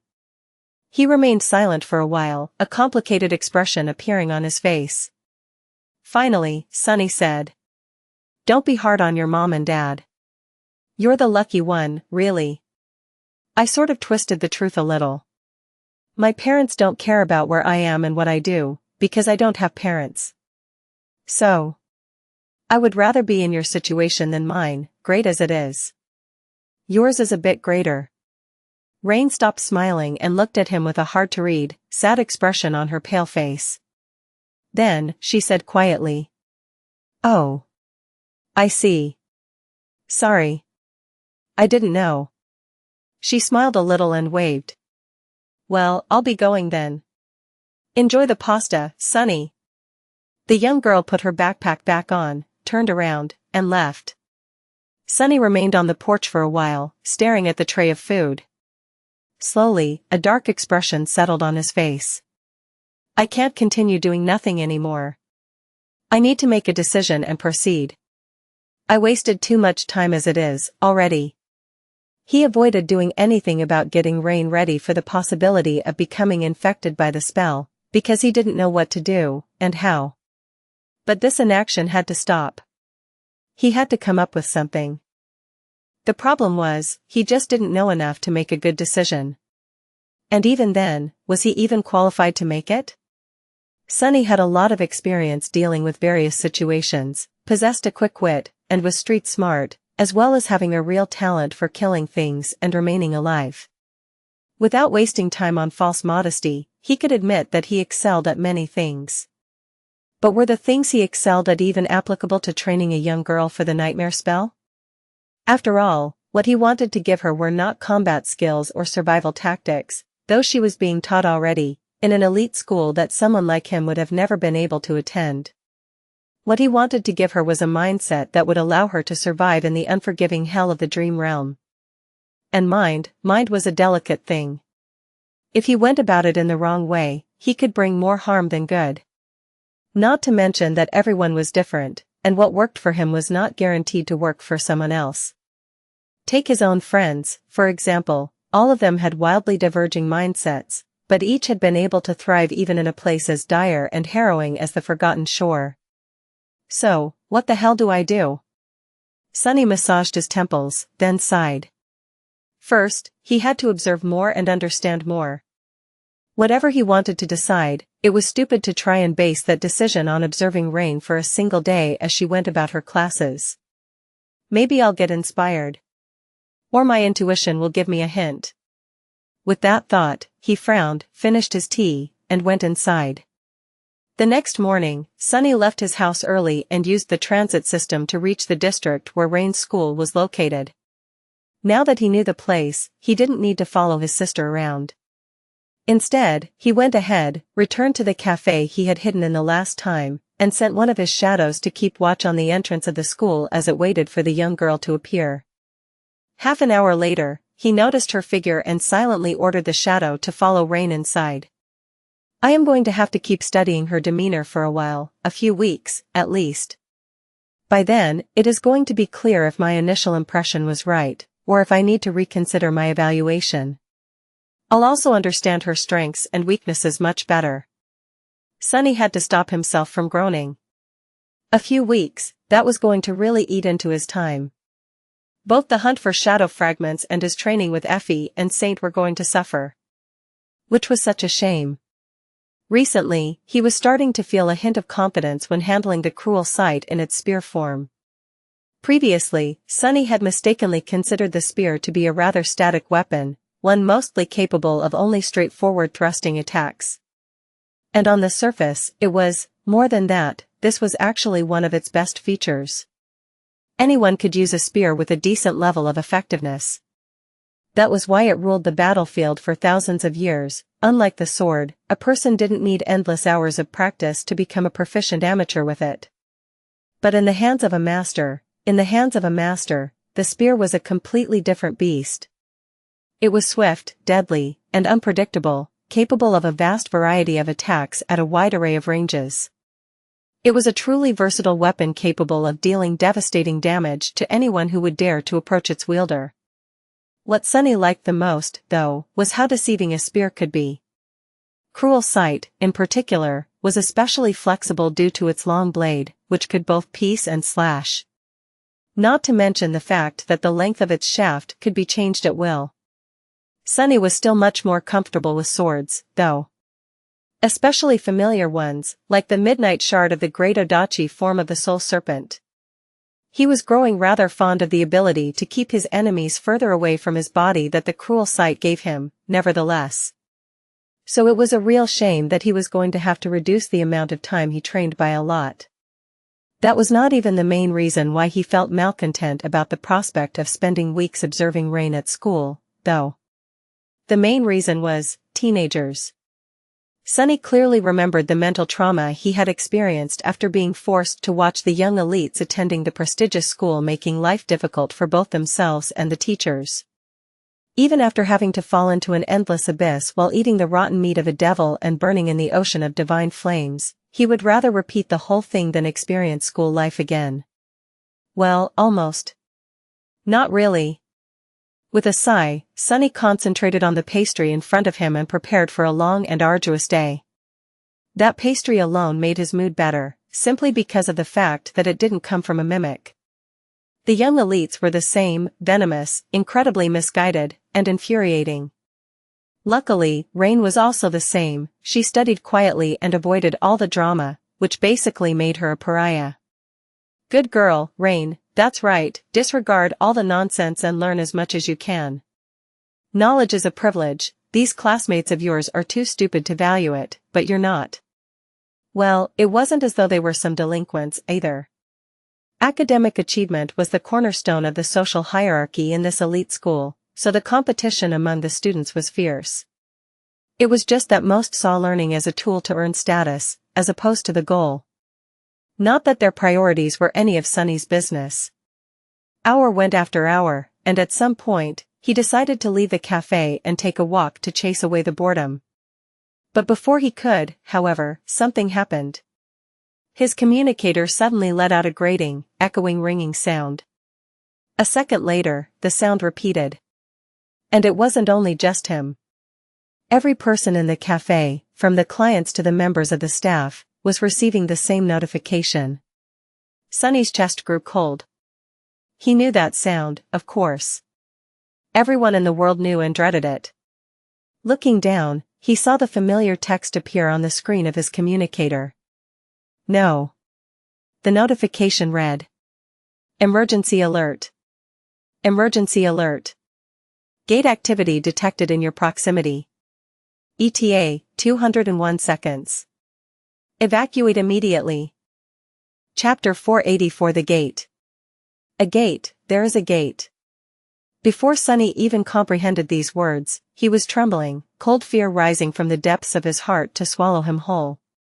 This was not a conscious response, but an instinctual reaction, something that his body had learned to do in the past, the terror that all modern humans came to bear in their very bones. The grating, echoing ringing meant only one thing: run. Run if you wish to live, if you don't want to die in a manner so harrowing that words could not describe it. But Sunny wasn't a mundane human anymore. Strangling the instinctual fear, he threw it aside and stared at the screen of the communicator with a dark expression on his face. The notification was similar to the ones he had seen several times in the past. Previously, when he lived in the outskirts, he had learned of the devastation an opening gate could bring firsthand. Wherever you lived, you were bound to hear that sound once every few years. Granted, the infrastructure in the outskirts was way less developed than in the proper parts of the city, and there wasn't a lot of awakened around. So the results were often more disastrous. He was in a very respectable district right now. But ironically, things were much worse. Sunny wasn't very versed in the technology the government used to detect the appearing gates in advance, but he knew that it failed this time. Usually, people would receive a notification at least 10 minutes, half an hour, sometimes even days before the dreaded event. This gave most of them time to evacuate out of the impact zone, and also allowed the government forces to arrive before the flood of nightmare creatures broke free of the opening gate and cut through the ranks of the nearby awakened who tried to stall it. 200 seconds, that was nothing. Less than nothing. It was not nearly enough time for people to run, and not nearly enough for help to arrive. Such a small time window meant only one thing. That unless something happened, there was going to be a massacre. He was safe, though. He could just shadow step away at any moment. As people jumped to their feet and ran to the exit with panicked expressions, Sunny sighed and pressed on the notification. Immediately, a map opened up, showing him the location of where the gate was going to appear, as well as optimal evacuation routes. Too close. There was no way that Rain's school was going to be able to evacuate thousands of students in time. If their hazard protocols were well established, they were not even going to try. They would just gather the children in the most protected part of the school, activate their defense systems, and try to hold until help arrived. The school was in the direct vicinity of the opening gate, though. Sunny wasn't sure how well its defenses would do, no matter how formidable they were. Even if there were several awakened staffed as security personnel or instructors for this exact eventuality, they wouldn't be able to do much. The true elites would not take such positions, after all. What to do? This time, the notification interface was different from how Sunny had seen it in the past. There was an additional, urgently blinking symbol on the map. It was very similar to the insignia Master Jet wore on her sleeve, only this one had 2 stars on it instead of 3. This symbol was there because the communicator knew that Sunny was an awakened. There were 192 seconds remaining until the gate opened. Out in the classroom where one of his shadows was currently hiding, the children and the teacher were still staring at the notification with stunned expressions, not yet comprehending what it meant exactly. Or simply refusing to. Not paying a lot of attention to the chaos happening around him, Sunny pressed on the symbol, and additional information appeared on the screen. Attention all awakened. Request immediate action. Attention all awakened. Request immediate. Below that, several lines of text shimmered. Gate category, 2, 89% probability, 3, 10% probability, higher, undefined. Strike Force ETA, 16 minutes, 14 seconds. 13 minutes. A corner of Sunny's twitched, a resentful grimace appearing on his face. The earliest any government force would be able to arrive to the gate was in 13 minutes after it had opened. 13 minutes, that might as well have been an eternity. Too long. And now, Sunny had to make a decision. He had to either run away or respond to the call to arms to stand in front of the nightmare gate, hoping to survive in the flood of monsters for 13 entire minutes. Well, it wasn't that hard of a decision, really. Sunny knew that he was going to stay, not out of any sort of moral obligation, but simply because he wanted to. He was equally as reluctant to turn tail and allow the spell to invade his world with impunity as he was to see countless nice, mundane humans die in the maws of nightmare creatures. Like the polite waitress who served him the delicious pastries, or the baker who had made them. This was his world, his city, and his fellow humans. Before, Sunny was always weak and had no choice but to run, hide, and tremble in fear. He was done living his life in fear a long time ago, though. He was also done allowing anyone, or anything, to take what was his without a bloody fight. He was done being weak. But even that wasn't the real reason. Perhaps Sunny would have considered the approaching disaster too much of a risk and retreated, but Rain was there, very near to the center of the map displaying the gate's impact zone. So really, running away wasn't even an option. 180 seconds remained. Now left alone in the empty cafe, Sunny stood up and stretched. A heavy sigh escaped from his lips. This is going to be a wild, wild ride. Now that he knew that he was insanity going to act, Sunny had to decide how exactly, and do it very fast. Sadly, the question was not as easy as it seemed. His life was too complicated for anything to be easy. Not only was the answer to the question not too obvious, but, what's worse, he had mere seconds to make a decision, which was not nearly enough to think things through with any sort of clarity. But what choice did he have? None at all. Sunny grimaced. Let's speedrun our options. The safest and most cowardly option was to shadow step into the classroom through the shadow spying on Rain, grab the girl, and bring her away. At least it seemed safe on the surface. In reality, though, such an action would cause all types of terrible consequences both for him and for his sister. Not only was he going to have a lot of explaining to do, revealing all the things he wanted to keep hidden, he would also leave countless witnesses, as well as digital evidence, connecting Rain to him and vice versa. In the future, whenever he was going to end up having really dangerous enemies, which Sunny had no doubt would happen one day, soon, that evidence was going to come to light and lead them to her. Which was not something he was willing to accept.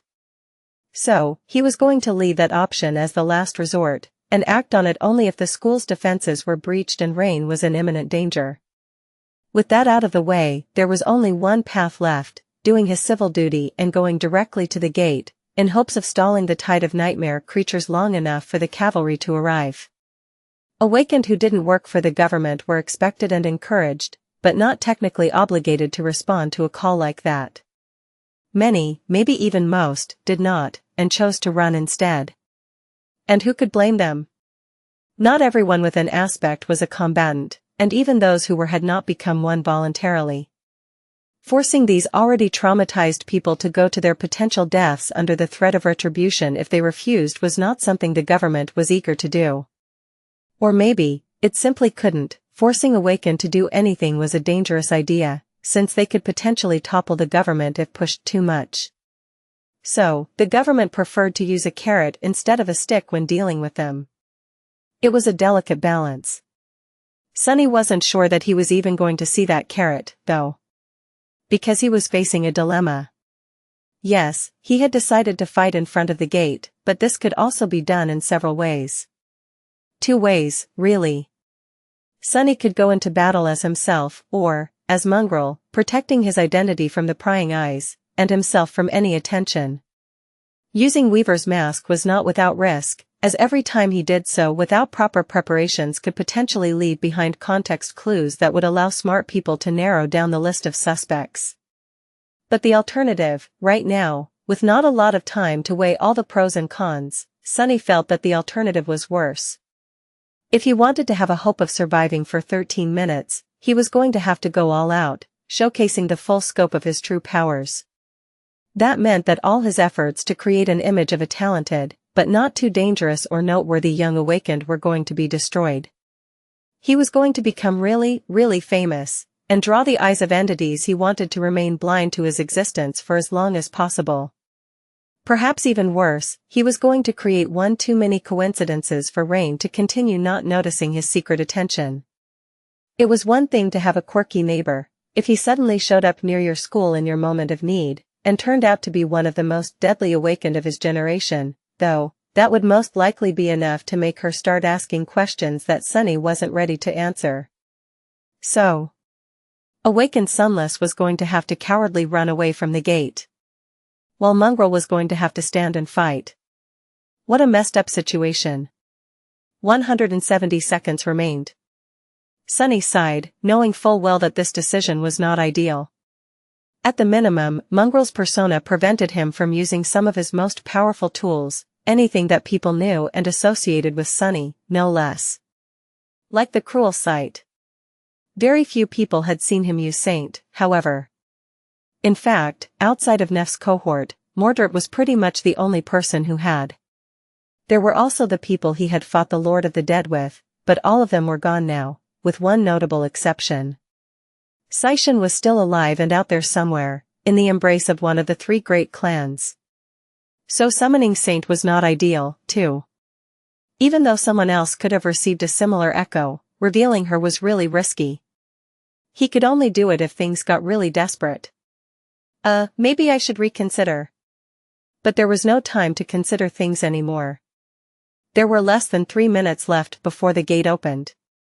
He would just have to manage, somehow. Sunny closed his eyes for a moment, then checked where the cameras monitoring the cafe were located, and walked into their blind zone. There, he summoned the covetous coffer, placed his communicator on its lid, and sent the box scurrying in the direction opposite of where he himself was headed. After that, Sunny took a deep breath, and dissipated into the shadows.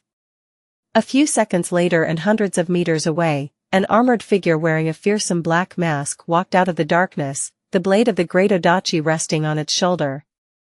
Mongrel had arrived to the Nightmare Gate. Chapter 486 Call of a Nightmare Plus, Turn Off Reset. The road ahead of Sunny was almost empty. Only several people could still be seen, running away from the vertical line where the air was rippling strangely, 100 or so meters behind their backs. When they saw his menacing figure, the stragglers recoiled. Someone let out a frightened yelp. Not paying them any attention, Sunny calmly walked forward. The soul serpent rested on his shoulder. Strange. I have never seen an opening gate up close before. The deserted street in front of him did, indeed, look very eerie. Not only because it was almost entirely empty, both of pedestrians and of rushing PTVs, but also because light and shadows were behaving very strangely, the hue of the light slightly wrong, the movement of the shadows slightly erratic.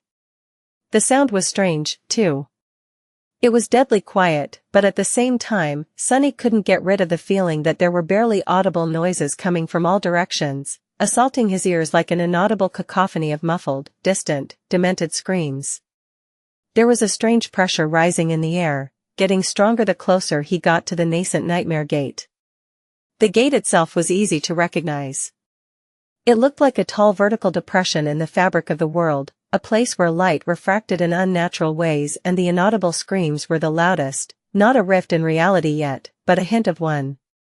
In front of the gate, 6 people stood, staring at it in tense silence. The awakened who, just like Sunny, decided to answer the call. Only 6 of them. While that fact didn't promise him anything good, it was to be expected. 200 seconds was just not enough for a lot of willing defenders to arrive.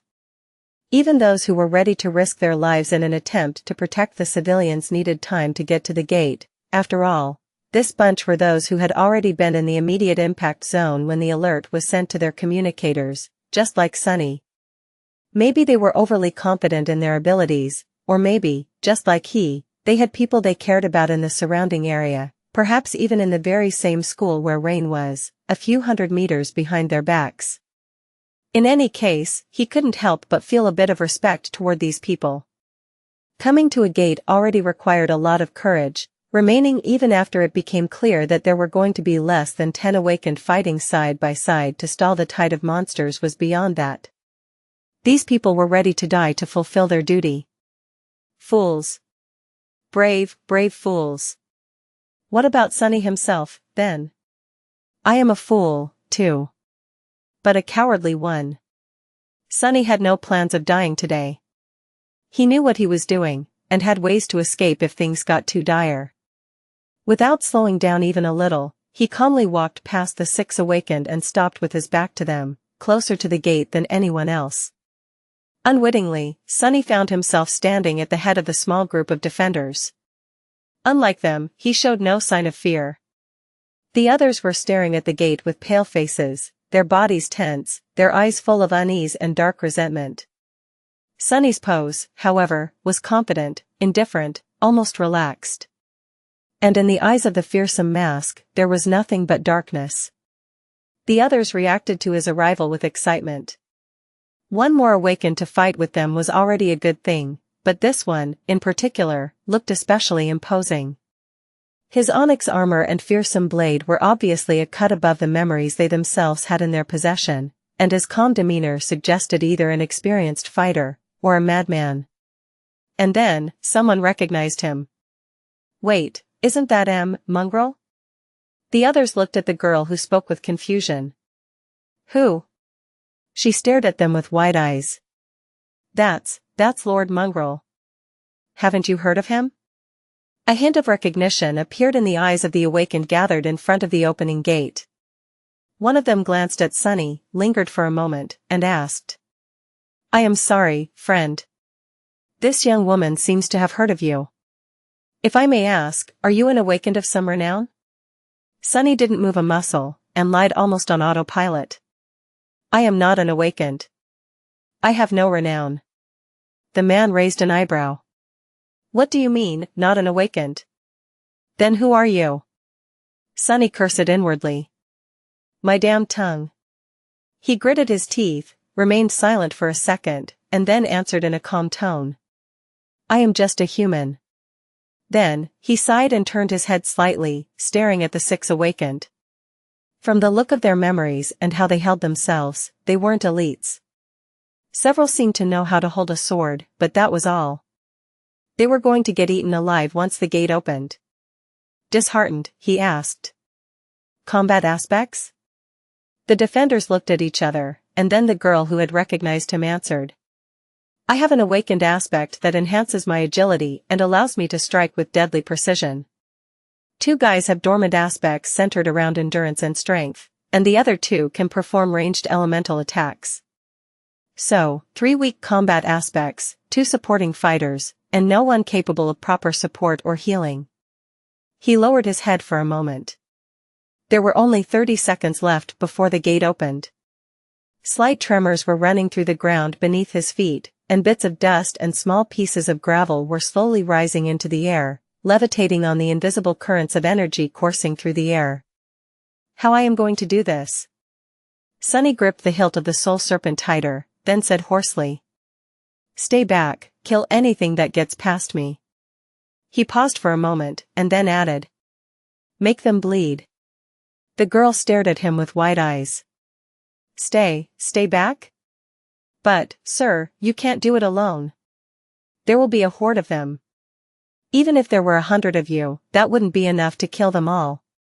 Sunny turned away and looked at the slowly opening rift in front of him. How could he get these people to stay out of his way? The best place for them to be was at the back, finishing off anything that Sunny failed to kill and preventing the nightmare creatures from escaping into the city, escaping toward Rain's school. Failing to come up with a better lie, he opened his mouth and said coldly. One of me is enough to kill them all. With that, Sunny left the girl standing there with an open mouth, and walked forward. What's the big deal, anyway? It's just a nightmare gate. His legs, however, were trembling a little. Just at that moment, an especially strong tremor ran through the ground. The shadows exploded in a mad dance, the sunlight growing dim and ghostly. The wind howled through the empty street, as if the air was being sucked into the widening rift. And then, an invisible shockwave spread out of it, making the windows and the surrounding building shatter. Sunny resisted the push and suddenly felt the familiar feeling permeate his soul. The call of a nightmare. The gate had opened. Sunny took a step forward and brandished the soul serpent, feeling the indomitable nature of Saint's grounded battle style permeate his bones. The gloomy shadow wrapped itself around the blade of the Odachi, causing it to shine with dark radiance. Just like the taciturn demon, this serpent shared a kinship with the shadow, and as such, the augmentation it received was even more powerful than Sunny himself could enjoy. Even though the Odachi was only of the dormant rank, for now, this alone made it equal to an awakened blade in terms of sharpness, durability, and lethality. He activated the living stone and feather of truth enchantments of the onyx armor to make it light as a feather and able to heal the damage it was bound to receive. Then, Sunny summoned the Blood Blossom charm and willed the armor to integrate it, activating the underworld armament enchantment. This way, the enhancing effect the crimson flower had on his memories and shadows was going to be inherited by the mantle itself, and then strengthened even further. He had not told the other awakened to make the nightmare creatures bleed just to seem cool. He literally needed there to be as much blood flowing to the pavement as possible, so that his armor and sword became as powerful as possible. The gate was open now, revealing a dark rift in the fabric of reality, as wide as the street itself and as tall as the buildings. It seemed to devour all light around it, and call to him. Call for him to enter. Sunny wasn't too preoccupied with the gate itself, though. His gaze was locked on the unclear silhouettes moving through the darkness. Soon, the first nightmare creature burst into the daylight, leaving cracks on the asphalt with its black claws. Good. Had he not wanted to accumulate shadow fragments? Had he not wanted to raise the counter of the Prince of the Underworld enchantment? Well, he should have been careful about what he wished for.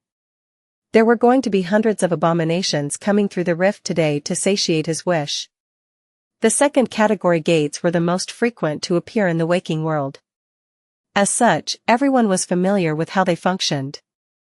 The first few waves of advancing nightmare creatures were not going to be too terrible, at least for a fighter of Sunny's caliber.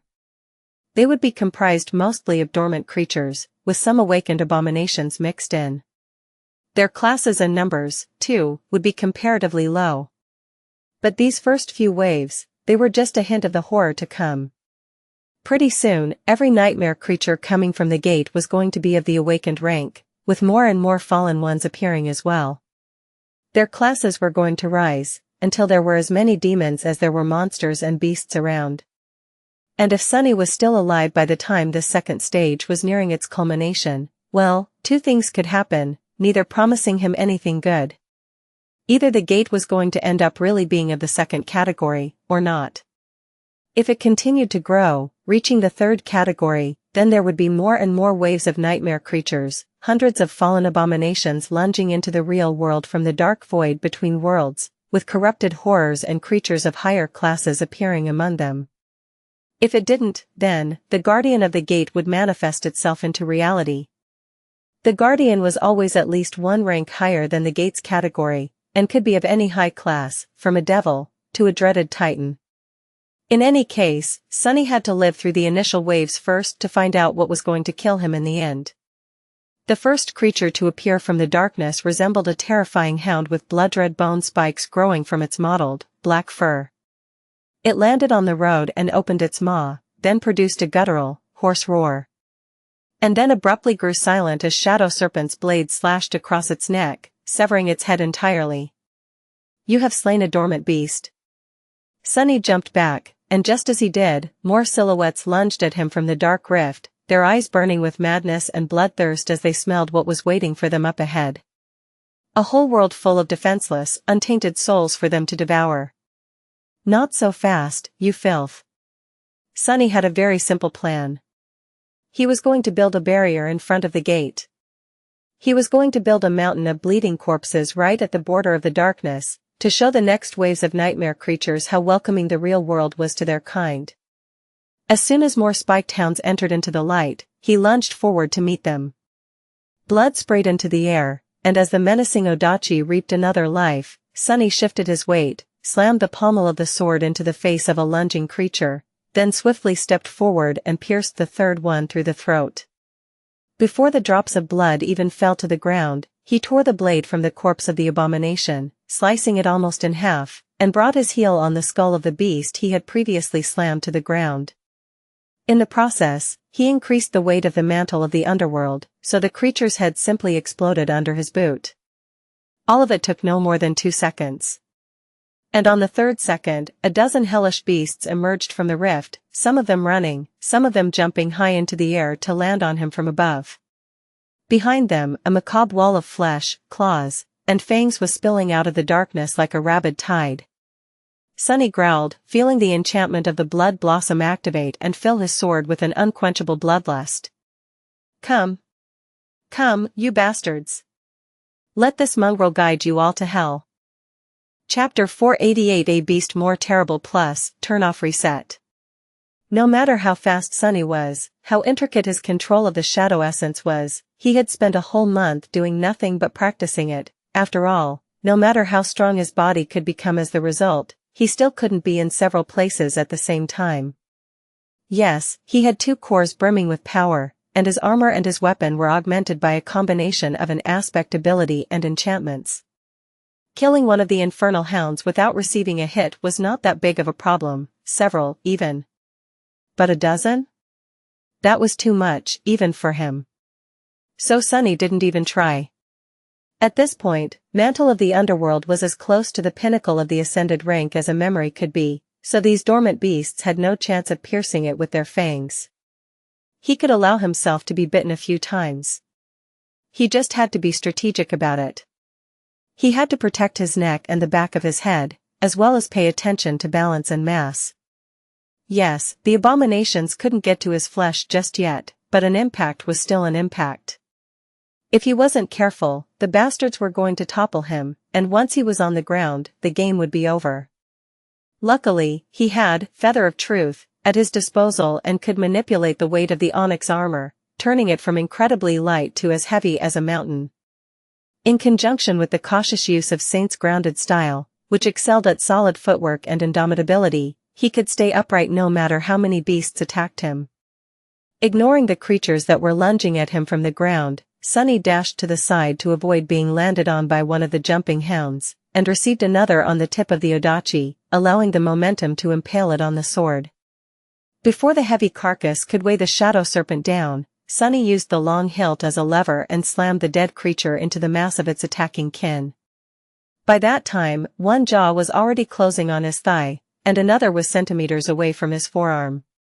The blood-red fang scraped against the stone-like metal of the onyx armor, not leaving even a scratch on it. Sunny let go of the hilt of the odachi with one hand, then hooked its blade under the throat of one of the attacking abominations and made a simple move forward, slicing through tough fur, skin, and vulnerable flesh beneath. His other fist landed on the head of the second beast. Unseen to anyone, the moonlight shard appeared in it at the last moment, its ghostly blade easily piercing the creature's skull and disappearing as fast as it had appeared after destroying its brain. Sunny spun, throwing both corpses aside, caught the hilt of the odachi with his second hand, made a small thrust to pierce a lunging hound's head right through one of its eyes, and then dashed forward to descend on the group of them entangled in the carcass of the abomination he had caught on the tip of his blade earlier. What happened next could only be described as a morbid, bloody dance. Sunny moved through the mass of nightmare creatures, much faster than any of them were, his great sword flying through them with graceful and fluid logic, sending more and more blood spraying into the air. Somehow, he managed to avoid most of their attacks, and those he did not ended up sliding fruitlessly from his armor. He almost made it look easy. But of course, it wasn't. Any of these beasts, even though they were only dormant, could massacre countless mundane humans, or kill a less skillful awakened in one fell lunge. It was just that today, they met a far more terrifying creature. A true awakened fighter. And a monstrous one, at that. Sunny cut through the mass of spiked hounds, strategically leaving many of them maimed, but alive. They could only bleed as long as they weren't dead, after all. And he needed them to bleed a lot to bring the blood blossom to the peak of its strength. There were many of them around him, too many, really. But that, too, could be used to his advantage. He used the corpses of the beasts he had slain, the ones he had left alive, and those who were yet to meet his blade as a barrier to slow down the others. Through superior speed and clever positioning, he was able to not only always remain moving, but also evade being surrounded. Things weren't exactly easy, but he was still managing without too much strain. His main problem right now was to not allow any of the abominations to move past him and escape into the streets. Luckily, the few that did manage to slip by were quickly finished by the 6 awakened staying behind, observing the massacre with grim, tense, and darkly odd expressions. However, Sunny wasn't oblivious to the fact that this successful start was an illusion. The first wave was just an appetizer, after all. Simply a hint of the true calamity to come. So, his goal, for now, was to kill as many of the dormant beasts as he could, bring the augmentation of the blood blossom to considerable strength, and throw as many corpses at the stretch of cracked asphalt directly in front of the gate as possible, to make it harder for the stronger abominations to enter into the real at full speed. He felt the dreaded change too soon, though. It came in a form of an eerie, long whistle that suddenly made the hounds lunge at him with renewed fury. And then a crude arrow suddenly flashed out of the darkness of the rift, almost hitting him in the eye. The arrowhead, fashioned out of a splinter of a red bone, exploded against the wood of Weaver's mask, throwing his head back.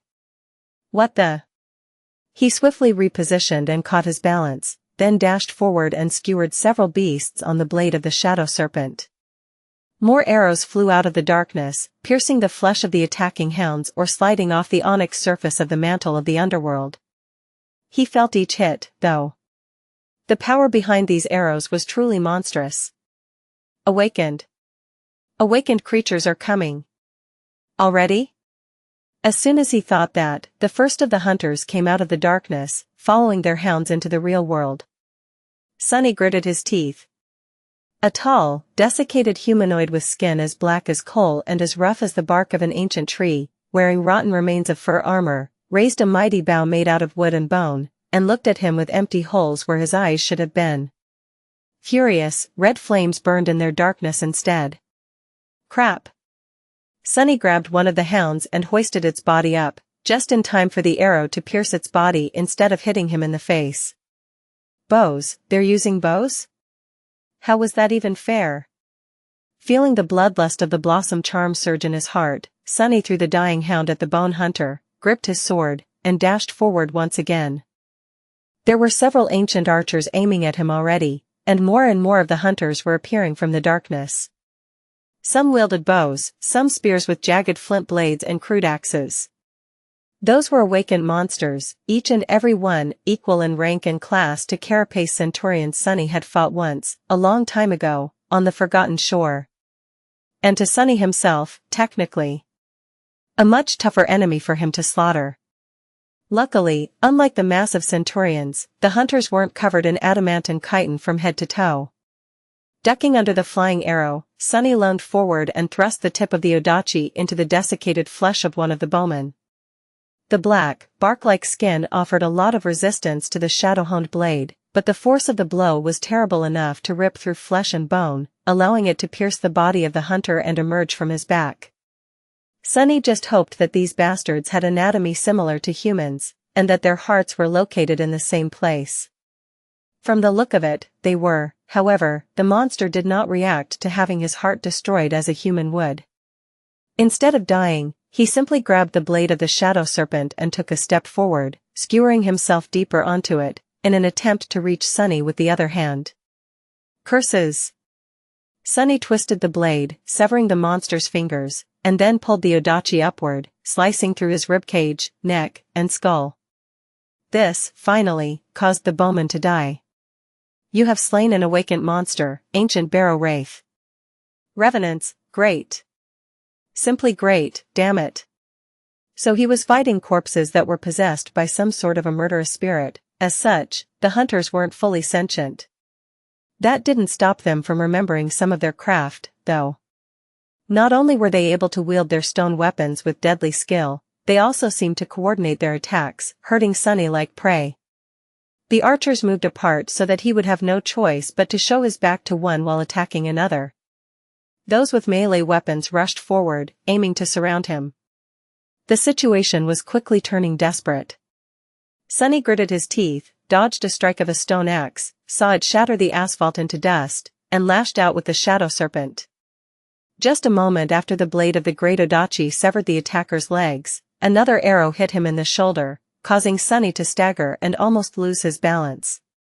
He glanced around him, noticing that the enemies had succeeded in positioning themselves in a way that would have doomed a normal enemy. He was surrounded from all sides, with archers hiding behind mighty hunters wielding spears and axes. Damn it. I didn't want to do this. As a dozen arrows streaked through the air to bite at his armor, Sonny suddenly disappeared. A moment later, he appeared behind one of the archers and decapitated him with one terrible strike. Before others even had time to register what had happened, Sunny was inexplicably at the opposite side of their formation, his odachi piercing the head of another archer. Almost leaving afterimages behind, the figure of the warrior in the menacing onyx armor seemed to blink between half a dozen monsters in the span of a few seconds. Each time it appeared, one of the creatures died, their black bodies crumbling into piles of severed limbs and shattered skulls. The blade of the great odachi shone with dark radiance, cutting through the ancient hunters like a reaper's scythe. A few moments later, Sunny slid backward on the broken asphalt, leaving a bloody trail behind. A low growl escaped from beneath his mask. Enhanced by the underworld armament, the enchantment of the blood blossom was behaving strangely. It was supposed to augment his memories, echoes, and shadows, but with so much blood flowing to the ground, Sunny found that even his body and mind were being affected by the morbid charm a little. He felt both exhilarated and frustrated, exhilarated by the slaughter he was perpetrating, and frustrated because he needed, to kill more, cut more, make them bleed more, so much more. Blood, more. Sunny basked in the ecstasy of bloodshed for a split second, and then lashed out at himself, making the rabid thirst recede. He needed to be careful. This bloodlust was beneficial, but could easily blind him. He had to maintain clarity, that was the only way to control the flow of the battle and survive. Thankfully, he knew how to keep a cool head better than most. Regardless, although using shadow step so many times in rapid succession cost him a lot of shadow essence, he had managed to break the enemy formation and eliminate most of the archers. The rest were going to be much easier to deal with now. But of course, the gate was not done with him. It continued to spew more and more enemies, making any progress he had made meaningless. As a new wave of hunters emerged from the darkness, a frenzied mass of hounds rushing between the wraiths, he paled a little. Too many. No matter how superior his armor, weapon, and skill were, he was going to get buried under the tide of nightmare creatures due to their momentum. And even if he managed to cut a hole in the wall of abominations, the rest were going to move past him and descend upon the six awakened, and then, inevitably, escape into the streets of the city. Toward Rain's school. Damn. This is going to suck. As the new wave of creatures lunged forward, joining the survivors of the previous one, Sunny shifted his memories around. For a brief second, the broken oath took the place of the blood blossom, its soul-eroding aura being inherited and enhanced by the mantle of the underworld. A wave of nausea washed other Sunny's mind. Arg! A mental scream rang in his head. Luckily, he was prepared for the pain. His armor provided him with a solid defense against soul attacks, too, even ones coming from the mantle itself. The attacking nightmare creatures, on the other hand, had no resistance to it at all. Sunny had only kept the broken oath active for a second before changing the slotted charm back to the blood blossom, but it was enough to break the momentum of the tide of abominations. The hunters staggered, the hounds stumbled and slowed down. For a brief moment, the whole mass of monsters seemed disoriented. Sunny used this opportunity well. The dark figure wearing a fearsome mask suddenly appeared in the very middle of the enemies, and before the nightmare creatures could regain their bearing, the great blade of the odachi turned into a whirlwind of darkness, leaving clouds of bloody mist and severed corpses everywhere he went. Sunny had abandoned Saint's grounded style, reduced the weight of the mantle of the underworld to that of a feather, and turned to pure offense, dancing between the enemies like a dark, slaughtering demon. For now, he was still at his peak. But exhaustion was already not too far behind.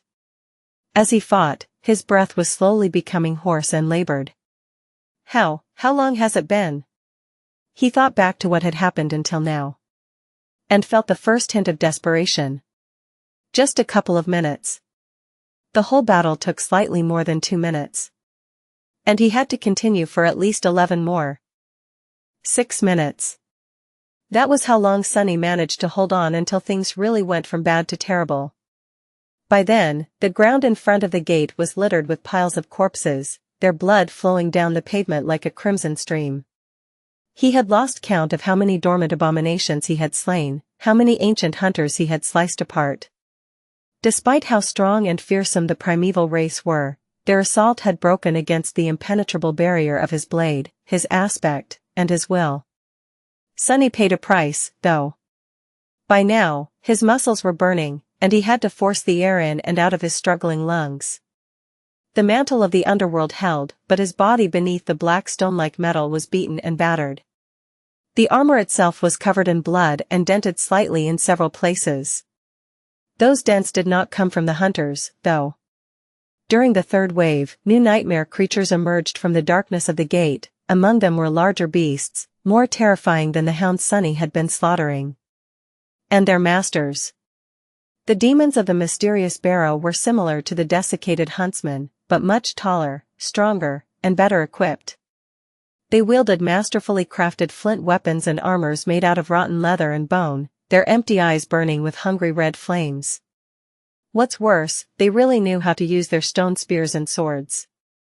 Met with the strange, ferocious, and deviously lethal battle style of the primeval demons, Sunny was sent for a loop. This was like nothing he had ever experienced before. They fought with the straightforward, yet insidious resolve of cunning apex predators, with the evil will to kill through any means necessary, always following the most efficient and barbarously cruel path to dominance. It should not have worked, but it did. The dents on Sunny's armor could attest to it. Well, he shouldn't have been surprised. If these ancient wraiths came from people similar to his own world's prehistoric humans, then they were the most devastating of predators, ruthless killers on a planetary scale. From what little Sunny knew about history, ancient humans had spread across the whole planet like a plague, eviscerating whole types of living creatures, including all other nascent branches of the humankind, in one fell avalanche. With their flint weapons and the knowledge of fire, they became nothing less than the cause and perpetrators of the sixth mass extinction, equal to the likes of massive asteroids and climate shifts despite their puny size and lifespan. He was kind of starting to miss the Carapace Legion. In any case, Sunny somehow managed to kill these terrifying fighters, a few of them, at least, 2. More than that, he reached into the very essence of Shadow Dance and greedily absorbed every nuance of their primeval and ferocious fighting style, and then reflected it back at the waves of nightmare creatures, bringing his already terrifying dance of death to a truly chilling level of brutality. The blood blossom had long ago reached its limit. Minutes passed, and despite the fact that Sunny was battered and growing dangerously tired, his reserves of shadow essence swiftly diminishing, for a few moments, he felt as though he had things under control. That maybe, just maybe, he was going to stand his ground for the whole 13 minutes. And then, he realized that he would not. As the 6th minute came to an end, a furious bellow shook the world, and something massive lunged at him from the darkness of the gate. The barrier of corpses he had built in front of it exploded, and a giant beast, twice as tall as Sunny as weighing at least 20 times more, emerged from it in a cloud of blood and bone fragments, 2 empty eye sockets full of ghostly red flame. Sunny stared at it with wide eyes. The creature resembled a giant bison, its black fur mottled and rotten, a ridge of long, scarlet bone spikes piercing the hide along the spine. The head of the monstrosity was crowned with 2 jagged, blood-red horns. A fallen, that thing is fallen. The bison was also different from the hounds and larger beasts he had been fighting against, since it, just like the ancient hunters, was itself a wraith. A corpse reanimated by the malevolent spirit of red flame. Crap. Sunny hurriedly commanded the Feather of Truth to make his armor as heavy as possible and lowered his stance, knowing full well that he couldn't allow that thing to get past him. In the next moment, 2,000 kilograms of rotting flesh and sharp horns crashed into him at full speed. CR. For a split second, everything became dark. Then, Sunny found himself bouncing off the asphalt and then rolling across it at a terrible speed, up until the moment a wall of a building stopped him and exploded, shards of cement flying into the air. Not good. Disoriented, he shook his head, feeling drops of blood seep under Weaver's mask, and then used the shadow serpent to help himself stand up. Then, he looked toward the gate through the red mist clouding his sight. The massive wraith was approaching the 6 terrified awakened. Its speed, however, was slow, and its steps staggered. There was a big hole in its forehead where the thick, adamantine bones of the skull were shattered and cracked, bits of bloody pulp spilling out of it and falling to the ground. Just before the impact, Sunny had brought his armored fist down on it, summoning the moonlight shard at the last moment. His plan was to pierce the big bastard's brain, but because of the violent force and momentum of their collision, he ended up doing that, and then punching a hole through the creature's forehead with his spiked gauntlet. Sunny's thoughts were slow and astray, but he was already starting to regain his senses. "I have a concussion, I think." Failing to breach the last few meters to the six awakened, the bison stopped and swayed. Its legs suddenly caved, and it toppled over, sending a tremor running through the ground. A flood of abominations was already rushing into the breach it had created, though. Into the empty space where Sunny had been. Still disoriented, Sunny staggered, then raised the soul serpent weakly. "Bad. This is really, really bad." As nightmare creatures rushed forward, the six awakened began to act. The two with elemental aspects attacked first. Something flashed in the air, and then one of them was suddenly surrounded by a swiftly spinning ring of fire. The fire disk then flew forward and collided against the mass of abominations, immolating one of the hounds and burning several more. The other raised her hand, and a thin blade made of nothing but air whistled as it bit into the flesh of one of the hunters, severing one of his arms at the shoulder. Sunny blinked. "You have slain a fallen monster." The fastest of the nightmare creatures were already lunging at the defenders.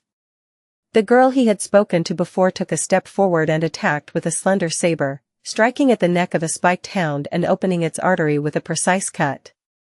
Two more awakened were covering her from the sides, both wielding a shield and a memory weapon of their own, one a short sword, the other a steel pike. The last one did something to repel the arrows that were already flying toward their bodies, but Sunny had no idea what. "Your shadow grows stronger."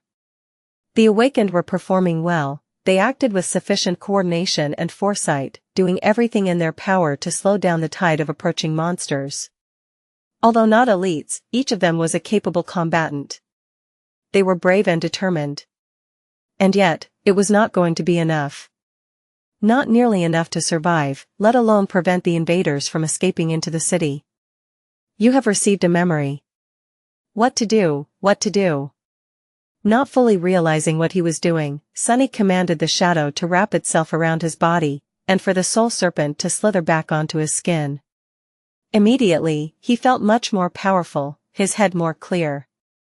His muscles brimmed with raw strength, double what he had just a second ago.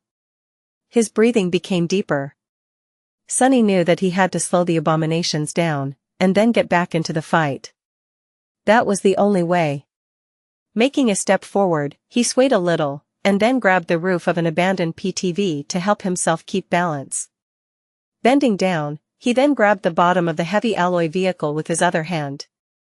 Sending all of his essence rushing through his body, flooding it with as much strength as he could muster, he then growled and dug into the alloy with his fingers. And then, sending cracks through the asphalt, Sunny strained every muscle in his body to perform one devastating, explosive push. The window of the PTV exploded, and as its frame deformed, the whole vehicle suddenly flew into the air. It breached the distance between him and the rushing tide of nightmare creatures and crashed into it from the side like a bizarre cannonball, turning several dormant beasts into bloody pulp, breaking numerous bones, and sending most of the front row of abominations tumbling down. The runes shimmered in front of Sunny, and with no time to waste, he threw just one look at them, searching for the description of his new memory. He was only interested in one thing. Memory type, weapon. Good enough. Not bothering with reading the rest, Sunny summoned the weapon and used Shadow Step to appear amid the reeling abominations. Some had avoided his improvised ram and were already either attacking the six awakened or escaping into the streets. He couldn't do anything about it now. What he could do, though. As an ancient spear with a head crafted out of a long and sharp piece of black obsidian materialized in his hands, he thrust it into the throat of one of the wraiths, then used its back end to slam another one in the chest. Then, Sunny spun the spear and brought it down on the head of a lunging hound, shattering its skull with one terrifying blow.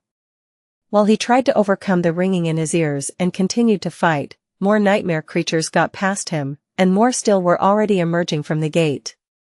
Die, die, die, die, you damn wretches, die faster. they breached the line of defenders. The voice of the headmaster seemed calm, considering the situation, so the children gathered in the combat training hall of the school didn't panic either. Nevertheless, they could feel that the adults were frightened, and that fear spread like an infection. The children were frightened, too. For many of the younger kids, this was the first time they experienced being near an opening gate. Those who were older knew what to do, in theory, only none of those things could be done. There was just not enough time to evacuate or reach the nearest shelter, and so, the lessons they had learned were useless. Everyone was gathered in the most protected place in the school, the gymnasium, and huddled together. The younger children were placed in the middle, the older ones near the edge, with the teachers standing the furthest from the center. The combat instructors were armed with actual memory weapons, which looked menacing and beautiful, at least to Rain, who had never seen her teacher wield one of his real weapons before. With him, the other instructors, and a couple of bodyguards who happened to be inside the school because of those children whose parents were really important, there were 5 awakened among them, each armed and ready to fight.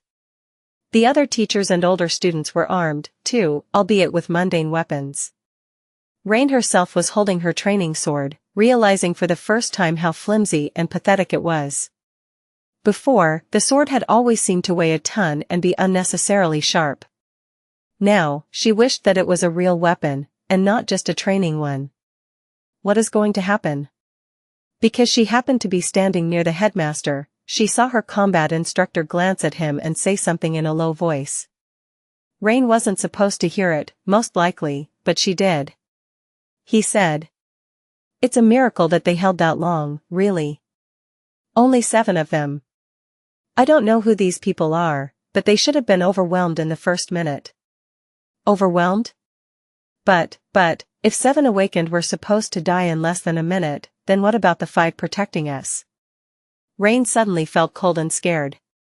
The whole thing didn't seem real. How can something like this happen? This school was so prestigious and expensive, and so many important people sent their children here. Surely, the defenses.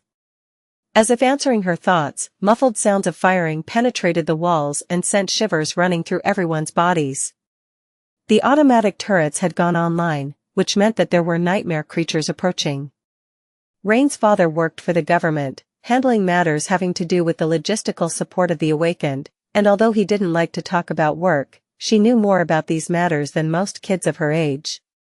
Because of that, she understood how ineffective mundane weapons were against the creatures of the spell, especially ones of higher ranks. So she just hoped that. Something broke with a deafening crash, and the whole gymnasium suddenly trembled. "See, curses!"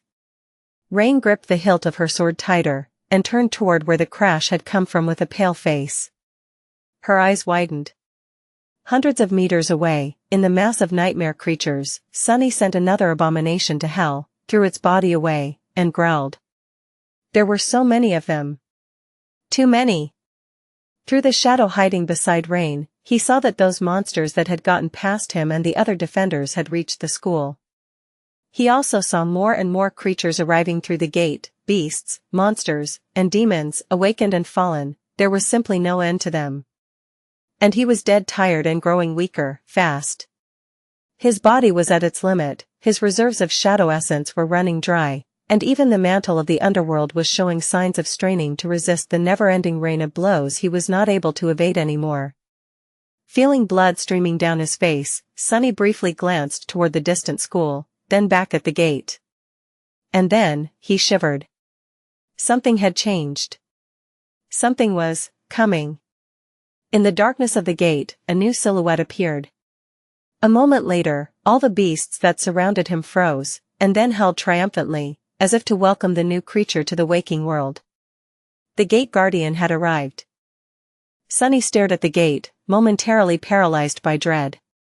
Then, he snapped out of it and fought through exhaustion, rushing to kill as many abominations as he could before the guardian came out of the gate. He had an inkling that after, there would not be an opportunity to pay them any attention. Is it the guardian?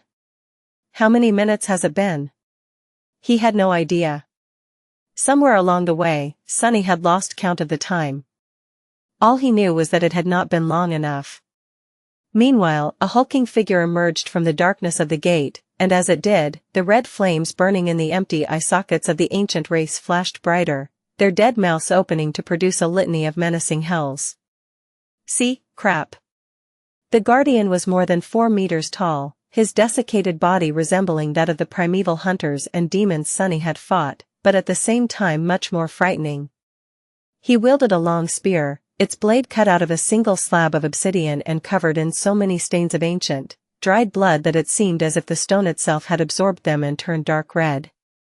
The giant was wearing an intricate leather armor, much more robust and imposing than those of the lesser race, with strips of strange, bluish iron woven onto it. His wrists bore dozens of bracelets made out of iron and bone, and on his shoulders was a cloak fashioned out of the hide of some terrifying monster. The skull of the creature served as his helm, and his face was covered by a disturbing burial mask, its features twisted and bestial. The mask, and the skull on his head, each had 3 eyes, all 6 emanating intense, malevolent red radiance. Sunny felt a cold shiver run down his spine. What is that thing? He didn't know what kind of a creature the ancient chieftain was, but had no doubts that he was a fallen tyrant, and a very powerful one, at that. Maybe the barrow these race were coming from had been built to entomb this ancient menace, to begin with. And his mask had 3 eyes. Anything with 3 eyes made Sunny shudder, for reasons he did not fully understand. After the Forgotten Shore, he knew that this was a sign of something too terrible for him to know. Could he kill a fallen tyrant? Maybe if he had a lot of time to prepare and study his enemy, and attacked from the shadow. But now, with Sunny exhausted and battered, his shadow essence running out, and hundreds of nightmare creatures surrounding their master in bloodthirsty exaltation, he stood no chance. None at all. Well, maybe a very tiny one. And what else was he going to do other than try and fight, put his tail between his legs and run away? Well, sure. Why the hell not? Sunny was not some kind of a hero, nor had he ever wanted to be one. But he wasn't going to run away just yet. As the nightmare creatures renewed their assault with even more frenzied rage than before, he gritted his teeth and brandished the obsidian spear, feeling the primal battle style of the ancient race seep into his very bones. Sunny was not done spilling blood. He had a little bit of fight left in him, still. In the gymnasium, silence and fear gave way to mayhem and panic. The walls of the school had been breached, and nightmare creatures crawled inside, madness burning in their terrifying empty eyes. Back! Get back!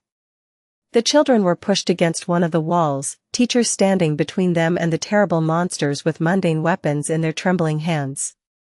The awakened were engaged in a ferocious battle, but just the 5 of them were not nearly enough to stop all the abominations. It was inevitable that sooner or later, some of the abominations were bound to get through. And soon, they did. A giant, harrowing beast that resembled an infernal wolf, jagged red spikes growing through its black flesh and drops of saliva falling from its maw, tore free of the battle and lunged at the children. Rain had never seen something so unstoppable. How was anyone supposed to fight such a thing? No human possibly could. The teachers tried, however. Several of them drew their bows, but the arrows simply slid off the mottled black fur of the hellhound. The headmaster tried to stop the creature with a heavy pike, but was simply thrown away, the weapon flying out of his hands. And then, there was no one else standing between the monster and the defenseless children. Goddamn. Sunny was at the end of his rope. Which, in a sense, was precisely where he wanted to be. He wasn't trying to stop the flood of nightmare creatures by killing all of them anymore. That was simply impossible, with how many there were, and how many were coming from the gate every second. He was, however, trying to draw as much attention as he could. All of the attention, really. And to accomplish that, he had to do one simple thing. He had to attack the tyrant. How hard could it be? Let's find out. Sunny wasn't planning to get into a prolonged fight with the damn barrow chieftain, or whatever that thing was called. He was just going to exchange 1, maybe 2 strikes with the scary bastard, hopefully deal him a tiny wound, and shadow step into safety. Enough was enough. he knew his limits. Tearing through the mass of abominations, Sunny cut a bloody path toward the hulking tyrant, and finally appeared in front of him. As soon as the burial mask with 3 burning red eyes turned his way, Sunny suddenly felt small and weak. The pain he felt in his battered body surged, and an involuntary groan escaped from his lips. He just wanted to stop and fall to the ground. To kneel. Arg, a mind attack? What, that is all? Bastard, you should have met Gunlog, learned how to really make people cower. And also, his own mask was much scarier than the crude thing covering the tyrant's face. Fighting through the oppressive hex, Sunny lunged forward and raised his bloodied spear. He didn't get a chance to attack, though. Although it didn't seem as if the tyrant of the barrow was moving with haste, his hand shot toward Sunny with such terrifying speed that he barely had time to react. The giant didn't even deem it necessary to use a weapon, intending to crush him with a fist. Making the mantle of the underworld as heavy as he could, Sunny turned the shaft of the spear around and held it with both hands, knowing to deflect the blow instead of blocking it. He should have been able to. The fist of the desiccated giant connected with the ancient spear, and easily shattered it, as though it was a mundane stick and not a memory of the ascended rank. Before Sunny could even feel the terrible impact reverberate through his bones, 5 massive fingers closed around his torso like a steel bear trap. And squeezed. See, crap. Your memory has been destroyed. What a shame, he didn't even get a chance to learn what it was called. The stone-like metal of the mantle of the underworld groaned, but held. His bones, reinforced by the steadfast temperance of the bone weave, held too. Not that Sunny was having a good time. It felt as though he was being slowly crushed to death, unable to draw in a single breath. It hurt as hell, too, much worse than that, actually. But worse still, while the tyrant had him in his grip, he couldn't use shadow step. He couldn't escape. I think I messed up. As Sunny struggled in the tyrant's iron grip, the giant tilted his head a little, and easily lifted him off the ground, bringing his prey closer to the 3 burning red eyes. Sunny gritted his teeth and groaned, feeling his whole body being slowly crushed by the monstrous chieftain of the barrow race. One of his arms was pressed against his body, and the other one was, too, but just barely. If only he could free it. But no matter how hard he tried, the tyrant's hold was just too strong. Back in the gymnasium, the terrifying beast was lunging at the defenseless children. Its maw was wide open, the red shine of the ghostly flames burning in its eyes reflecting from the jagged, sharp fangs. It was flying directly at Rain, moments away from closing its jaw on her throat. She felt paralyzed by fear, desperately wishing to run, but unable to move.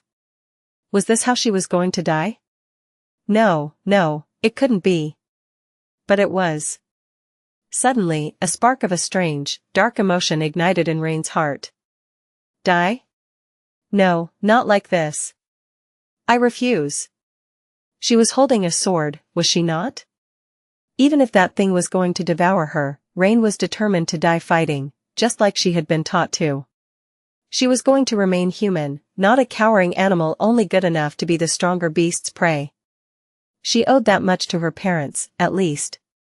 Knowing full well that her dull training sword was not going to stop a nightmare creature, Rain stubbornly made a motion to raise it. Even though her mind was panicked and her thoughts scattered, the body remembered countless hours of practice. Not that it was going to do her any good. The hound was already so close that she could see every harrowing detail of its hideous snout and frothing maw. There was no escape. Unfair. This is unfair. This childish thought appeared in her mind, as it had undoubtedly appeared in the minds of countless people just before they were killed. And then, something strange happened. Suddenly, 2 beautiful magenta lights ignited in the darkness to the side of the lunging creature.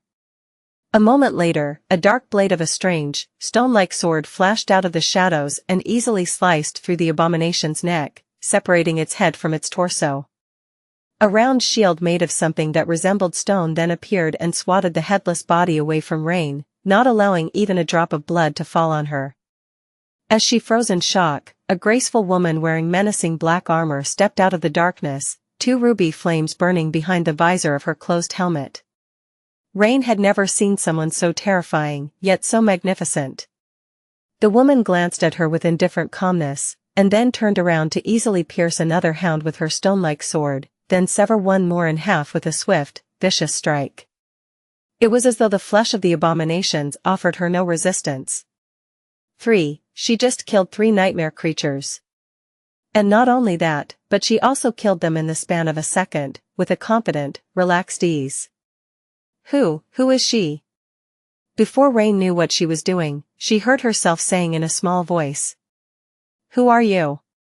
The beautiful knight did not answer and simply stood between the children and the advancing monsters, her back straight and solid like a stone wall. Rain stared at that back, feeling as if nothing was going to get past this frightening, taciturn warrior. A burning desire suddenly appeared in her heart. She didn't know whether the menacing Black Knight was a human, a spirit, or a strange nightmare creature. But she knew one thing. Strong. I want to be strong, someday. Strong like her. In front of the gate, Sunny was slowly suffocating in the iron grip of the fallen tyrant. He was being brought closer and closer to the 3 burning red eyes, and as he did, it felt as if life itself was being sucked out of him, his mind balancing on the verge of breaking apart. What the hell? There had to be something that he could do, some trick he could employ to wrestle free. A memory he could summon, an enchantment he could activate. But no matter how hard he tried, nothing worked.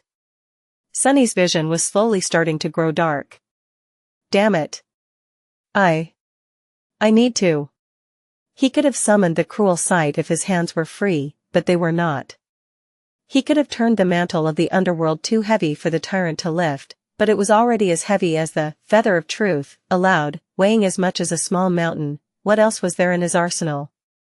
Sunny was almost ready to panic, and then, a subtle change suddenly happened to the world.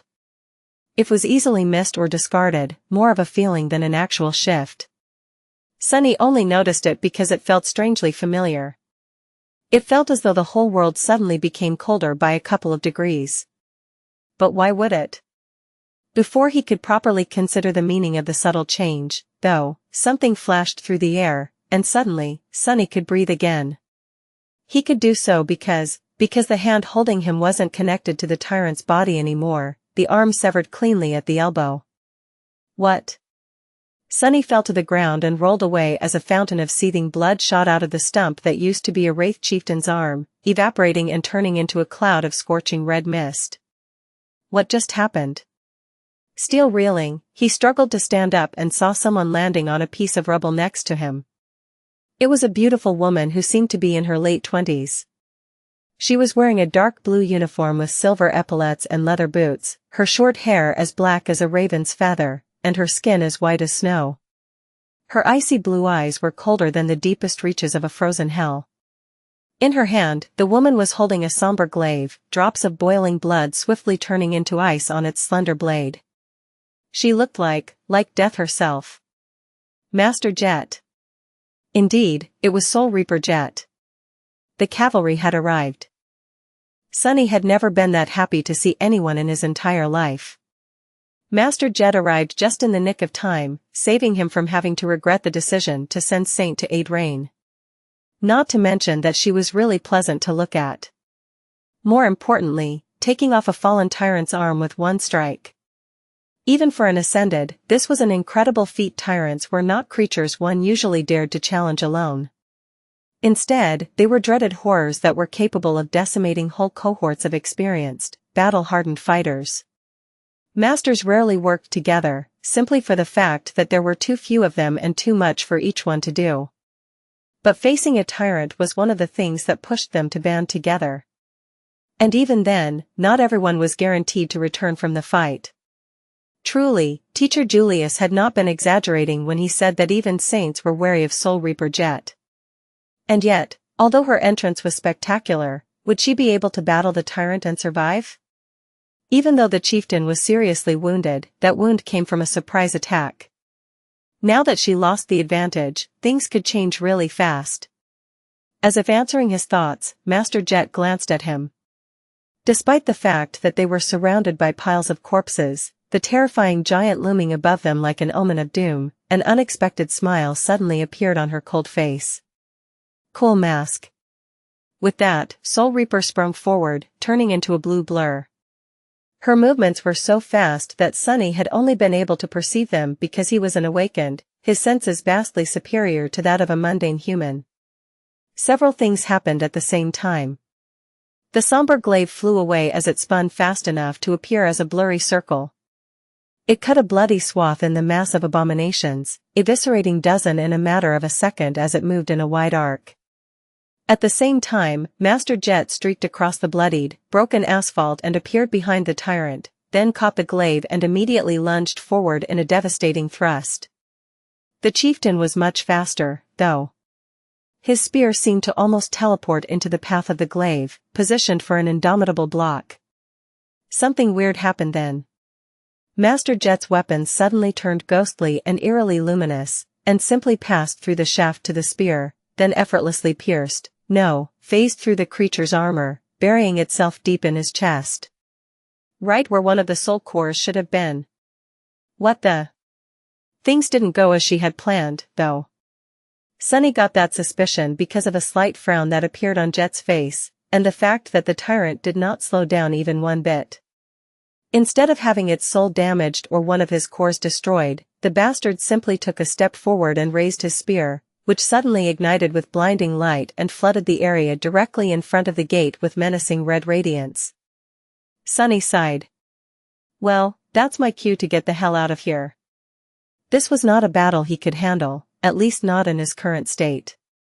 Master Jet seemed to have the situation under control. Even if she ended up as no match for the Barrow chieftain, she would at least be able to stall him until the rest of the government forces arrived. Sunny, on the other hand, would probably just be erased from existence by the destructive fallout their battle was bound to produce. Since Saint was doing fine in the gymnasium of the school, protecting both the children and the teachers, he didn't have to worry about Rain, as well. All that was left was to get more shadow fragments and, hopefully, an additional memory or two while Soul Reaper was doing the heavy lifting, of course. It's a good thing she arrived way faster than 13 minutes, though. What an exemplary employee. I am starting to understand why Master Jet always seems sleep-deprived. I hope the government gives her a raise. With that, Sunny picked himself off the ground and used Shadow Step to appear near the 6 awakened, who were on the verge of being overrun by the advancing nightmare creatures. Honestly, it was a miracle that all of them were still alive. Summoning the Odachi once again, Sunny cut down a hunter who had been aiming at the familiar young woman with a bow, and gave her a cursory glance. Something exploded behind him, in the direction where Master Jet was fighting the tyrant, painting him with shades of deep red. Lord Mongrel. What should we do? Wasn't that obvious? Run, you idiots! Grimacing behind the fearsome black mask, Sunny opened his mouth and said, his voice full of resentment toward the fact that he had to tell such an obnoxious lie. Stand and fight. The girl stared at him, a sudden expression of shame clearly written on her face.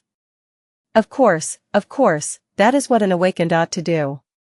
Suppressing an infuriated groan, Sunny strained his aching muscle and raised the soul serpent. What a joke. I'd better not see that quote going viral on the network. In the end, the gate was contained with, miraculously, no civilian casualties.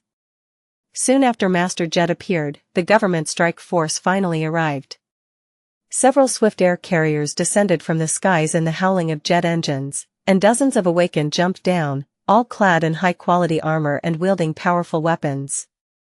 Almost at the same time, armored vehicles appeared on the road and opened fire on the massive nightmare creatures, their spell-tech cannons managing to obliterate the weaker abominations and herd the more powerful ones away from the city streets.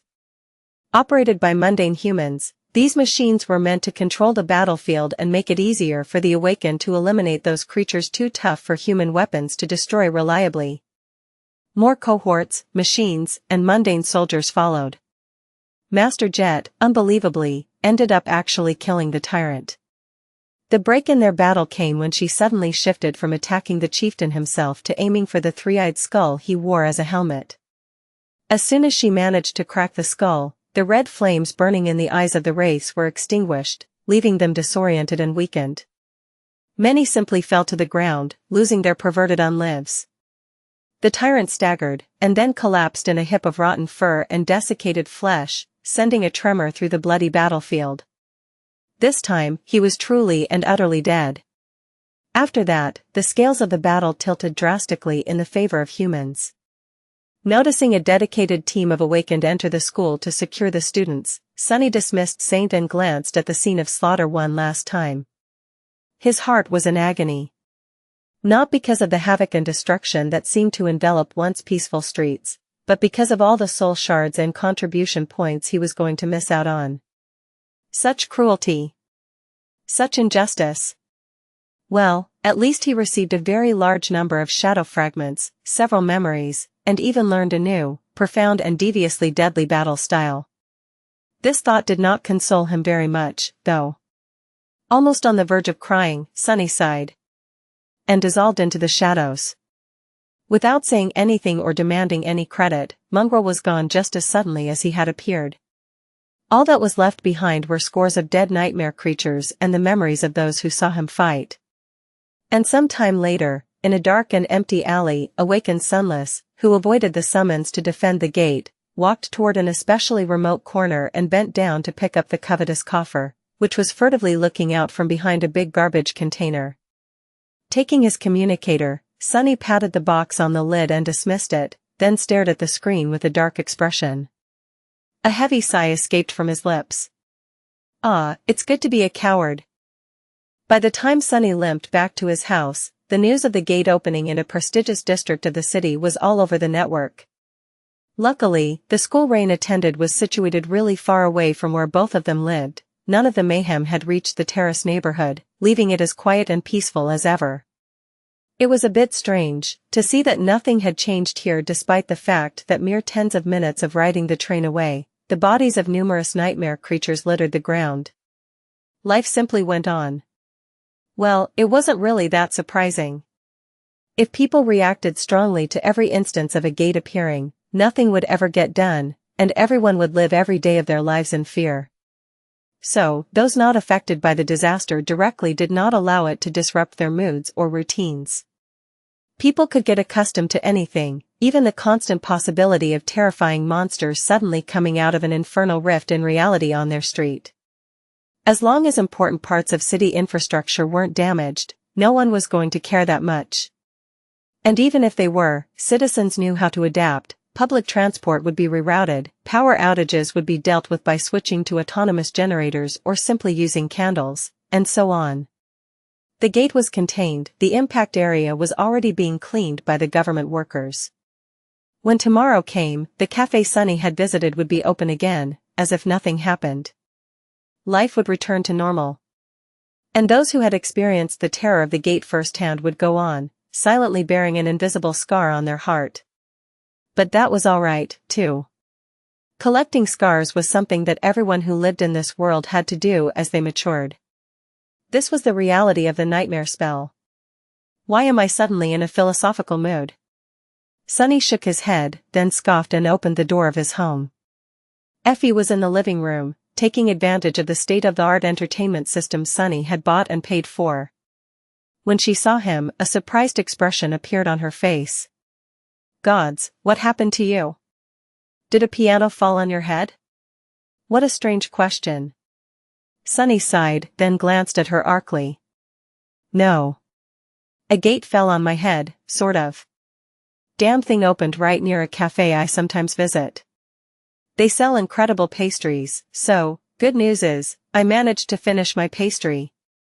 Before getting the hell out. Effie gave him a shocked look. Goodness. You were near that mess? I heard that the government barely gave people time to evacuate this time. Sunny shrugged. Near, yes. The young woman stared at him, then grinned. So, how many contribution points did you get? Enough to upgrade the entertainment system, maybe? You won't believe the quality of the haptic interfaces these days. I mean, you don't have to if you don't want to, of course. Just something to consider. He gritted his teeth and let out a frustrated sigh. None. I didn't get anything, okay? Effie blinked a couple of times, then looked at him with a bit of disappointment. Well, no need to get emotional. There's no shame in avoiding such fights. Everyone wants to live, you know. Sunny waved a hand dejectedly, then turned around. Yeah, I know. Anyway, I'll go take a bath. Have fun. Leaving his guest, well, more like an uninvited housemate, alone in the living room, Sunny went away and prepared an ice bath for himself. When he lowered his aching body into the cold water and endured the initial shock, a pleasant numbness enveloped him. Sunny glanced at the tapestry of bruises covering his skin, and sighed. Can I still be considered pale if I am mostly black and purple? Gee, I always wanted to stop being pasty. But not like this. He closed his eyes and relaxed, enjoying the ice bath. None of his wounds were serious enough to really worry about, so he just had to wait for his body to heal itself. That was going to take a few days, which Sunny was fully intending to spend lazing about and doing nothing. Wasn't that the dream? After a while, he got a bit bored and decided to do something productive. He could either check on how much he had gained in the bloody battle, or see if someone had come close to connecting him to Mongrel. Sunny thought for a few moments, then reached for his communicator. Let's see the extent of the damage first. A few moments later, a low groan escaped from his lips. Oh, for spell's sake. Shocking news. Mysterious online sensation Mongrel returns to single-handedly contain a Category 2 gate. In the shadow of a lord, Mongrel's heroic stand caught on camera. Who is Lord Mongrel, the courageous hero that everyone is talking about? The answer might shock you. We knew it all along. Mongrel is a woman confirmed. Stand and fight, words to live by. Mongrel refuses to give up. Sunny stared at the screen of the communicator with resentment, then suppressed the desire to crush it in his fist. What is wrong with people? Apparently, a bit of his recent performance had been caught on tape. The shockwave of an opening gate was supposed to mess with electronics, but one camera had miraculously survived. The image was really grainy and stuttered every few seconds, but he could make out a dark figure moving through the mass of nightmare creatures, the soul serpent flashing through the bloody mist, its blades surrounded by a halo of black radiance. The battle style of the Barrow race and his need to spill as much blood as possible added an extra layer of brutality to the recording, making him seem like a demon that had escaped from some lightless hell.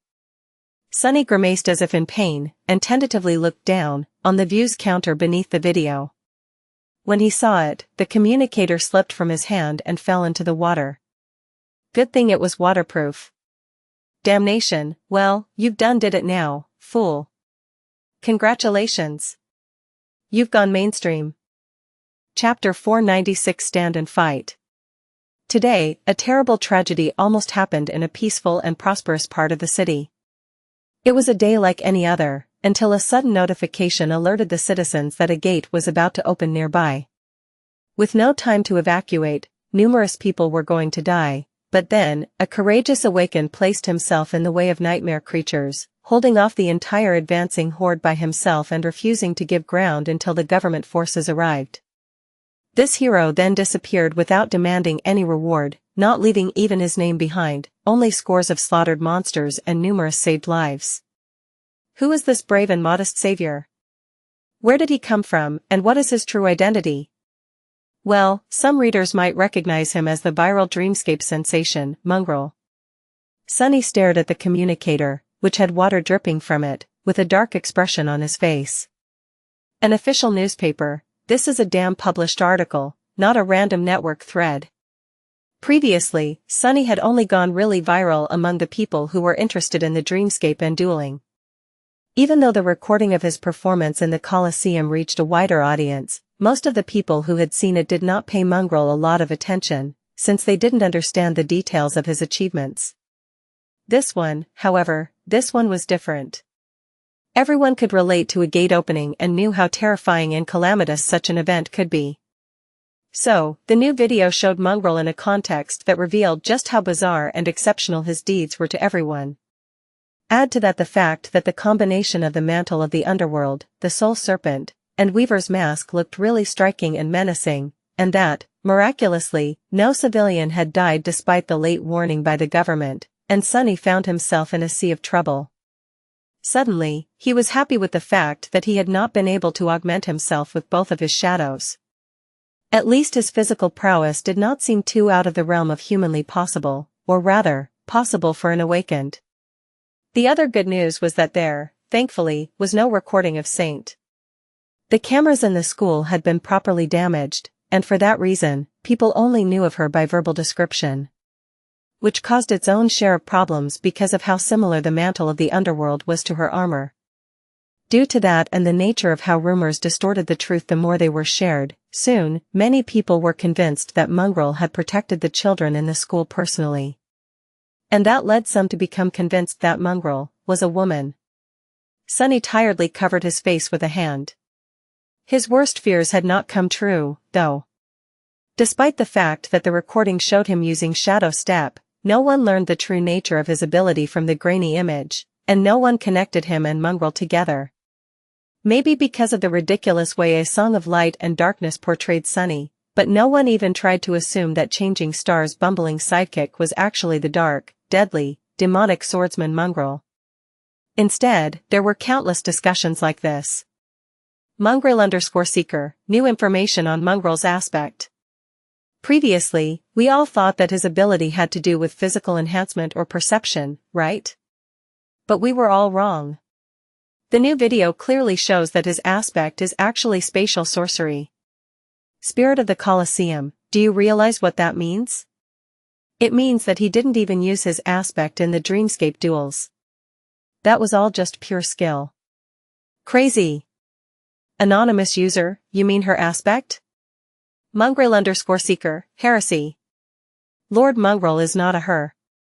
Anonymous user, you mean Lady Mongrel? Spirit of the Colosseum, I better ping at Mongrel's son. He should know who his dad is. Anonymous user. You mean his MOM? Sunny let out an infuriated sigh. Well, at least no one is mentioning me. If you think about it, the more people think that Mongrel is a lady, the better. Yes, this is good. No, seriously, so good, curse them all. And of course, there were a lot of nonsensical threads assigning some deep and profound meaning to every stupid lie he had said. Like, I am just a human, Mongrel reminds us of the only truth. There are no mundanes or awakened, only humans and the nightmare creatures. He knows that everyone is equal before the spell. Or, make them bleed. Wow, I have no words. So cool, how can anyone be so cool?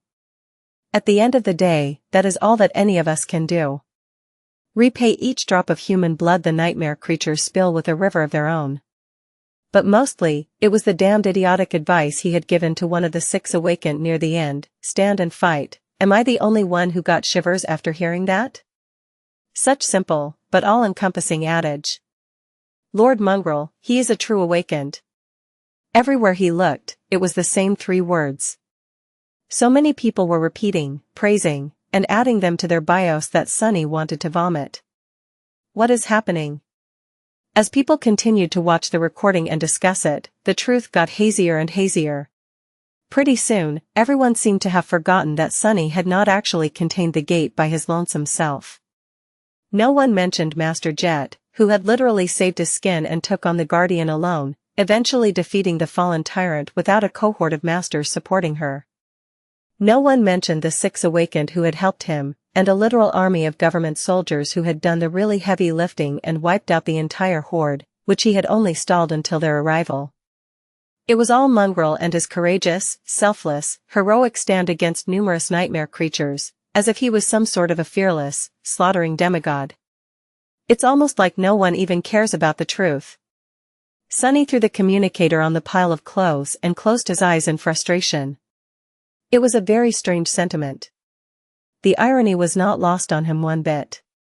Curses, who knew that I would be lamenting a lack of truth one day? Me, of all people. What is this situation? Indeed, making Sunny care about the truth was not easy. It was no simple trick. Chapter 497 Unexpected Turn. Eventually, Sunny climbed out of the bath, dressed himself, and moved to the kitchen to make himself something to eat. After the intense gauntlet of the gate battle, he was hungry like a wolf. Ravenous, really. Cooking calmed him down a little, and the pleasant smell made his mood a bit better. Now that Sunny had some time to think, he saw the whole situation in a new light. Yes, his hope for Mongrel to be forgotten was utterly shattered. But there was a bright side to this fiasco. Now that he had completely failed to keep a low profile, there was no more reason to. Which meant that he could resume practicing shadow dance in the dreamscape, and hopefully master its second step before winter came. He just had to rethink how he viewed the persona of Mongrel. Initially, Sunny had planned for it to be unseen and anonymous, merely a camouflage he would put on to accomplish certain things that were inconvenient or too dangerous to be tied to his own name.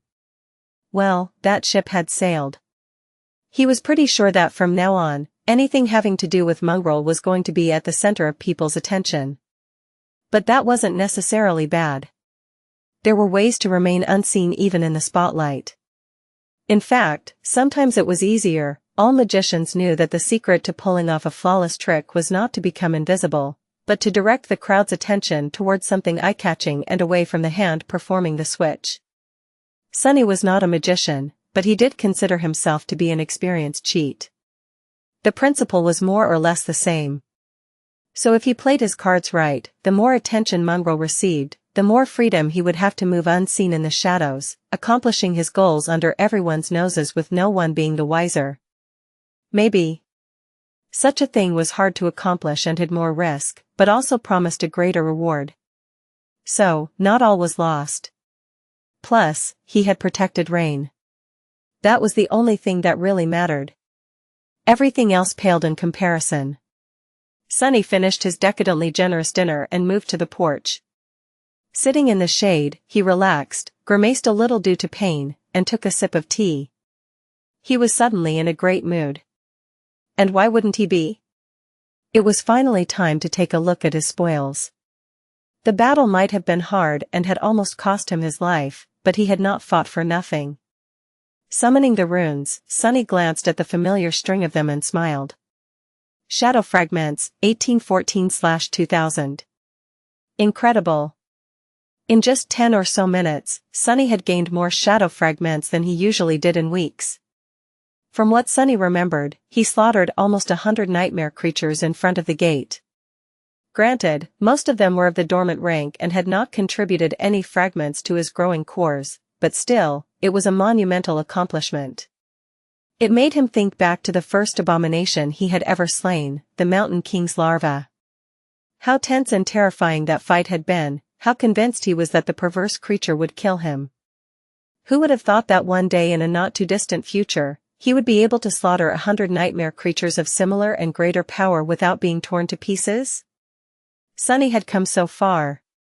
Lowering his gaze, he glanced at the runes describing his memories and couldn't contain a delighted grin.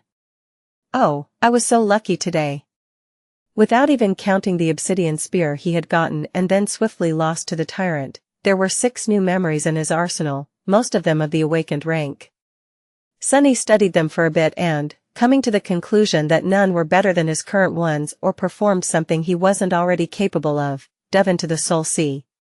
He fed the memories to Saint and looked at her runes, satisfied with what he saw. Shadow Fragments, 179/200. So close. At this rate, he would probably be able to reach the full 200 before having to go into battle with the vine creature inhabiting the wreck of the ancient ship.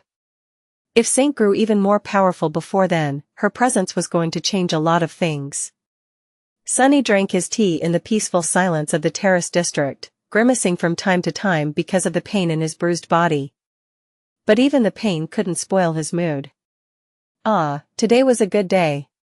He watched Rain be brought home in a PTV, made sure that she was fine, well, as fine as a young girl could be after experiencing a close brush with an opening gate, and went inside.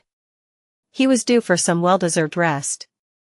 In the evening, when the sun hid behind the horizon and the street lamps were flooding the city with pale white light, Sunny was resting in his living room, doing nothing in particular. He was lazily scrolling through the pages of a popular webtoon and appreciating the twists and turns of its simple story. Crazy. Do people really think about such stuff? His thoughts were suddenly interrupted by a strange sound. It took Sunny a couple of seconds to realize what it was, since he had never heard it in this house before. Someone was knocking on the door. What the hell? Who could be visiting him at this late hour? Putting the communicator away, Sunny sent his shadow to take a look and scratched the back of his head in confusion. Standing on his porch was none other than Rain, wearing her cozy home clothes and looking uncharacteristically nervous. What is she doing here?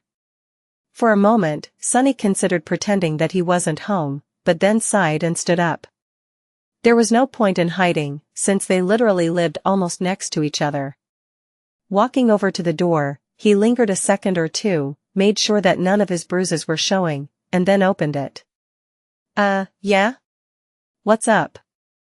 Not knowing that Sunny had already seen how nervous she was, Rain pretended to be calm and gave him a polite smile. Hey, Sunny. The food container? Mom wants it back. He stared at her for a couple of seconds. Oh. Wait here. He walked to the kitchen, retrieved the container from the dishwasher machine, and returned to the porch. Here. Tell your mom that her cooking is delicious. We really enjoyed it. Rain took the container, but didn't leave. Instead, she just stood there silently, looking at him with a tense expression. Sunny frowned. Can I? But at that exact moment, she suddenly blurted out. I know who you are. If Sunny had a drink in hand, he would undoubtedly do a spit take. What? As his heart almost stopped, he looked at Rain with a deadpan expression. Maintaining it cost him a lot, though. What does she think she knows? Well, of course you know who I am. I introduced myself when we met for the first time, didn't I? She opened her mouth, then closed it again. After a bit of an awkward pause, Rain said. No, I know that you are an awakened. Sunny blinked a couple of times, but before he could come up with something to say, she hurriedly continued. Sorry. It's just, my dad works for the government, so he knows such things. You are so young, with no parents, but are able to afford a house in this neighborhood. Plus, you don't go to a university or to work. So, you are an awakened, aren't you? Solid reasoning. He hesitated, then simply shrugged. Sure. Not like it's a big secret, anyway. Rain remained silent for a few moments, and then asked. Are you any good? Sunny stared at her for a bit. Then, a grin slowly appeared on his face. Me? Oh, the best of the best. Probably the strongest awakened in the world, really. No one else can even compare. A slight scowl appeared on Rain's face. I'm being serious. Are you any good or not? Sunny lingered for a moment, then sighed. Yeah, I'm alright. Why are you asking? Rain looked at him for a while, as if gathering courage. Then, she clenched her fists and blurted. Can you train me? Sunny stared at her, dumbfounded. Well, I'll be damned. That took an unexpected turn. Chapter 498 Superficial Connection. Train her. Wasn't that exactly what he wanted? It was. But wasn't it also exactly what he wanted to avoid? Yes, it was that too. Sunny was in a strange predicament. The solution to the problem that had tormented him for many months had suddenly fallen right into his lap out of nowhere, but to make use of it, he had to do something that went against all his previous reservations.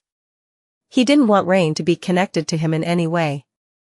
If Sunny was honest with himself, he had to admit that he was drawn to her, or rather, to the faint, half-forgotten memories of a different, happy time that she represented. His desire to reconnect with Rain was both selfish and misguided, since he knew that nothing was going to bring those memories back to life. And if Sunny was really honest, he had to admit that deep down, he harbored a lot of resentment toward her, too. For having a loving family while he had none, for being fine. For not needing him at all. What a mess of emotions that was. And if there was one thing Sunny was really bad at dealing with, it was his feelings. For him, fighting hordes of nightmare creatures was much easier. And then, as if his inner turmoil was not enough, there were external forces at play, too. There was his fated attribute, the strange connection he had to Weaver, and Nephi's with her murderous feud against the sovereigns and the inhuman will to see the spell destroyed. The more he and Rain were connected, the higher were the chances of her being implicated in all this.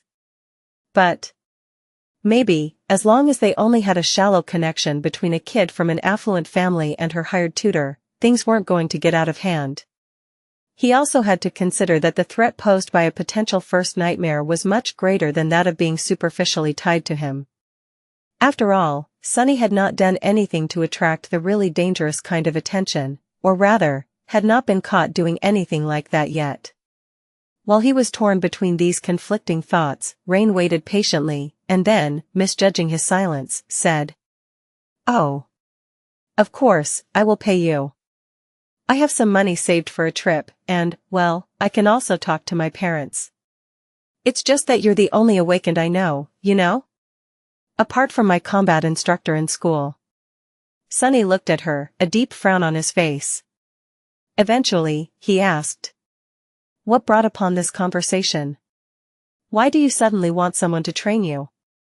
You said it yourself, you already have a combat instructor. I thought you rich kids get taught everything you need in school." Rain suddenly grew quiet and looked away. After a while, she said, That, you probably haven't heard, but there was a gate that opened near my school today. Many people almost died. I saw a real nightmare creature, even. It was this close to me. An awakened like you won't probably understand how it feels, right? Oh. Sorry, what am I saying? Of course you'd understand. I mean, what I meant to say is that I was absolutely powerless, and that was not a nice feeling. Not a nice feeling at all. He glanced at him, and said with a suddenly serious voice, "So I want to become strong. Really strong. Strong enough to never feel that way again." Sunny almost laughed. Oh, what irony, here we are, so different and in such different situations, but our desires are completely the same.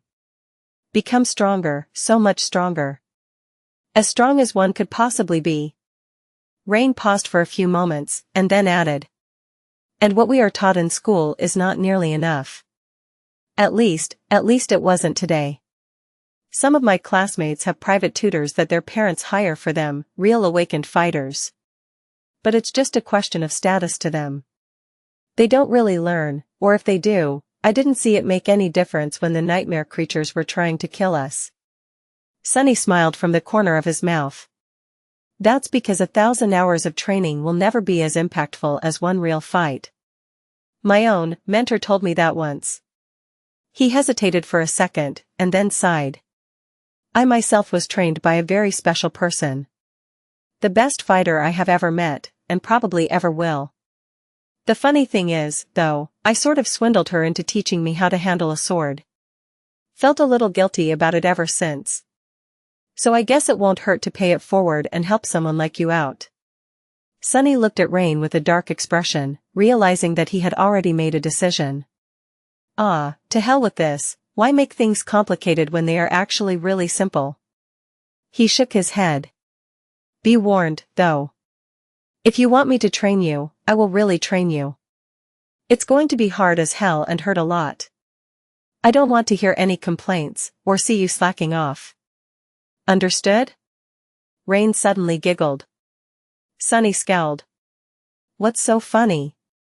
She waved a hand. Sorry. It's funny when you act all strict and serious, because you know, are barely older than me. But I do understand. I'll work hard, I promise." Sunny stared at her for a bit, then said in a low voice. "What do you mean, barely older than you? I'm ages older than you. Just half the crap I've seen would be enough for a few lifetimes of the likes of you."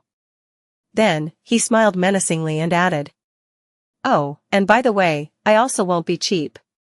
I have mouths to feed, you know. That guest you've seen. I can't seem to get her to leave. There's also a stone-hearted beauty who always follows me around, and her diet is unreasonably expensive.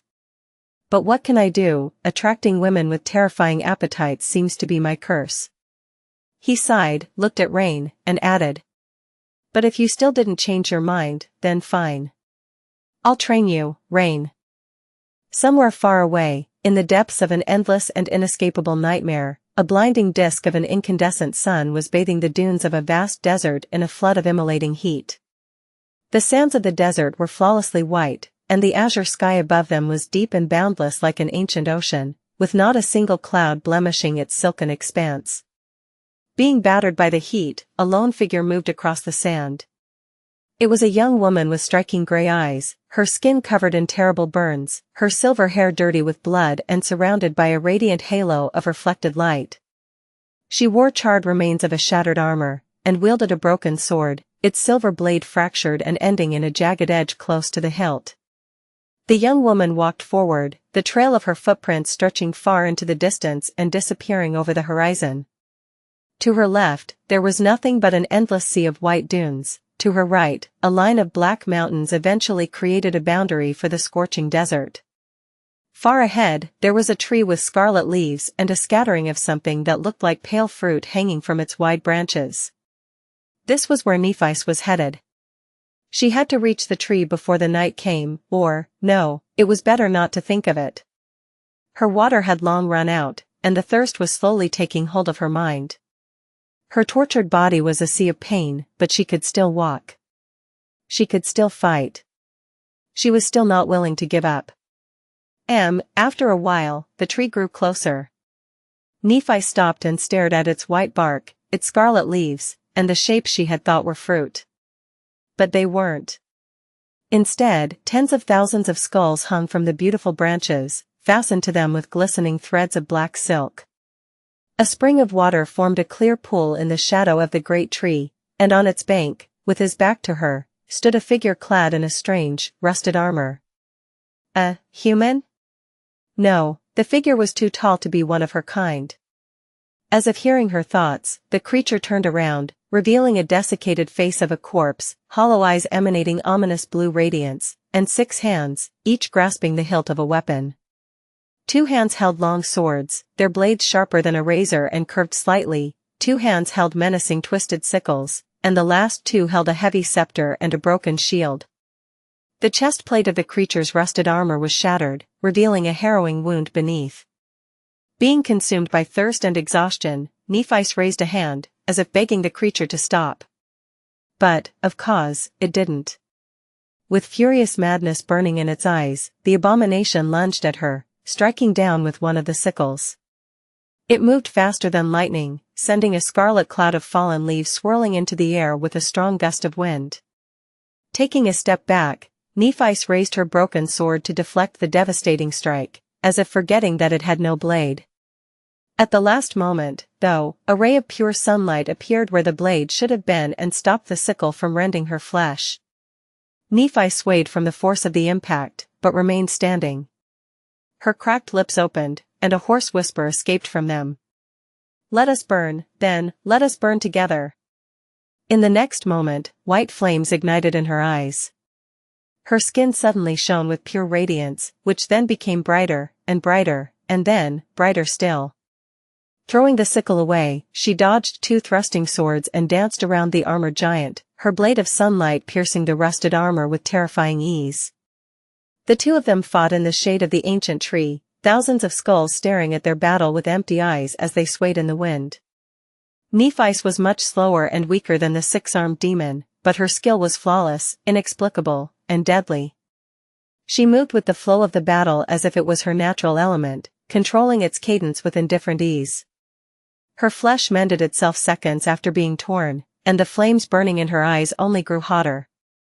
Deathly pale from the harrowing pain, her beautiful face grew colder and colder, becoming almost inhuman. Her sword of sunlight, meanwhile, left molten marks on the body of the ancient demon. And even though such wounds could never harm it, after a while, the creature suddenly staggered. Of course, it did. That was a memory left behind by the nameless son of the forgotten shore, after all. Everything it touched was doomed to have its soul destroyed. Finally, Nephi managed to find an opening and dashed forward, slashing upward with the nameless sun. The sunlight blade cut through the rusted armor and severed one of the demon's arms, then fell down and sliced through another. Before the creature could recover, she was already upon it. Nephi sidestepped a crushing blow of the heavy scepter and places her hand on the demon's face. The creature froze, and then opened its mouth, as if to scream. However, all that escaped from it were dancing tongues of white flame. As the pure radiance enveloping Neph's skin dimmed, it was as though the demon burned from within. Flaming fissures opened on its body, leaking pristine fire and radiating annihilating heat. His flesh boiled and blacked, and eventually, the blue shine of his eyes was replaced with blinding white light. And then, that light was extinguished, leaving two dark, charred holes behind. Nephi let go of the creature's face, and watched as its scorched body fell to the ground. She stared at it for a few moments, and then indifferently turned away. Making a few steps forward, Nephi swayed and fell to her knees. Then, she reached into the pool with trembling hands, put her palms together, and brought a handful of cold, sweet water to her lips. Finally, her terrible thirst could be quenched. Chapter 500, In the Depths of a Nightmare plus, Turn off reset. After drinking her fill, Nephi sat silently on the edge of the pool for a while, staring into the distance. Her eyes, however, were moving, as if reading an invisible book that floated in the air above the calm waters. Some time later, a pale shadow of a smile touched her lips. That guy, he did something crazy again, didn't he? She closed her eyes and inhaled deeply. How is he so fast? In the past months, years, lifetimes? Spent traversing the dream realm, surrounded by nothing except for pain and bloodshed, Nephi had started doubting the memories of her previous life. Sometimes, all of it seemed like something that she had simply imagined, a bittersweet dream she had invented to escape from the horrors of the real world. This world. The world of never-ending nightmares. The change of the runes describing Sunny was the only connection she had left to the actual reality. Perhaps, it was the only thing keeping her sane.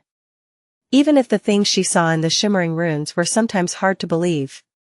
The impossible lineage that should not have existed, the divine memory of the seventh rank, the strange essence of his soul, the true nature of the taciturn stone demon, and of course, of his flaw. It seemed that Sunny had much more secrets than Nephi had suspected. With that knowledge, many things made much more sense now, but at the same time, many others seemed much more incredible. Well, it was not like she didn't have secrets of her own. And anyway, it was all in the past. Everything was in the past. All that remained was the future. She did hope that he was doing well, though, out there in the real world. With Cassie. Looking up from the water, Nephi shifted her gaze to the ancient tree and saw two weathered skeletons cruelly nailed to its white bark. Both stared at her with empty eyes, their teeth bared in eternal grins. After some time, one of the skeletons said, "My, oh my. Am I that pleasant to look at?" The other grated its teeth and let out a creaky growl, then strained, trying to wrestle free of the large silver nails impaling it to the tree. However, no matter how furiously it struggled, the nails held true. Nephi looked at the skeletons with a calm expression, no emotion reflecting in her cold, gray eyes. The first skeleton spoke again. Is that living blood I smell? Gods! What terrible sins have you committed, girl, to be cast into this hell alive? Even for a revolting Nephilim like you, this is too harsh of a punishment. Finally, she opened her mouth and said hoarsely, in a voice of a person who had almost forgotten how to speak. What language do you use? The skeleton laughed. The only language there is in this place, of course. Why? Do you wish to learn it? Nephi remained silent for a long time and then said, I seek a way back to the waking world. Do you know how to escape this place? The skeleton stared at her with a grin. The waking world? What is that? The second skeleton suddenly spoke, his voice deep and full of rage. Can't you smell the stench of a demon on this abominable thing? She is one of Weaver's, you fool. The first skeleton turned its skull a little, and then asked. Is that so? My, oh my. In that case, you will not find guides better than the two of us. Just take us off this damn tree, and we will lead you to wherever you want. Nephi stared at them for a while, then turned away. I don't need two guides. Which one should I pick? The second skeleton strained to free himself again, and then roared. I am Azarax the Mighty, the Plague of Steel, King of Kings, Conqueror of 100 thrones. Choose me, Nephilim. I will guide you to the shores of the underworld and through its dark expanse, back to the world of the living. You will need a powerful guide if you wish to escape. She spared him a glance, then said to the other one. What about you? The first skeleton answered in an aloof tone. Me? Oh, I am no one. Just a humble slave. Nephi lingered for a bit. Finally, she asked. Why are the two of you nailed to this tree? The skeleton who had called himself Azarax growled. Don't you know where you are, abominable creature? I am here because I led my armies into the Great War, slaughtered a myriad of souls, and was punished for my strength and my pride. She shifted her gaze to the other one. The first skeleton answered succinctly. I have angered the gods. Nephi tilted her head a little. How? The skeleton sighed with regret. Well, if you must know. I slit a god's throat. My, oh my. One could say that it was a misunderstanding. Was there really a need to be so petty? The sun was already falling behind the horizon, and chilling cold was spreading across the white desert. Nephi summoned her white cloak and wrapped herself in it, shivering. Soon, night descended upon the world, revealing a myriad of bright stars. As it did, the sand moved, and slowly, countless figures rose from beneath it. All of them were corpses with no flesh remaining of their perfectly black bones, some of creatures that resembled humans, some of towering giants, and some of beings who were too strange and terrifying to describe. In a clamor of rusted armor and a litany of howls, the hordes of abominations clashed against each other, continuing their terrible battle even in death. Nephi moved closer to the tree, which somehow remained an isle of calm in the sea of terror, and looked at the first skeleton. You remind me of someone I knew. Come morning, I will take you off the tree. To guide me though. The skeleton cackled. Very well, vile creature. Even though you are revolting, I will keep my promise. Nephi grinned. What do I call you, then? The skeleton remained silent for a bit. A name? I used to have one of those, before. What was it? Oh. He moved its jaw a little, and then said. Yuri's. Yuri's of the 9.